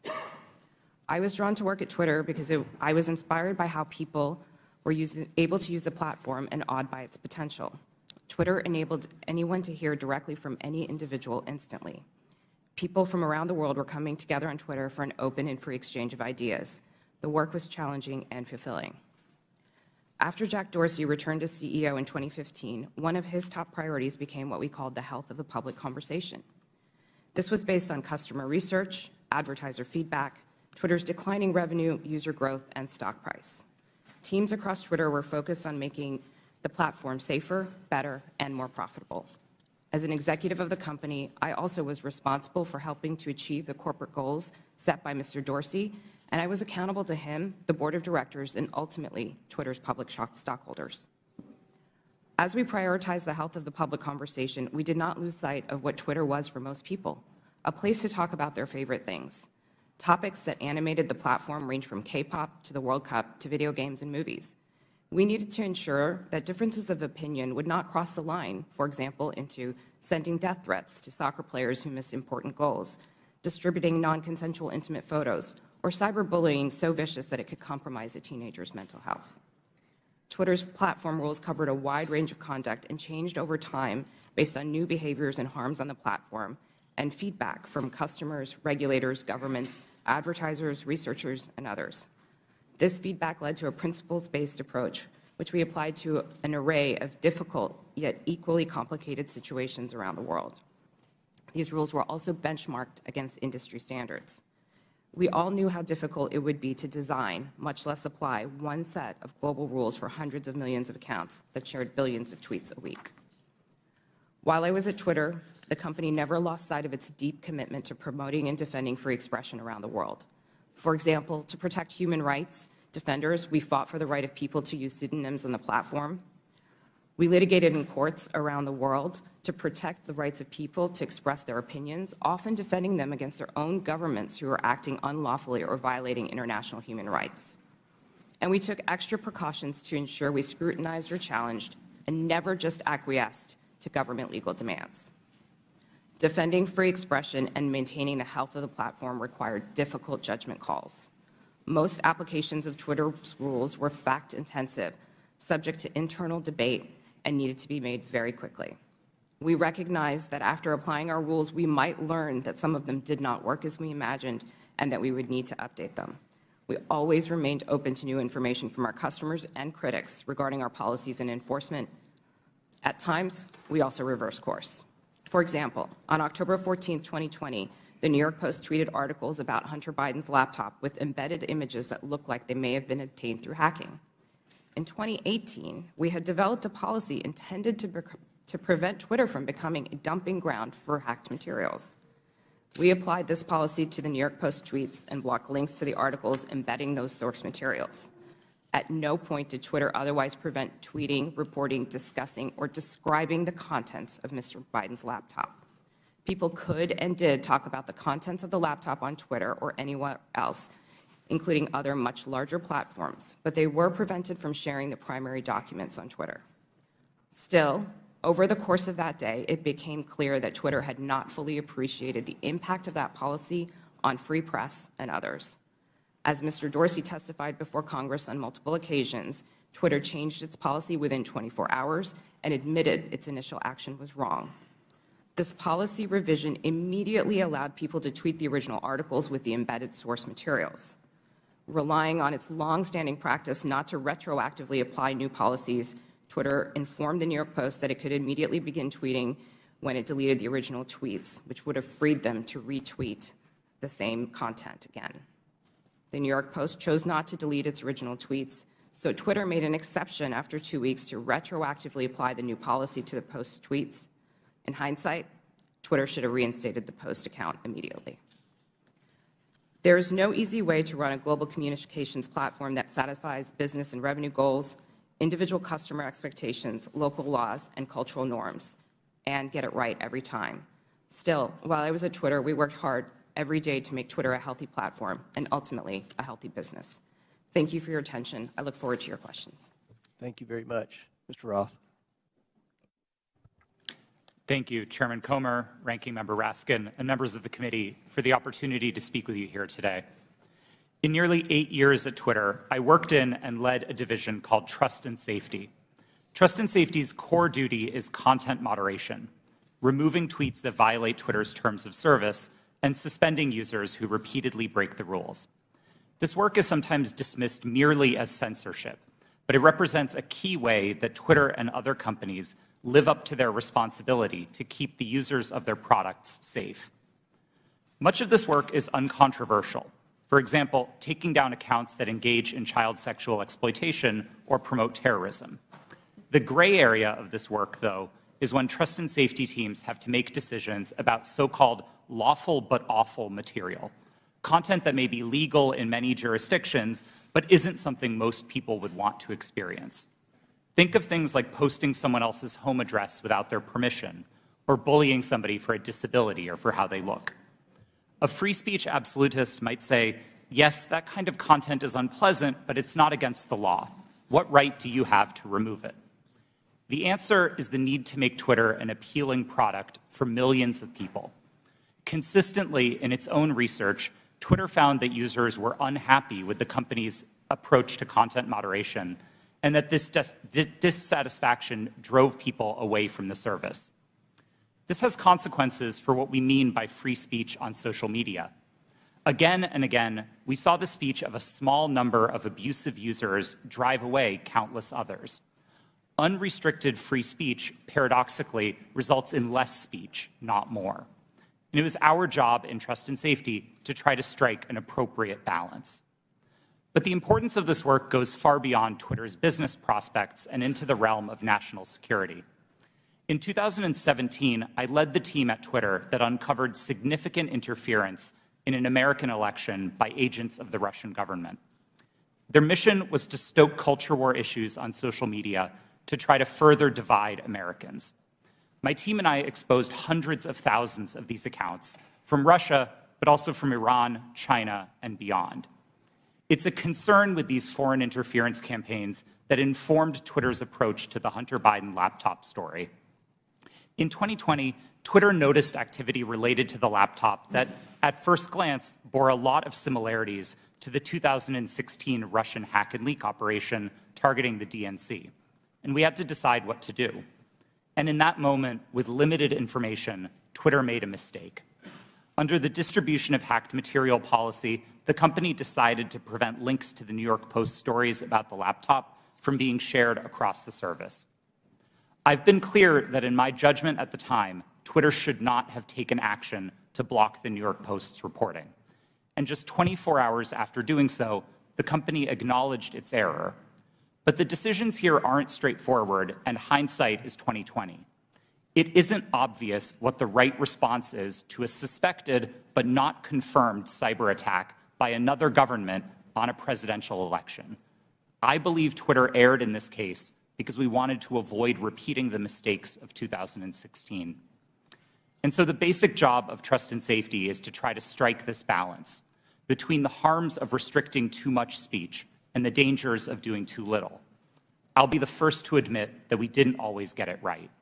Even rare mistakes add up when you're carrying out content moderation at the scale of hundreds of millions of unique posts per day.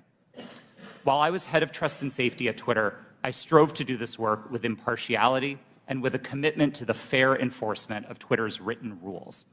But whether it's me or Elon Musk or someone else in the future, someone will have to make choices about the governance of online spaces. Those decisions should not be made behind closed doors or based on personal whims. I hope that we can work together to find ways to bring greater trust and transparency to social media, and I look forward to answering the committee's questions about any of these topics to the best of my ability. Thank you. Ms. Navaroli. Good morning, Chairman Comer, Ranking Member Raskin, and members of the committee. Thank you so much for the opportunity to speak with you all today. I'm here because there is an urgent need for us to understand the impact that social media companies are having on our democracy. I will be very clear. I was not involved in the decision around Hunter Biden's laptop, but I was involved in decisions that were made leading up to, during, and after the January 6th attack on the Capitol. If we are going to talk about social media in the government, we need to talk about Twitter's failure to act before January 6th. I am here to tell you that doing nothing is not an option. If we continue to do nothing, violence is going to happen again. My background is as a trained lawyer and journalist, and my expertise over the past decade has been in the areas of media, technology, law, and policy, with a particular focus on social media and free expression. I joined Twitter in 2019, and by 2020, I was the most senior expert on Twitter's US safety policy team.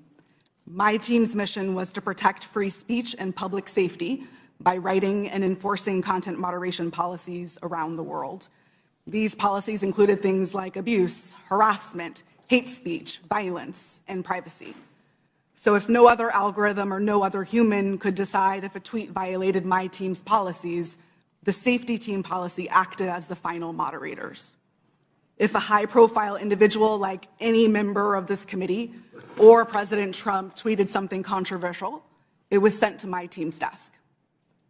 Every day, we had to decide whether a particular piece of content equated to yelling fire in a crowded theater. My work at Twitter and subsequently at Twitch put me in the middle of key events in history. What I've learned from them is that social media played and continues to play a role in these events. And 2 years after January 6th, we still need to better understand the role that Twitter played in order to prevent it from happening again. So what do we need to understand? First, Twitter's leadership bent and broke their own rules in order to protect some of the most dangerous speech on the platform. I'm going to talk a little bit about what happened in the months leading up to January 6th. During this time, my team worked to try to minimize the threat of violence that we saw coming. After President Trump instructed the Proud Boys to stand back and stand by in a debate, we considered the danger that that statement would have if it was tweeted. So we crafted what we called a coded incitement to violence policy to address dog whistles like this. Instead of approving it, management bent over backwards to find ways to not approve it. On January 5th, when the policy was still not approved, I led a meeting where one of my colleagues asked management whether someone was going to have to get shot before we were allowed to take down tweets. Another colleague looked up live tweets and read them to management to try to convince them of the seriousness of the issue. Still, no action was taken. On the morning of January 6th, I sent Twitter lawyers a message warning them that our team was hamstrung by leadership. 2 days later, when it looked like it was going to happen all over again, I asked management whether they wanted more blood on their hands. Only then did they act. The second problem is that there is way too much power concentrated in the hands of too few. With January 6th and many other decisions, content moderators like me did the very best that we could. But far too often, there are far too few of us, and we are being asked to do the impossible. For example, in January 2020, after the U.S. assassinated an Iranian general and the U.S. president decided to justify it on Twitter, management literally instructed me and my team to make sure that World War III did not start on the platform. No person, people, or company should have that kind of unchecked power or that kind of responsibility. The modern-day public conversation should not be susceptible to the whims of any one individual or any one company. Fixing the systemic issues that lead to bad decisions is not going to be easy, but people like me who have been in the trenches can help lead the way. But I must say, coming forward and offering this information is risky and it is difficult. Doxing and harassment are real, and people are afraid to tell what they know. So we need to make sure that there are protections for those who speak the truth. We need to create space to hear from people on the front lines. We need to give them protection so they can share their experiences. Only then can we begin to understand the full scope of the problem and to find solutions. There is far too much at stake for us to do nothing. Thank you. Thank you all. Excellent opening statements. Now we'll begin with the question portion. We'll begin by recognizing Mr. Biggs for 5 minutes. Thank you, Mr. Chairman. Mr. Roth, within just mere minutes or hours after the New York Post published its story on the Hunter Biden laptop, at 8:51 a.m., you sent a message to a team, part of your team, I assume, and you said, "It isn't clearly violative of our hacked materials policy," referring to the story, "nor is it clearly in violation of anything else." Do you remember sending that message? Thank you for the question, Congressman. I don't recall that message specifically, but that does sound like my judgment on that day, yes. Okay, so that was early on in the day, and yet shortly thereafter, Kayleigh McEnany, White House press secretary's, her account was locked. So an inquiry was made the next day by a person named Carolyn Strom. You know Carolyn Strom? Yes, sir, I do. Yeah, Carolyn Strom asked what's going on here, and somebody named Elaine Ong Soto said, the user was bounced by site integrity for violating our hacked materials policy. Do you remember that incident? Yes, sir, I do. And somebody named Trenton Kennedy said, I'm struggling to understand the policy basis for marking this as unsafe. And I think the best explainability argument, now that may be a technical term for you, but for me it looks like we're trying to create a narrative here to cover our butt. The best explainability argument for this externally will be that we're waiting to understand if this story is the result of hacked materials. Do you remember Mr. Kennedy's communication? Yes, I do. Yeah. And so then we get into a whole series of things written by Mr. Baker going back and forth. And he says, on that same day, now at 9:26, which is about a half an hour after your statement that you don't think that anything's been violated here, he says, I've seen some reliable cybersecurity folks question the authenticity of the emails in another way. And then you seem to later, but by the way, that's almost inconceivable. I mean, it just seems inconceivable that would have happened so quickly that he would have that. And then you sent out something right after that said, the key factor in forming our approach is consensus from experts monitoring election security and disinformation that this looks a lot like a hack and leak that learned from the 2016 WikiLeaks approach. I'm wondering if you can name for me today any of the experts that seem to have a consensus at 10:12 a.m. on the morning of October 14th that you put out saying that we're going to rely on some group of experts. Who were they? Thank you for the question. Twitter did not give me access to any of my documents or emails to prepare for this hearing, and so unfortunately I can't give you a direct answer. Were there, Mr. Roth, were there experts? Were there people that you consulted that were cybersecurity experts between 9 a.m. and 10:15 a.m. on that day? My recollection is that we were following discussions about this incident as they unfolded on Twitter. So cybersecurity experts were tweeting about this incident and sharing their perspectives, and that informed some of Twitter's judgment here. But I want to emphasize, as I said in my statement, I didn't think that the evidence or those perspectives warranted removal, and I advocated against taking that action. I understand. Let's look at one other document. Our teams made the determination that the materials fall under our hacked materials policy. It's my understanding from reports and internal sources that normally a hacked material policy would require a government official or law enforcement determination that there had actually been a hacked account before that hacked policy were to be imposed. Is that accurate? No, sir, it's not. So the policy did not require that there be any kind of official finding by a government source? No, there were a number of different types of evidence that we considered under the policy. Certainly government attribution would be a powerful one, but we also looked So you weren't looking, that wasn't determinative is what we're saying?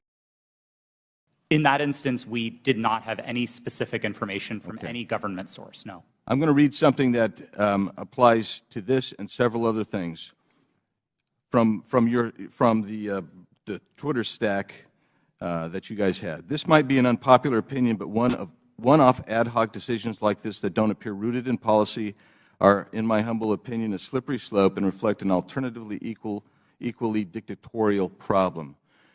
Quite frankly, that's what the essence of all four of your testimony. I realize you're trying to fight against it, but you exercised an amazing amount of clout and power over the entire American electorate by even holding them hostage for 24 hours, reversing your policy, and then they're like, well, we want to go back to the originals. That's 24 hours or 2 weeks that you imposed your will on the American electorate. I'll yield back, Mr. Chairman. Gentleman's time's expired. He went 30 seconds over. I'll give the ranking member an extra 30 seconds. You're very fair-minded, Mr. Chairman.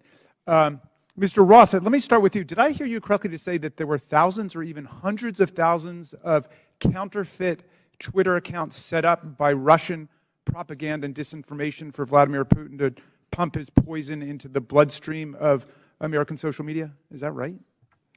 That's right, sir. And that's not just past tense. Those accounts are active on social media today. This is an ongoing campaign. Well, we should be having a hearing about that. I appreciate your alerting to us what's taken place. Ms. Navaroli, so you've testified that in the months leading up to the November 2020 election and then in the weeks before January 6th, you were growing increasingly anxious about the violent rhetoric and incitement that you saw posted on Twitter. Can you describe specifically what made you so concerned during that period? And did you raise your concerns with people at Twitter? Thank you for that question. As I said in my opening statement, after former President Trump in his debate said the statement, stand back, stand by to the Proud Boys, my team, in discussion with other teams at Twitter, realized that we had a gap in our policies and that could not be said on the platform because it would have gone too far. What we did see continue to happen was those statements, in addition to other coded incitement to violence or dog whistles, began to spring up on the platform. And so what was once fringe ideology or fringe statements that were calling for the overthrow of the government became a loud roar. And so we heard individuals beginning to say that they were locked and loaded, that they were ready for Civil War Part 2, that they were ready for another revolution, that they were ready for the day of the rope in very clear English on Twitter. And on the January 6th committee, we have tens of thousands of statements like that being made on Twitter and other parts of social media. So we got a little taste of what you were experiencing on a daily basis. Now, there was this meeting on January 5th at Twitter. I don't think it was called specifically to look at what was going to happen the next day. That just happened to be a regular meeting. But at that meeting, you and other employees raised urgently the problem of what you saw coming on January 6th. How did Twitter management respond to the concerns that you raised? That's a great question. And yes, that meeting was a regularly scheduled meeting. Within the meeting, I believe I referred to it in my testimony to the January 6th committee as I was at my wit's end. I had argued, I had asked questions, I had asked for clarification. We had found dangerous tweets within the meeting, and yet the individual who is the most senior leader within the team in that meeting told us that we were not allowed to take that content down and that we were not allowed to use the coded incitement to violence policy. The reason that she gave us mirrored what we had been told by the former head of Trust and Safety, Del Harvey, that individuals might be saying things like locked and loaded or stand back and stand by in ways of self-protection. That was not what we were seeing on the platform. So when you were seeing things like locked and loaded and Civil War Part 2 and race war and so on, were you warning your superiors at Twitter that you thought there was going to be real violence, that this was not hyperbole that was being spoken at that point? Absolutely. I specifically told Del Harvey herself that someone was going to get shot, as I testified to to the January 6th committee. You stated that Donald Trump described his own tweets as little missiles. Why did that stick in your mind? Yes, the quote that you're referring to, I don't remember exactly what news article that it was in, but it was a news article that I had read in which the former president said that he liked to send out his tweets like little missiles. To me, that sounded exactly like weaponization of a platform in his own words, and yet Twitter was not concerned. All right. Well, again, this bears a complete hearing on its own. This is a real issue, unlike something that happened a couple of years ago for 24 hours that has already disappeared in the sands of time. But this is facing us today. As you say, those right-wing violent forces are still out there, and the social media can still be used as a channel for incitement to violent action against state legislatures, school boards, the Capitol of the United States, Congress, and so on. How do we prevent this from happening in the future, and do you think that Twitter is dealing with this problem effectively now? As I said in my opening statement, we have to do something. There is too much at stake for us to continue to do nothing. And this question of how do we prevent it is a big one. Unfortunately, I do not believe that we are at a place that we can come to solutions because we do not know how these companies work. We must continue to hear from individuals like myself. We must have a seat at the table to be able to share our experiences, because our experiences and the ways that we have succeeded, the ways that we have failed, hold the key to our futures and the key to our democracies. All right, thank you, Mr. Chairman. I would just say I was skeptical about revisiting the whole New York Post thing where there have already been congressional hearings and they've already apologized for their little lapse, but this is a serious issue, and so I'm glad we at least have the opportunity to begin to talk about it in public. And I yield back to you. Thank you. Gentleman yields back. I'll recognize myself now for questioning. The Biden family investigation begins with the story of how big tech, the media, former intelligence agents, and the Bidens themselves suppressed the story of Hunter Biden's laptop weeks before the 2020 election. Today, we're hearing from Twitter executives who buried the New York Post laptop story, claiming it violated the platform's hacked materials policy. In reality, the Twitter executives were hostile towards conservatives and biased towards anyone who opposed their points of view. For example, Mr. Roth, did you write this tweet?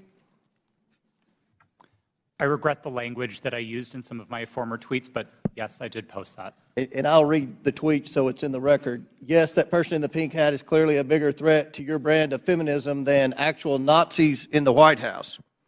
Mr. Roth, do you think all conservatives are Nazis? Certainly not, sir. What about the hundreds of people who worked in the Trump administration? Certainly not. Did Ms. Gaddy or any other lawyer at Twitter ever tell you to take down that tweet? No, Twitter did not have a practice of restricting employees sharing their personal viewpoints on the service. Okay. Turning back to the laptop, Ms. Gaddy, are you aware that Hunter Biden's lawyers, as recently as last week, wrote the Department of Justice about Hunter Biden's laptop? I've seen some articles about that. Yes, they did. And it appears that Hunter Biden's attorney is admitting that the laptop and emails on it are authentic. So, Ms. Gaddy, on October 14, 2020, did Hunter Biden report to Twitter that he was the victim of a hack? No, I don't believe he did. Ms. Gaddy, when the New York Post initially broke the story about the laptop, did you call Hunter Biden's lawyer to ask if it was authentic? No, I did not. Isn't it correct that the Biden campaign had contact with Twitter in the run-up to the 2020 election? Not to my knowledge.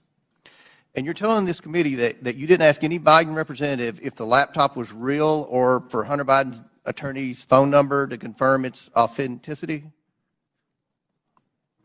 We did not speak to anybody related to that.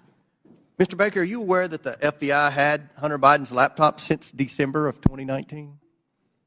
I'm sorry, am I aware of that now? Well, were you aware then? Then, no. I don't believe, sir, that to the best of my recollection, I don't think I knew But that. you're aware now? I've heard that now, yes.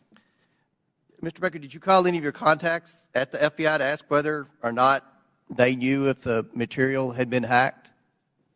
I don't recall contacting them about that on that day. Mr. Roth, Ms. Gaddy, and Mr. Baker, it appears to me that you failed at your jobs. You were entrusted with the highest level of power at Twitter, but when you were faced with the New York Post story, instead of allowing people to judge the information for themselves, you rushed to find a reason why the American people shouldn't see it. In a matter of hours, you were deciding on the truth of a story that spans years and dozens of complex international transactions. You did this because you were terrified of Joe Biden not winning the election in 2020. That's what it appeared.